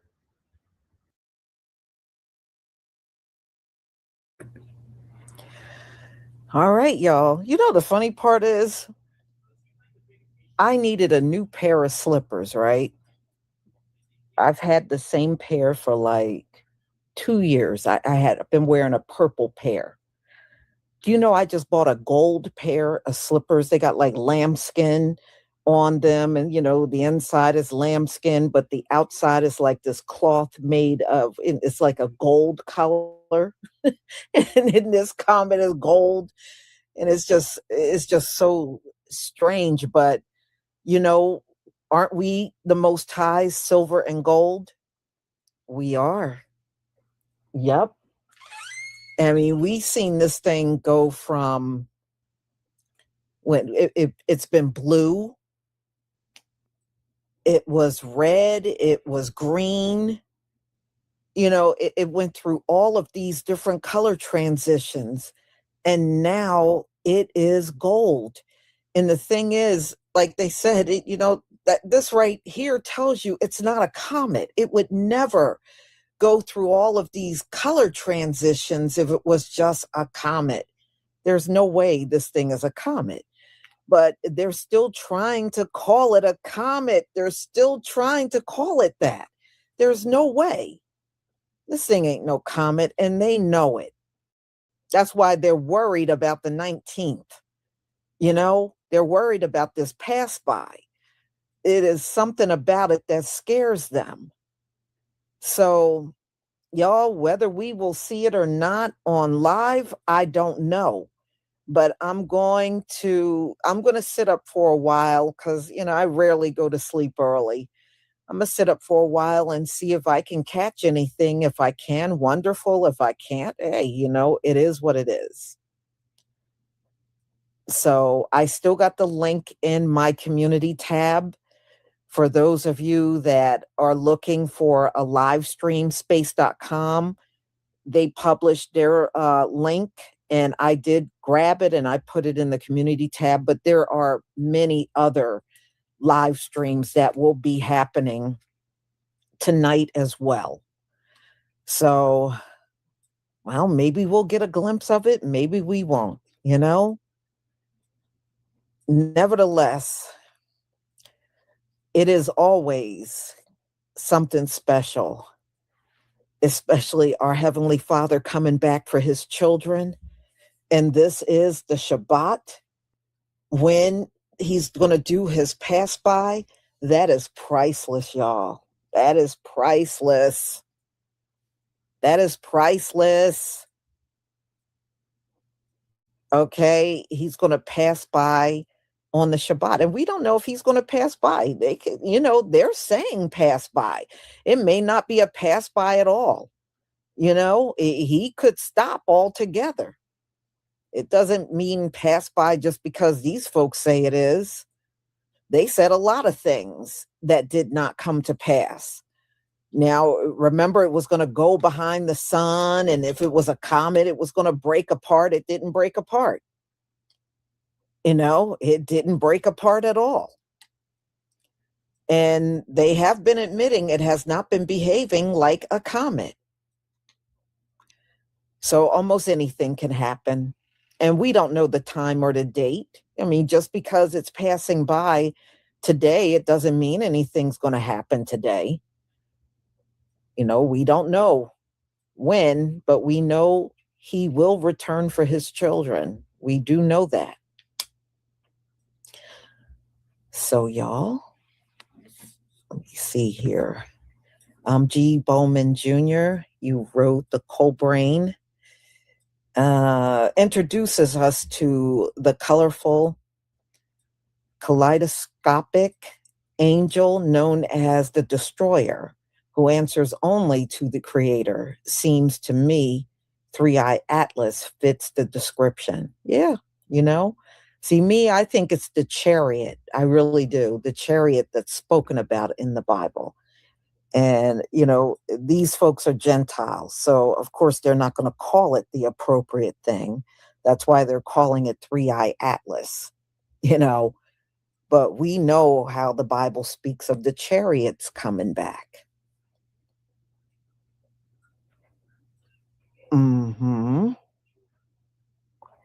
So, y'all, I'm going to go ahead and conclude. Thank you so much for being here. I got one more live coming up at 5:45. There is a breaking story that now the Haitians have gotten caught up in a scam, a SNAP, EBT scam. And the amount, $7 million. They scammed SNAP benefits out of $7 million. So we'll be talking about that at 5:45. You know, it's amazing how these foreigners come here and talk down on us. You know, one thing about us, we never ran to anybody else's country just to commit scams and commit crimes. But these folks, they did, you know, and it's no telling how long we got blamed for things that we didn't do. And it was really a lot of these foreigners here committing different various crimes, and we got blamed for it. But I'm glad now a lot of it is coming out, and we're finding out exactly what's going on within these community of immigrants. And they're not just getting up and working hard like they want us to believe. Yeah, you're working hard at committing crimes and scams.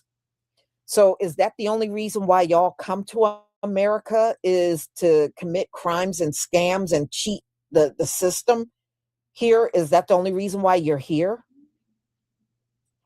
Because, you know, for years, I don't know about y'all, but for years, I had heard about the Jamaicans committing all kinds of IRS frauds. They would file all kinds of tax returns for people that didn't exist. And what they would do, they would come around tax season, file all these tax returns, fraudulent ones. And when they got the money, they would fly out of here and go back to Jamaica. And they were doing that for many years. I don't know if they still do it or they can't do it anymore, but they were doing that mess for many years. And it was the Jamaicans doing that heavily. And they couldn't catch them because they would always, by the time they realized it was a scam, they were gone. They would get on board planes and be out of here. So now we'll get into the Haitians and the $7 million they have stolen through SNAP benefits. So much for all that working hard. So y'all, I will see you at 5:45. Shalom, family.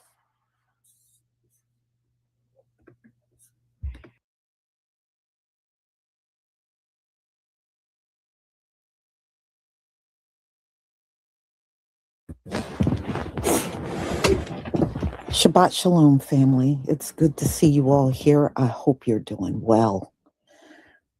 Y'all, 3i Atlas made its pass by the Earth about 1 a.m. in the morning.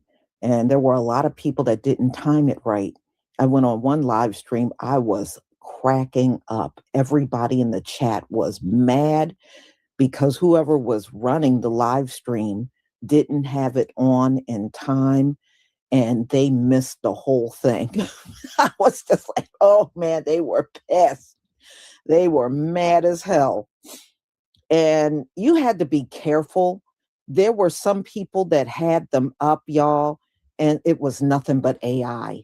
They just wanted people to come on their channel for clicks and views. And then there were some that were really legitimate. So I'm going to show y'all a few. Now, the ones that I noticed were legit were actually the amateurs, the people that were not big like space.com or NASA or anything. They were just people that got big telescopes set up in their backyards. They seem to have the best shots. And it's this one guy I watch. And he always shows different shots almost on a regular basis. And he just does everything right from his yard. And he gets really good shots. He gets better shots than some of these organizations that have these big industrial size, telescopes and everything. So I look at I know a lot of people look at Stephen Burns. In fact, I got his name from Stephen Burns. And there's a couple of other names that are floating out there that are amateurs. And, it's all in the timing of how, and I watched his. And in fact, I'll put the link in my community tab. He actually streamed it for 8 straight hours. So I will put that in the community tab when I'm done. So if you didn't get to see it, you'll get to see it through his streaming. And listen, y'all, it really was a very divine thing that occurred. Now, I know some people think it didn't, it just passed by. It was no big deal. No, actually it was. Look at the timing. This occurred during the Shabbat. 1 a.m. in the morning is the Shabbat when this thing made its pass. It could have made a pass anytime, but it didn't do it anytime. It did it on the Shabbat. And if you think that's not significant, you better think again. It really, truly is. And there's a lot of people, oh, nothing really happened. No, the Most High is not going to let a Gentile see everything he does. We will see in the coming weeks what significant thing will occur. I believe big changes are coming. I really do. But it's not going to be boom in your face like that. But big things are definitely coming. I think life is about to get worse for these Gentiles. And things are about to get a little more comfortable for us up in here. And I think they already noticed that now, especially, we're sitting everything out and we're not getting involved in everything that's going on with these Gentiles, especially the ones that have talked trash about us, like the Latinos and the Somalians and Nigerians, all these people out here talking all kinds of garbage about us. And then see when they get caught up in a situation, then they want our help. And I'm so glad we have not gotten weak and said, no, we need to get back out there. There are some, but I noticed those are not Israelites. Those are, people that are more like Christians. And I've heard them speak and say, I know we said we were sitting this out, but we really need to get back involved. And usually when I take a closer look, those are Christians. Those are not really our people, not our spiritual brothers and sisters. They're a physical brother and sister, but not on a spiritual level, if you know what I mean. And he's setting the stage for us. He is. I really, truly believe that. And we just got to hang in there, y'all. It's all about enduring. It really is. But we must not give in to anything. And I'm glad we haven't. They have been, and I got a video, some videos that I'm going to show you tomorrow because the Somalians are on that. Oh, if we get deported, you Black Americans are next. The same thing the Latinos were saying. Oh, y'all are next. And we'd have told these people 1,000,001 times, we are citizens. We can't be deported. And they're still on. And now the Somalians are on that crap. If they can take us out of here, you Black Americans are next. I was like, okay, so we'll be getting into that tomorrow. You know how it is. So I did get a glimpse at it. It took me some time going around to different channels. You had to really be careful about what you looked at. But I was able to find this one guy, and I will, when we get to him, I'll stop the video and I'll show him to you. And like I said, when we get done, I will post the link. And there was another reason why I was up. Y'all gonna, I'll show it to you. Like over the last couple of weeks, I told y'all I've been ailing a bit. And I notice that like the nerve pain in my arm had gotten worse. So I got tired. You know how you just get tired of taking pills all the time? Well, I got to that point. And I said, you know what I need? And I haven't done this in a while. I need a good detox. I need to just detox. So I bought this detox kit, 28 days, 84 tea bags. Now, they do have a 14-day kit. Like if you don't want to do 28 days, you can do 14 days. So I said I got the 28-day kit. And I said what I would do is I would just judge it as I go along. I could do 14 days and then save the tea bags. And when I was ready to do another 14 days at a different time. So I start detoxing. When I tell you this stuff gonna make you go, this stuff gonna make your butt jump and you gonna live in the bathroom. I mean, you gonna live in there. This stuff is cleaning my behind out. It's cleaning me out. It's only been 3 days since I've been drinking it. And it has a chart on it. It tells you how to take it in the morning, in the afternoon, you do another tea bag, and then you do another tea bag with your dinner. Okay. And it gives you the chart and it tells you which tea bags to have at which times. And it gives you a full 28-day chart. Y'all, in 3 days, I'm down 5 pounds. And I have not taken anything. You know, I'm trying to do a full cleansing. I haven't even taken the vitamins I normally take.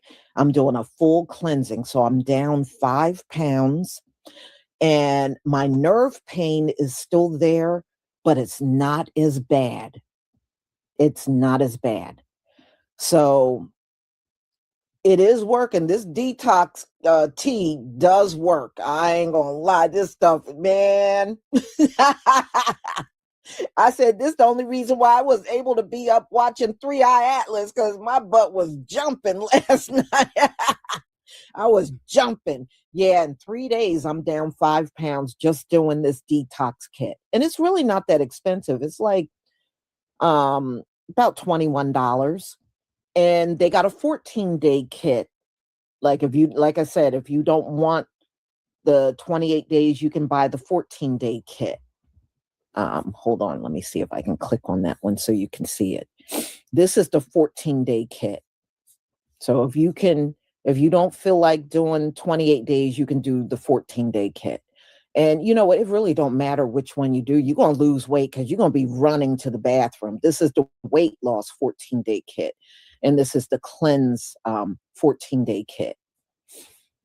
All right. So you can get either one. I decided to get the 28-day kit.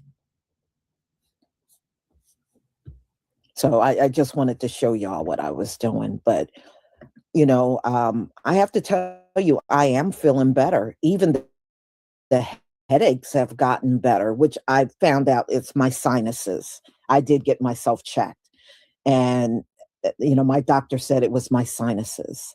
So this detox should even help my sinus problem that I'm having. So I'm hoping in about a week or so that I'm feeling completely better after doing this detox for a full week. That's what I'm hoping for. All right, y'all. So let's get to the real reason why we are here.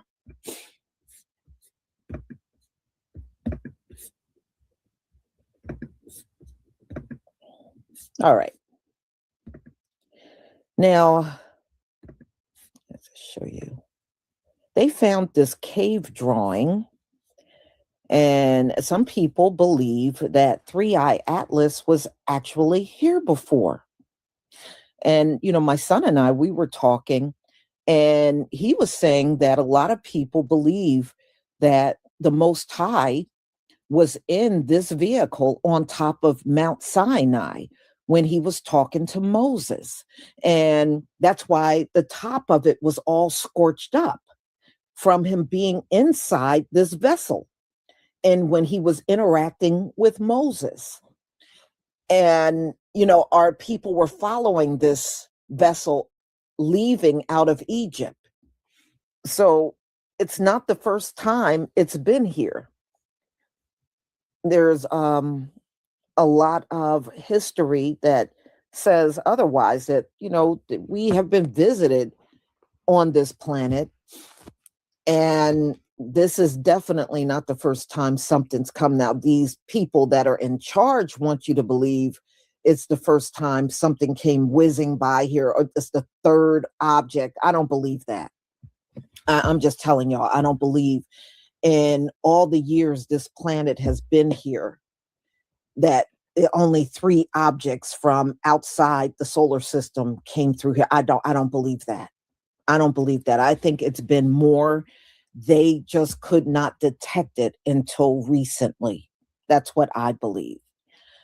I don't think that it's only been 3 at all. Yeah, this drawing is inside of a cave in Peru. That's correct. Okay. So, y'all, let's get started.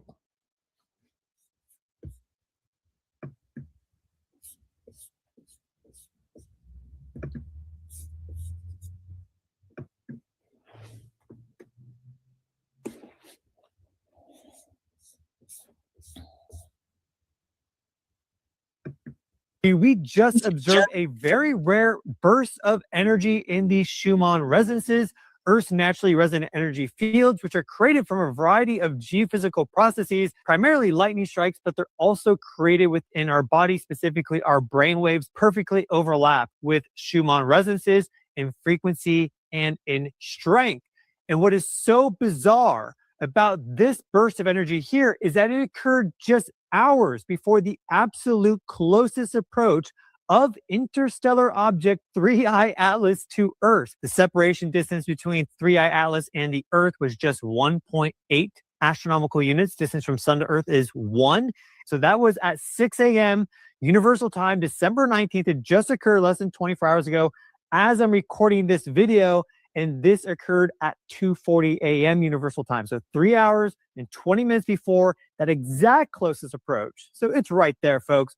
Boom, we get this 25 hertz signal to pop off. You'll notice that it's not a bleed of frequencies. It's not broadband signal. It's a very precise signal going from about 24 to 26 hertz. And that's also very important as it relates to some of the observational data that we have regarding Schumann resonances, because we often see these pre-earthquake signals in the Schumann resonances from 24 to 26 hertz. Very specifically, what happens is that sometimes before high magnitude earthquakes, we observe these anomalous bursts of.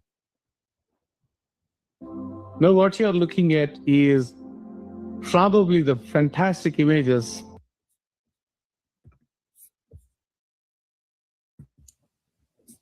Okay, so this is the guy that had his stream up for 8 hours.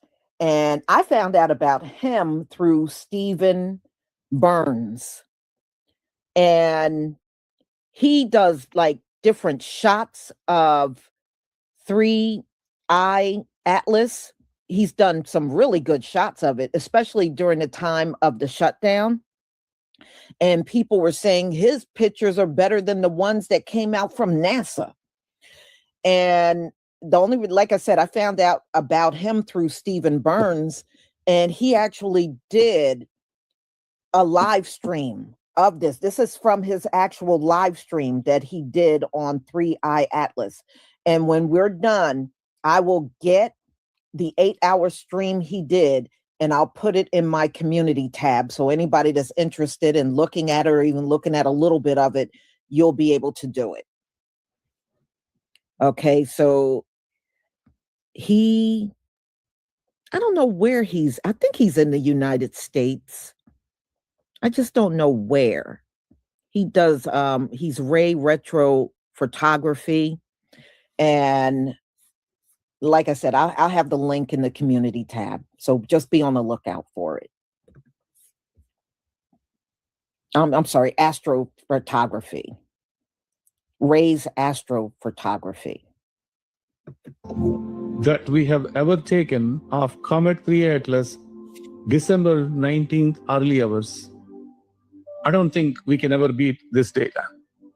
Technically, this is not a comet unless you expand the definition, but there is a lot more to it. I'll show you that.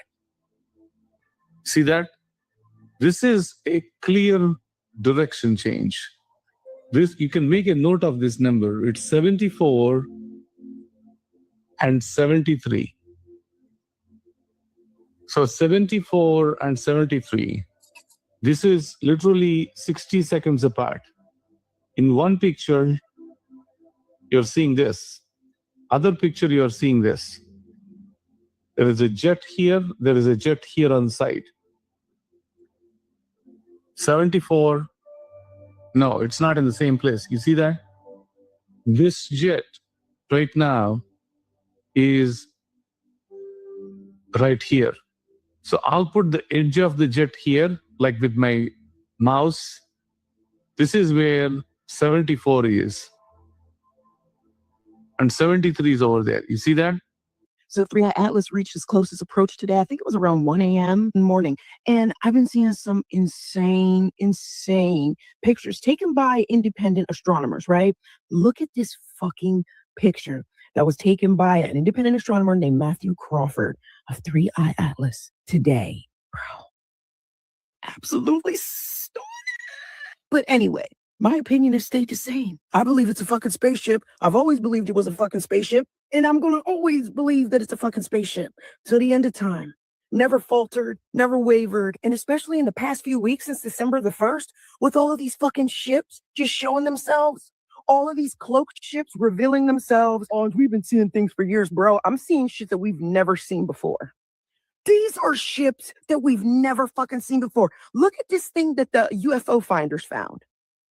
What the fuck is that? She calls it a highlighter marker. Then today, something that looked like a fucking orange slice is flying through the fucking air. Okay? What is going on? You can't say that these things are coincidences. These things are not mutually exclusive. Okay? You don't get R2 Swan, 3i Atlas in the same year. Okay?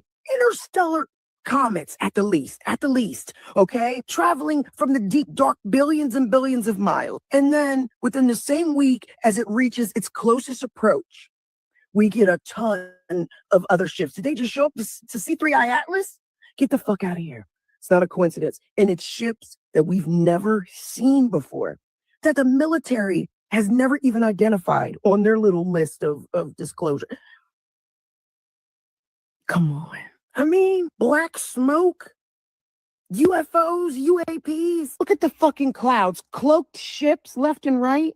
Every time someone looks up in the fucking sky, it's a cloaked ship now. This is unreal. And especially, like I said, the past couple weeks. It just so happens to be that this is the week that 3i Atlas makes its closest approach. It just so happens that Steven Spielberg is putting out his disclosure movie and we get the first trailer this week. It just so happens that all the whistleblowers are coming out talking about disclosure. We got the disclosure deep documentary that just came out. Now all these ships, bro, we heard gurgling, talking. They're trying to fucking talk to. This has been in the books, bro, for decades, and it's finally happening. That's why everything's happening at once, because they knew that this shit was going to happen. They knew. That's why NASA's so close-lipped about 3i Atlas, bro. Why? Why would you need to be so secretive, show us these blurry-ass pictures of 3i Atlas, and then talk in circles at a conference? If it's just a comment. And even if it is just a comment, it's a very fucking miraculous comment, and you're playing it down. Yeah. Yeah.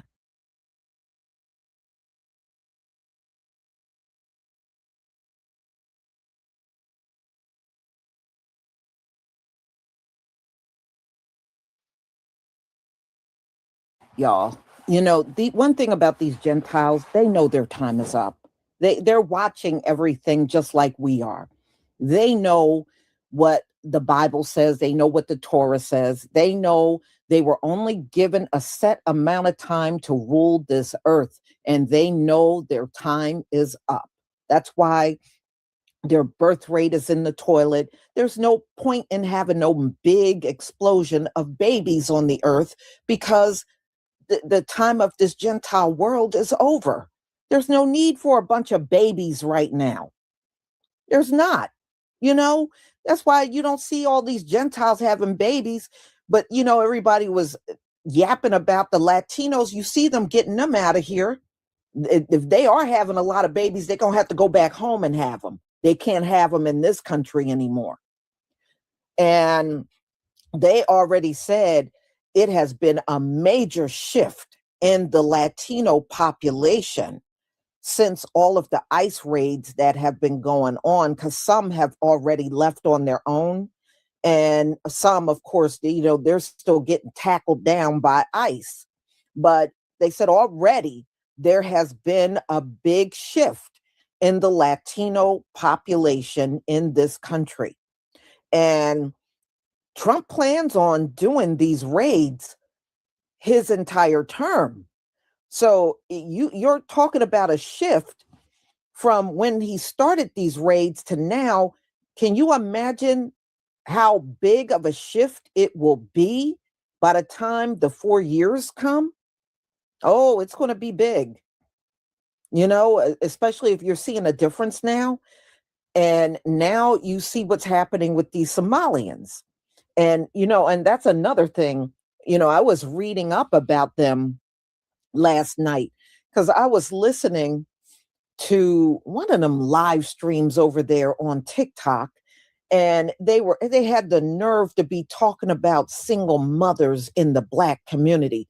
Do you know there's a lot of single mothers in the Somalian community? A lot of those women are single mothers. In fact, the majority of them in the Somalian community over there in Minnesota are single mothers. So they got a lot of nerve talking about that when it comes down to our people. It's a lot of those men that have dropped them babies with women and walked the hell away.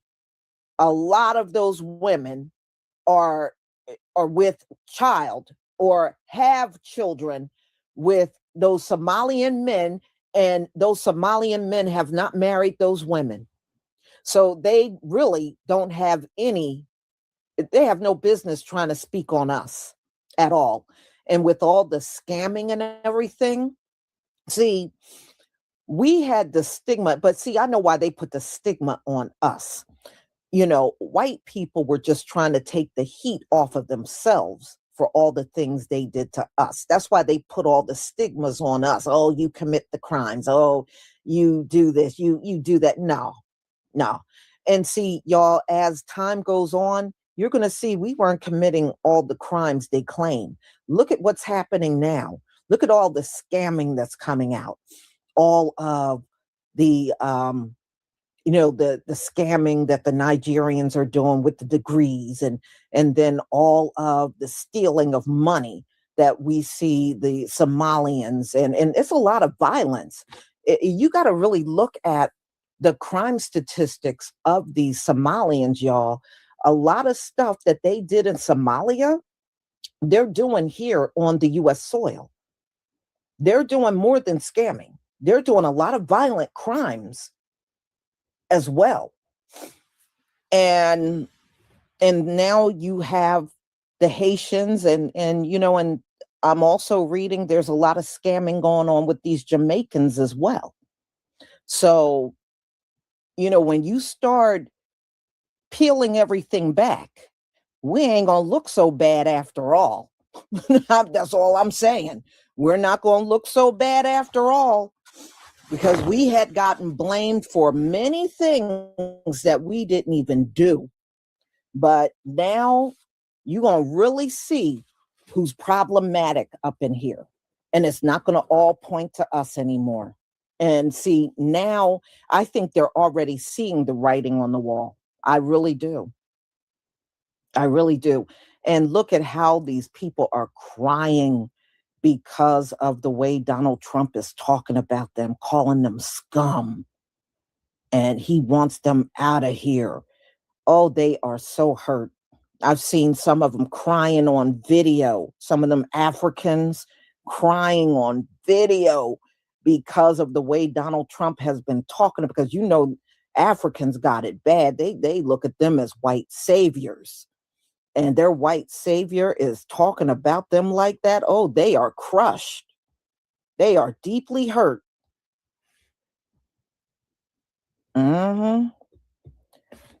But I think with 3i Atlas, that shift is going to be way more significant than we ever seen before.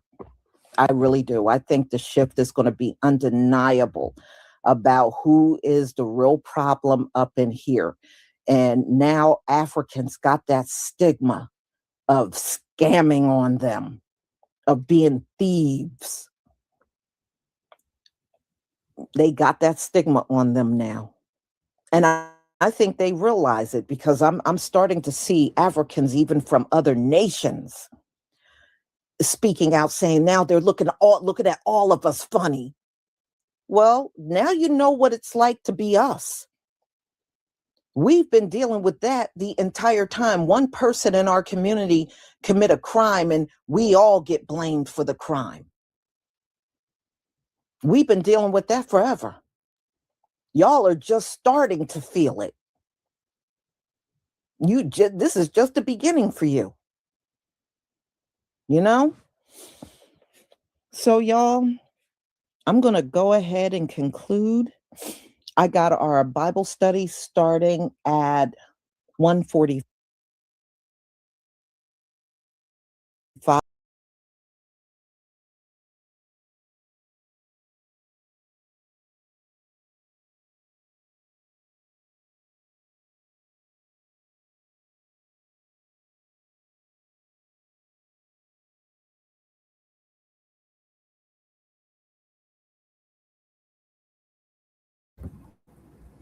All right, y'all, and we're going to go ahead and conclude as well. So thank y'all for tuning in to Season 6, Episode 5, Part 2 of the Frontline Black News. Join us later on today for Part 3. In the meantime, make sure to like and subscribe to all of our platforms, Frontline Black News on YouTube and Facebook, The Revolutionary Agenda on YouTube and Facebook, and Shabaka's Black Experience Enhanced on Facebook and Twitter. And shout out to everybody that came through. Shout out to Black Joe. Shout out to Breeze. Shout out to Shabaka. Shout out to Twin. Shout out to Mac. Oh, thank you, Twin. Shout out to... I think that was it. Anybody else peeking and not speaking? So peace, love, light, reparations, and separations, and black empowerment.